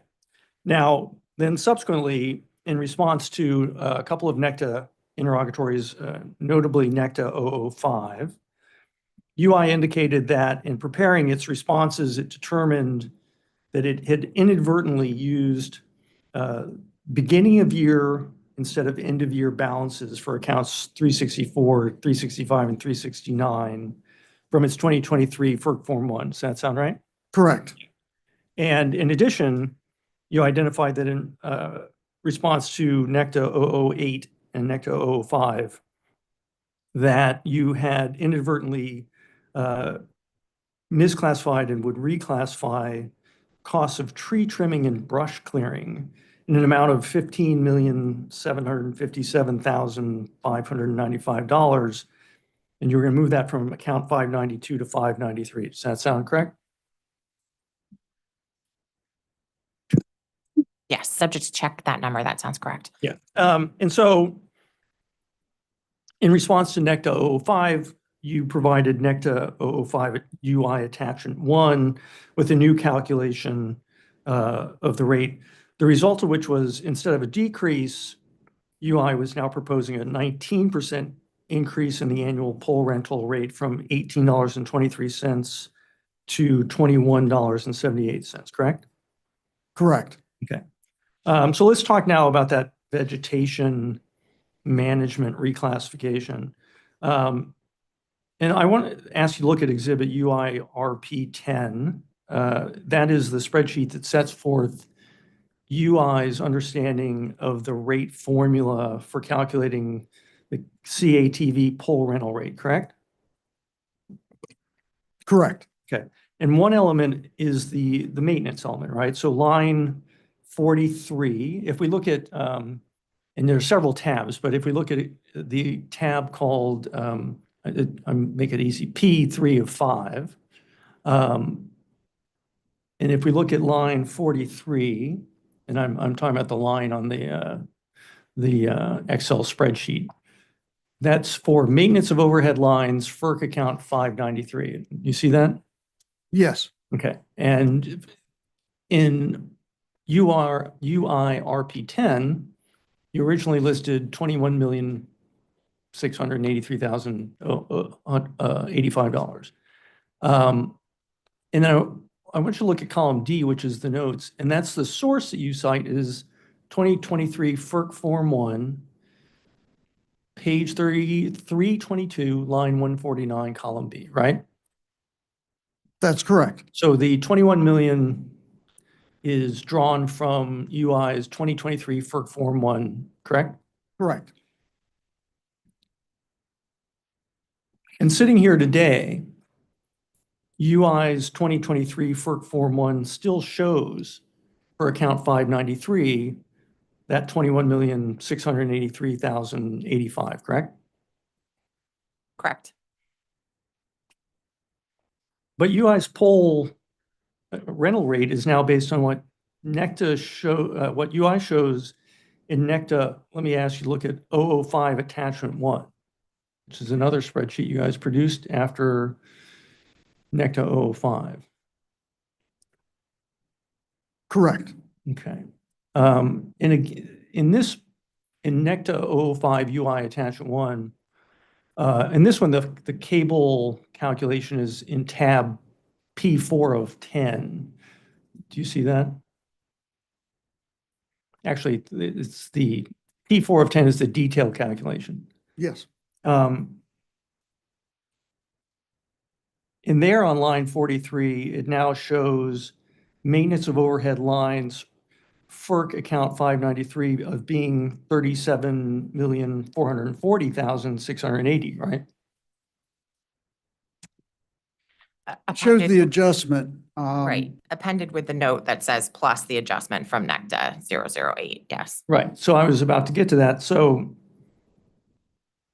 instead of in column D, where in your original calculation, you referred to 2023 FERC Form 1, you've now said plus adjustment from UI response to NECTA 008, correct?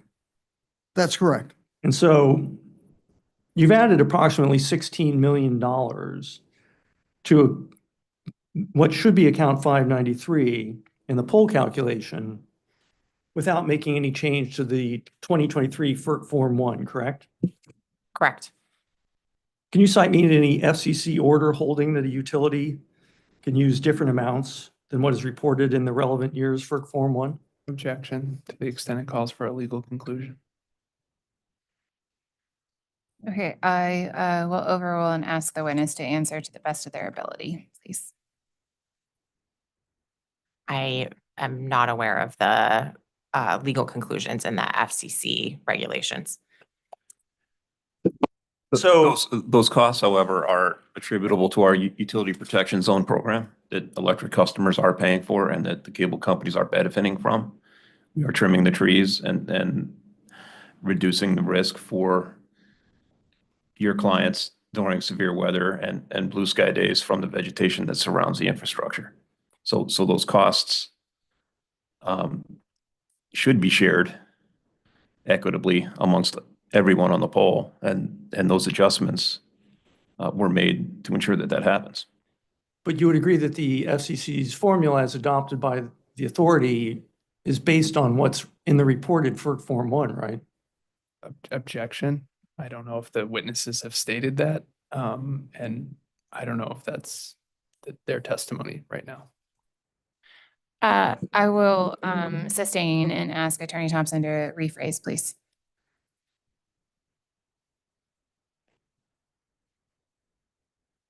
That's fine. I would make one clarification that in the comparable year of our 2024 FERC Form 1 that has already been filed, we did make this adjustment to the 2023 actual. So our most recent externally audited information does reflect the number of expense in 593 as shown on the 37,440,680 in the updated formula calculation. Right, but you didn't make the change in the FERC Form 1 for 2023, correct? We made the change in the 2024 FERC Form 1 in the 2023 comparable year.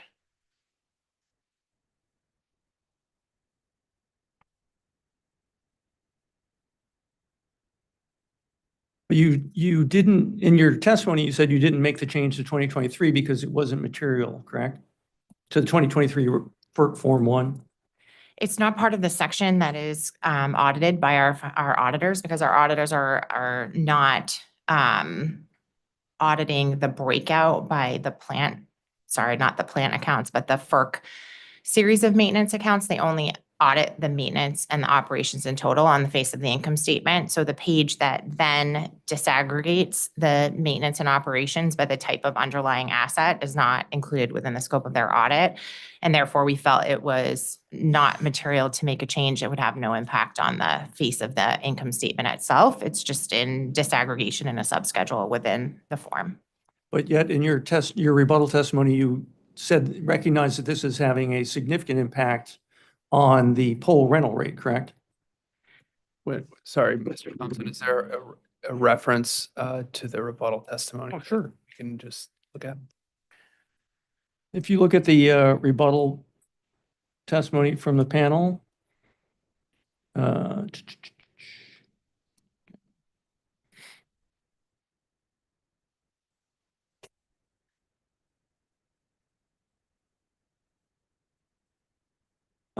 let's look, if you look at page 38 of 42, on line 22, the panel says the vegetation management costs at issue are significant in terms of calculating the pole rental rates for the rate year. Correct? And that adjustment is a fair and equitable adjustment. A mistake was made. And so the cable companies benefit from that investment that electric ratepayers pay for. And we made an adjustment to equitably share those costs across everyone who benefits. And so if I'm going to look to try to calculate UI's annual pole rental rate, and I know the formula, and I go to the publicly available sources for the test year 2023, I'm going to see $21 million for account 593, right? How am I supposed to know that you have chosen to add an additional nearly 16 million to that? As part of the regulatory process, as we're here discussing the appropriate rates that should be established under the guidance of the authority. UI isn't proposing to lower its proposed electric ratepayer rates as a result of this reclassification, correct? It doesn't have, one second. I don't know that I agree. Can you show us how you've lowered the proposed rates to ratepayers as a result of this reclassification of $15,700,000 and so dollars? Well, we haven't submitted our updated revenue requirement yet. However, broadly, pole attachment revenues are counted as a so-called other revenue for purposes of UI's revenue decoupling mechanism. So to the extent this change results in UI collecting more pole attachment revenue, it will result in UI collecting less from its residential, commercial, and industrial customers, all else equal. For services that are benefiting the cable companies, which is the utility protections on tree trimming that we're doing on behalf of our infrastructure. So let's talk about the accounting of the deferred storm costs. And let me have you look at NECTA, your response to NECTA 019. In that you referred to $980,373 in deferrable major storm costs in account 593, correct? So the witness for this response was in the revenue requirements panel, Mr. Jessup. So I am looking at the response, and I concur that it says that included in account 593 in 2023 was $980,373 in deferrable major storm costs. Correct. And Just to limit, so apologies, Mr. Thompson, just to limit any conferring, we have brought Ms. Van Luling up, who was previously sworn and previously adopted her pre-filed materials. Thank you. So noted. And then the answer to NECTA 019 also says, when deferred, these costs, this is for the deferrable major storm costs, are offset in account 598 through the creation of regulatory asset, right?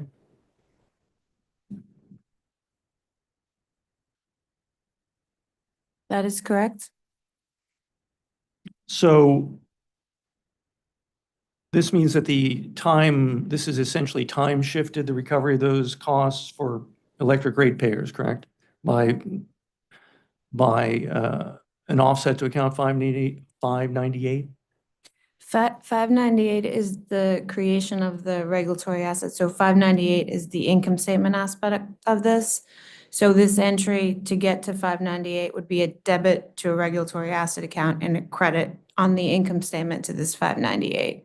I'm not sure I agree with the time comment in your statement, but maybe if you clarify what you're looking for. Well, I guess the point is that you are including the expense, the $980,000 in major storm costs to account 593, but yet they're being offset in account 598 for electric ratepayers, right?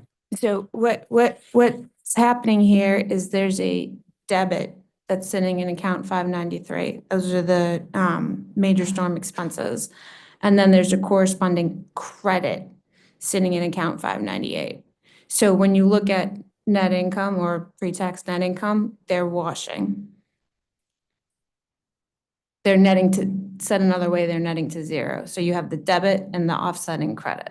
Except that the amount, the $980,000 that you're accounting in 593 is being applied to the expenses that go into the pole rental rate under account 593, right? Just to also clarify, as Ms. Van Luling mentioned, that is at the creation of the regulatory asset, but the amortization of the regulatory asset is also included in 598.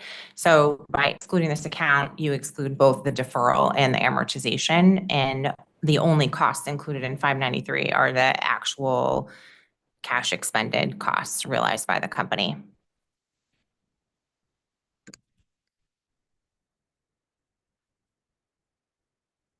What about in NECTA, in your response to NECTA 019, you also note that included in account 593 in 2023 is an expense incurred providing mutual aid for other utilities during storm events of $2,011,421, right? That is correct.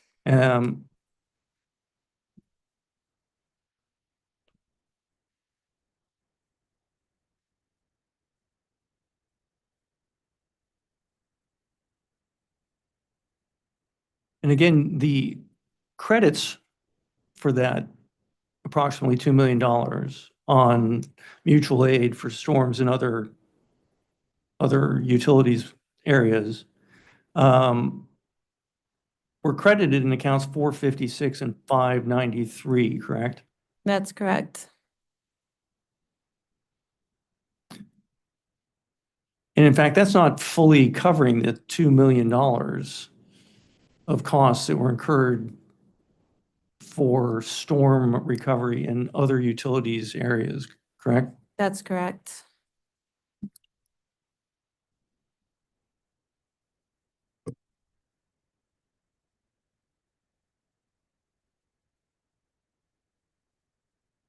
And account, and if we've seen account 593 is one of the expenses that goes into the pole rental rate, correct?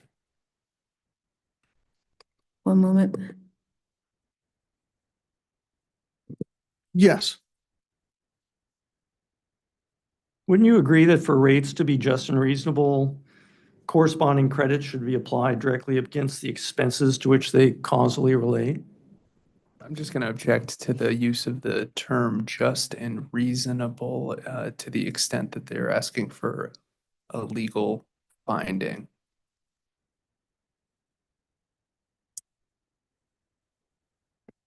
I'll rephrase it. Okay, please rephrase. Wouldn't you agree that is a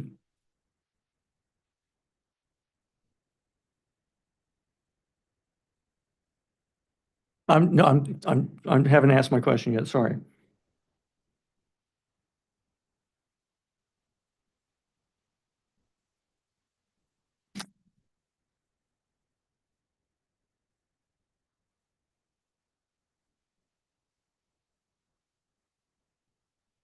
Actually, let me move on.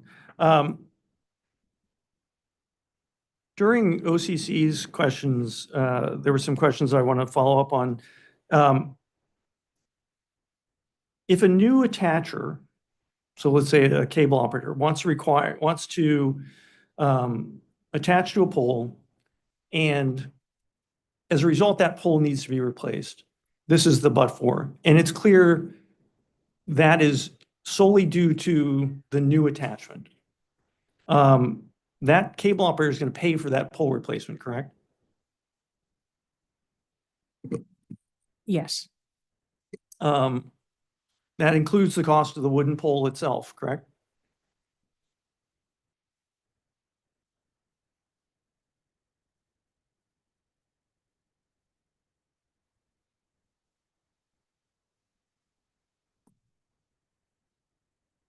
I believe so. Okay.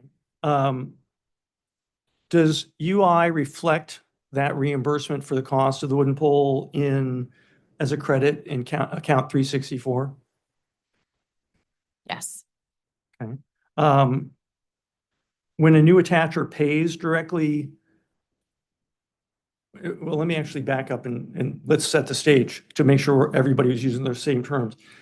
When we talk about make ready, that could be either the pole replacement I just identified, or sometimes it's just adjustment of locations, et cetera, on the pole, correct? Correct. Okay.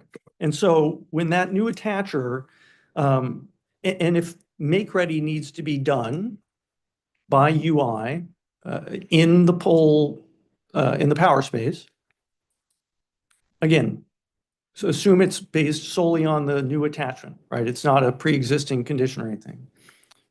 That new attacher pays for the cost of that make ready, correct? If the new attachment alone is the reason for the work to be done in the power gain, they would be billed. Right. And so when they pay that, are the make ready expenses that UI incurs reflected in a FERC account anywhere?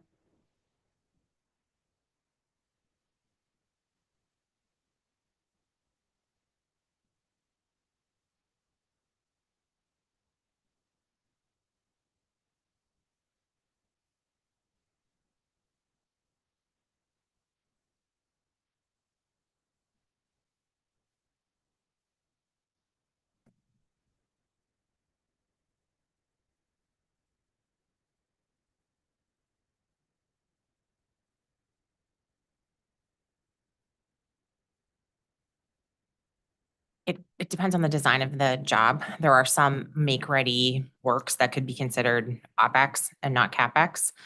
For example, if you move the existing overhead line from one pole to another pole, then that would be considered an OpEx activity, and therefore the make-ready cost would go to OpEx.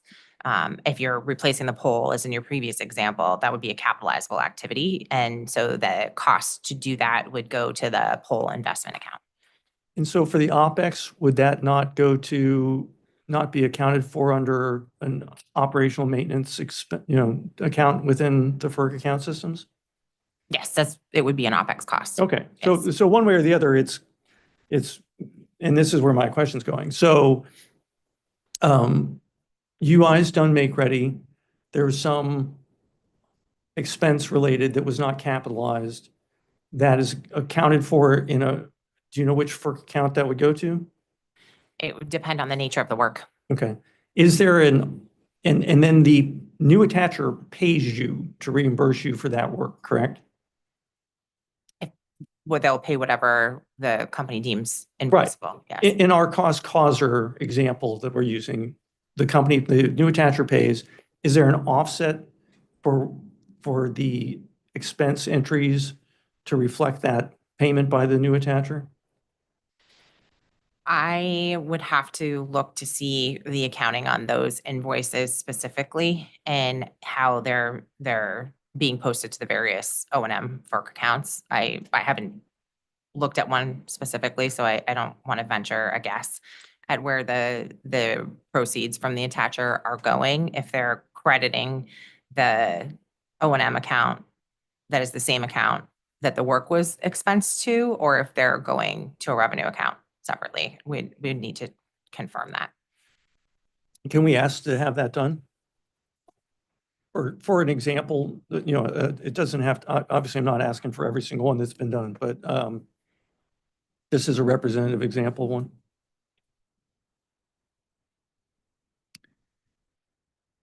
Okay, I will delineate that as late file exhibit 89 and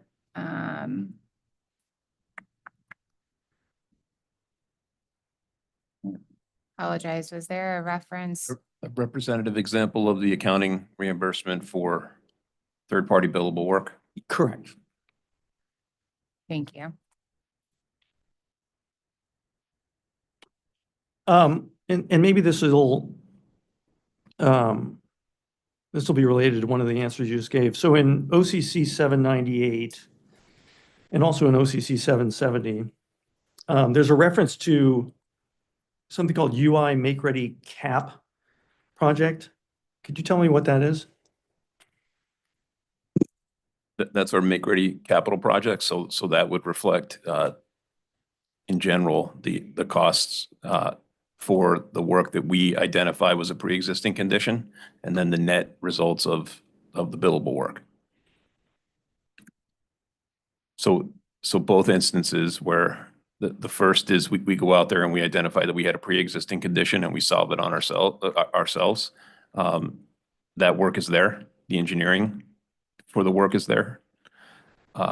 And the net result of the billable work.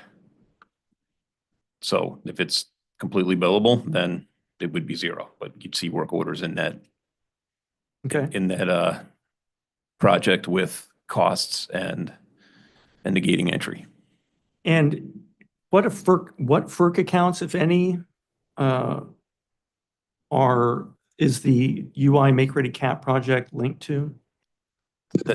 It's the same answer. It's the individual work order design. The WBS itself is just a cost collector to manage the budget and actual costs.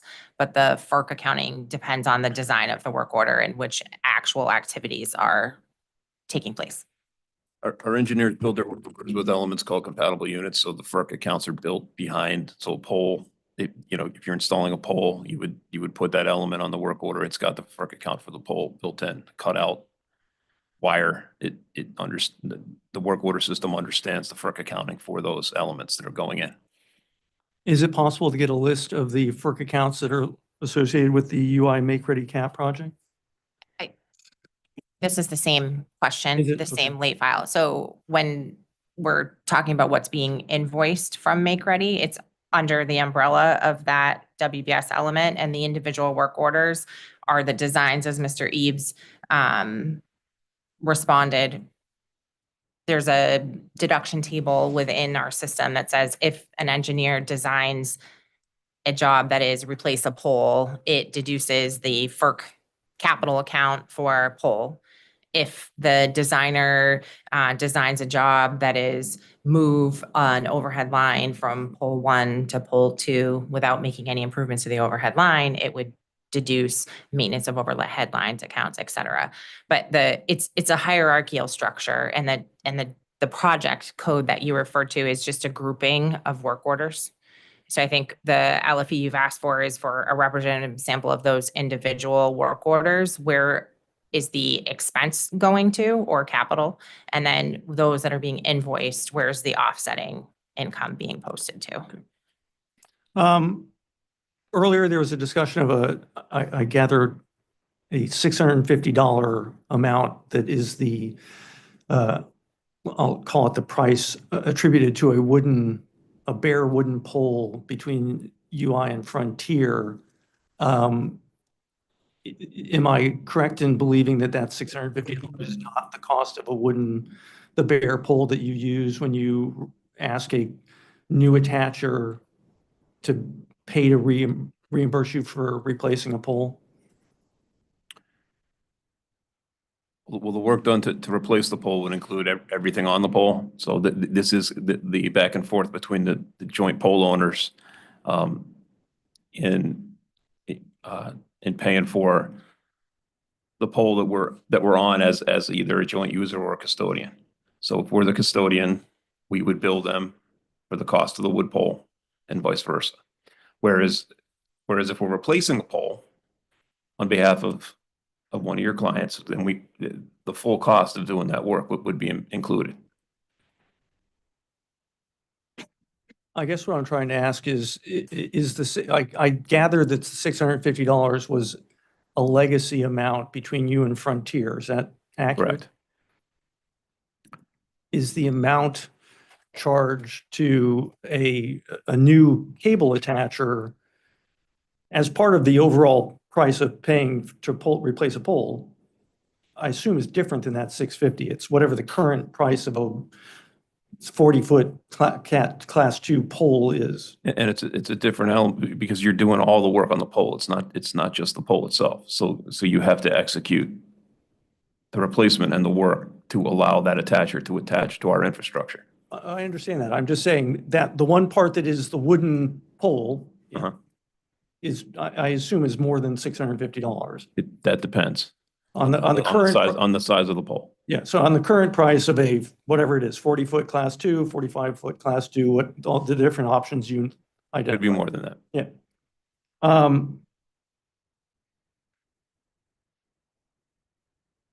Make-ready billables, are they booked when invoiced and paid by the attacher or not until the pole investment is unitized by UI?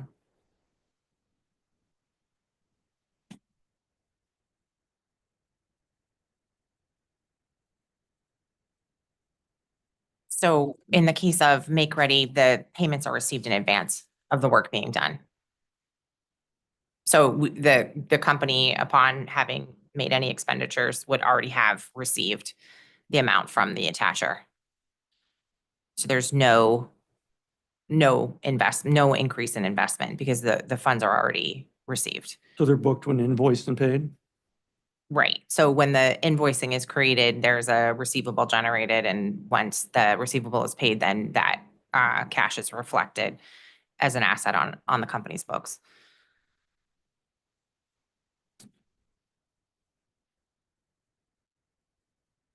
Okay. I don't have any more questions at this time. Okay, Nick does all set. Okay. Thank you. Commissioner Karen. Okay, I have a handful, please. Let me start in something that just came out in the conversation. I think this might be for Mr. Hurwitz, though, so my apologies. We'll bring them up. Thank you.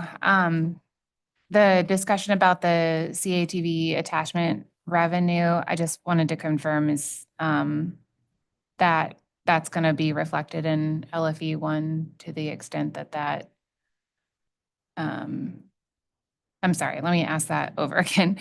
I understood there to be the potential for additional CATV attachment revenue. And if I understood that correctly, will it be reflected in LFE 1 to the extent that it exists? We have a big, long list of the adjustments we're going to put in LFE 1. Candidly, I cannot recall if that is on it, but we would certainly be amenable to updating for this if it is not already on our list. Okay, thank you. Okay, an earlier cross-examination, I want to say it was with EOE. My understanding was that the high numbers of applications in 2023 and 2024 were mainly related to one applicant. I think the testimony was blanketing the portion of the territory. It didn't already have a footprint in.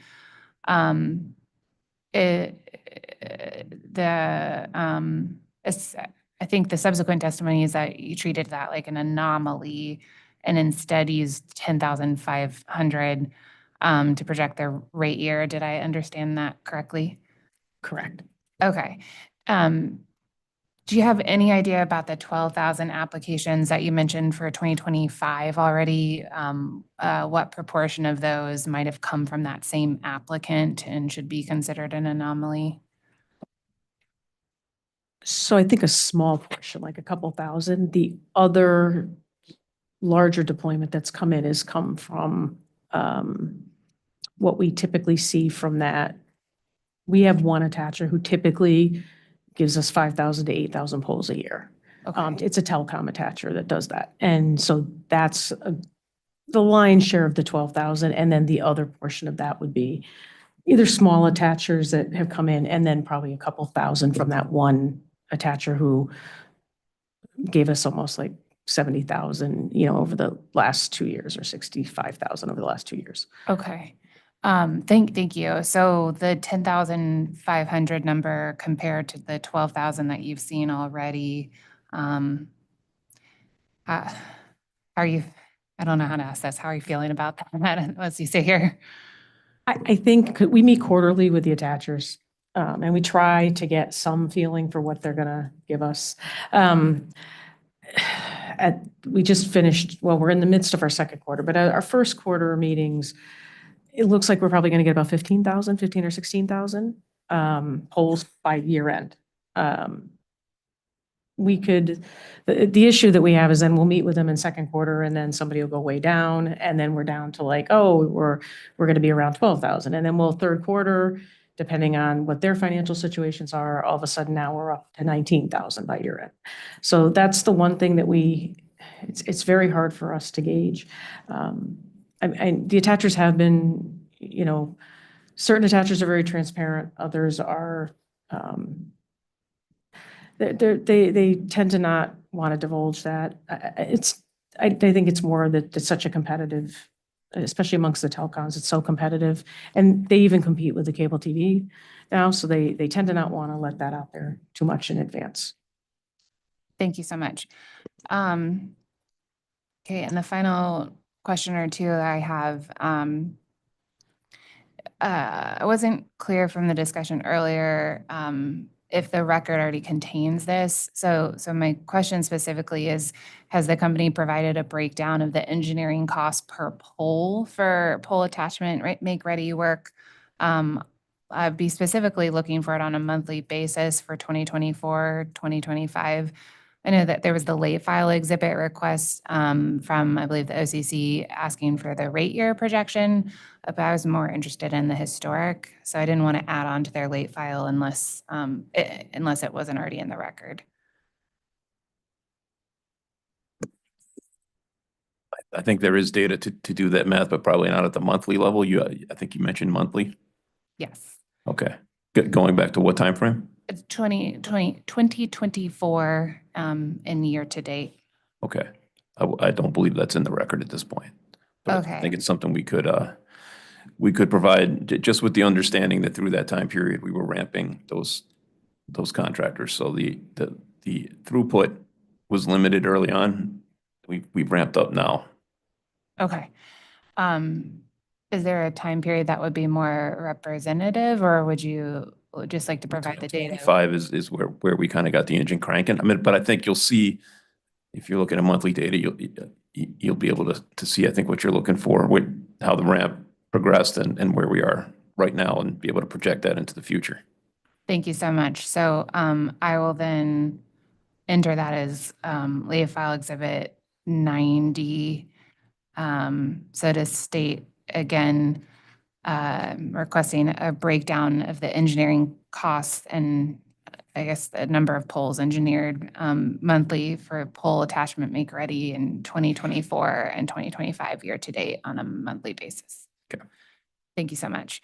Did you have any questions? Okay. Believe that wraps us. So Attorney Yvonne, do you need a moment to consider redirect, please? Yes, please. If we could have 5 to 10 minutes, that might be helpful. 5 minutes would be good. 5 minutes. Okay, we will recess for 5 minutes.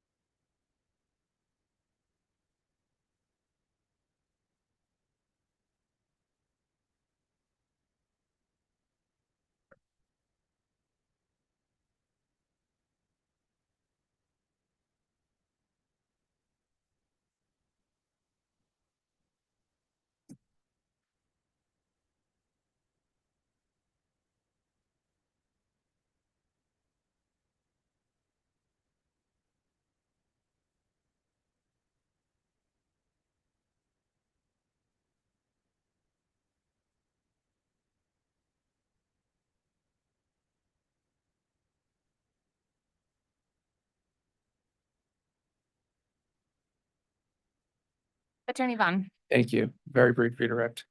To the panel, do you recall questions earlier today regarding the company's reclassification of vegetation management expenses? Yes. And consistent with the company's case update to be filed in late filed exhibit 1 and referencing the reclassification of vegetation management costs as filed in the 2024 FERC Form 1, does the company agree that rates should be based on the most current information available? Yes. Yes. Thank you. Nothing further. Okay, thank you. This panel is excused. That brings us to our final panel on pole attachments, which I believe all parties have waived the right. So I just need the witness to approach so we can adopt the pre-filed materials, please.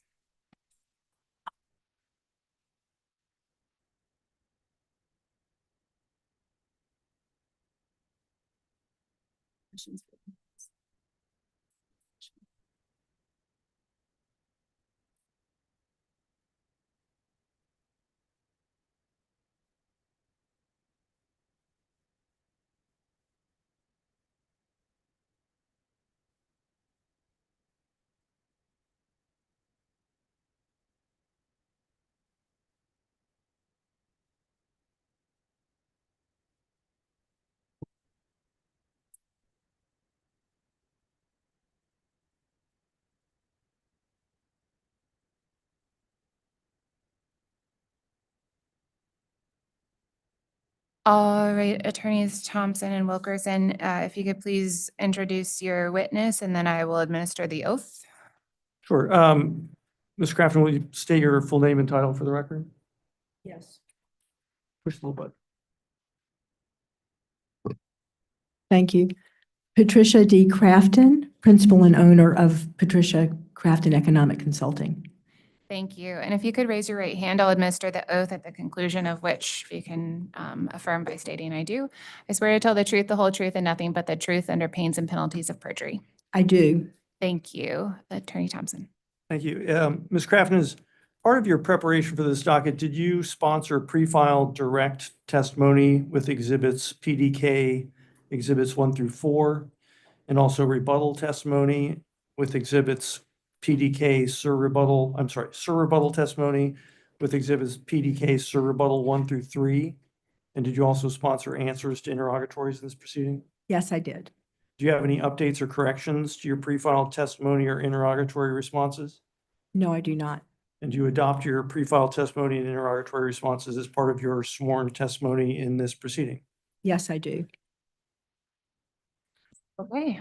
Does company have any additional direct? No, we don't. Okay. Didn't know if we didn't know if the commission's had any questions. Thank you. And I believe I've conferred with my colleagues and we do not have any questions. So I appreciate your appearance and thank you. All right. That brings us to the end of our agenda. Attorney Vaughn, if you could approach, please, sort out some administrative matters. All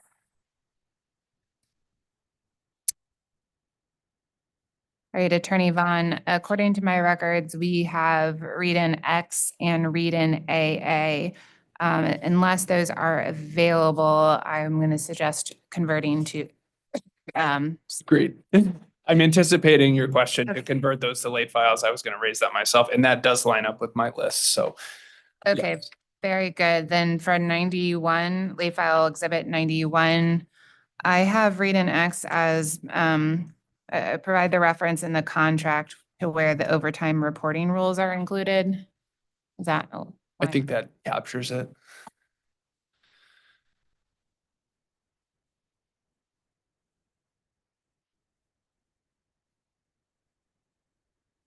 Okay, and late file exhibit 92 would become, will the contract be in effect in the rate year? I'm not even sure at that point. I have notes on which contract I think we're talking about. So I believe that had to do with CNLM, something along those lines. So I believe we have our notes and we're working to track that down. So we will make sure that we have that. Thank you. Okay. Anything further? You need anything, Commissioner Karen? Anything from, okay. Is there anything further from the company? Nothing further. Thank you very much. Okay, so we have ended up with 92 late file exhibits. We will finish inputting those into Lotus tomorrow. I think the first half from last week are available now. Late file exhibits are due May 14th by 4 p.m. We will adjourn now and reconvene on Thursday, May 22nd. I do want to make sure everyone sees that we are convening for the late file exhibit hearings beginning at 9 a.m. On the 22nd and the 23rd. Otherwise, the general schedule for the day remains unchanged. And with that, we will note it in Lotus, but we will cancel the hearing scheduled for tomorrow, Thursday, and Friday. Let me do one last check from parties and interveners in the audience if there are any administrative matters before we adjourn. All right. Seeing none, I want to thank everyone for participating in the evidentiary hearings, and we are adjourned until the late file exhibit hearing. Thank you. Thank you. Say something else.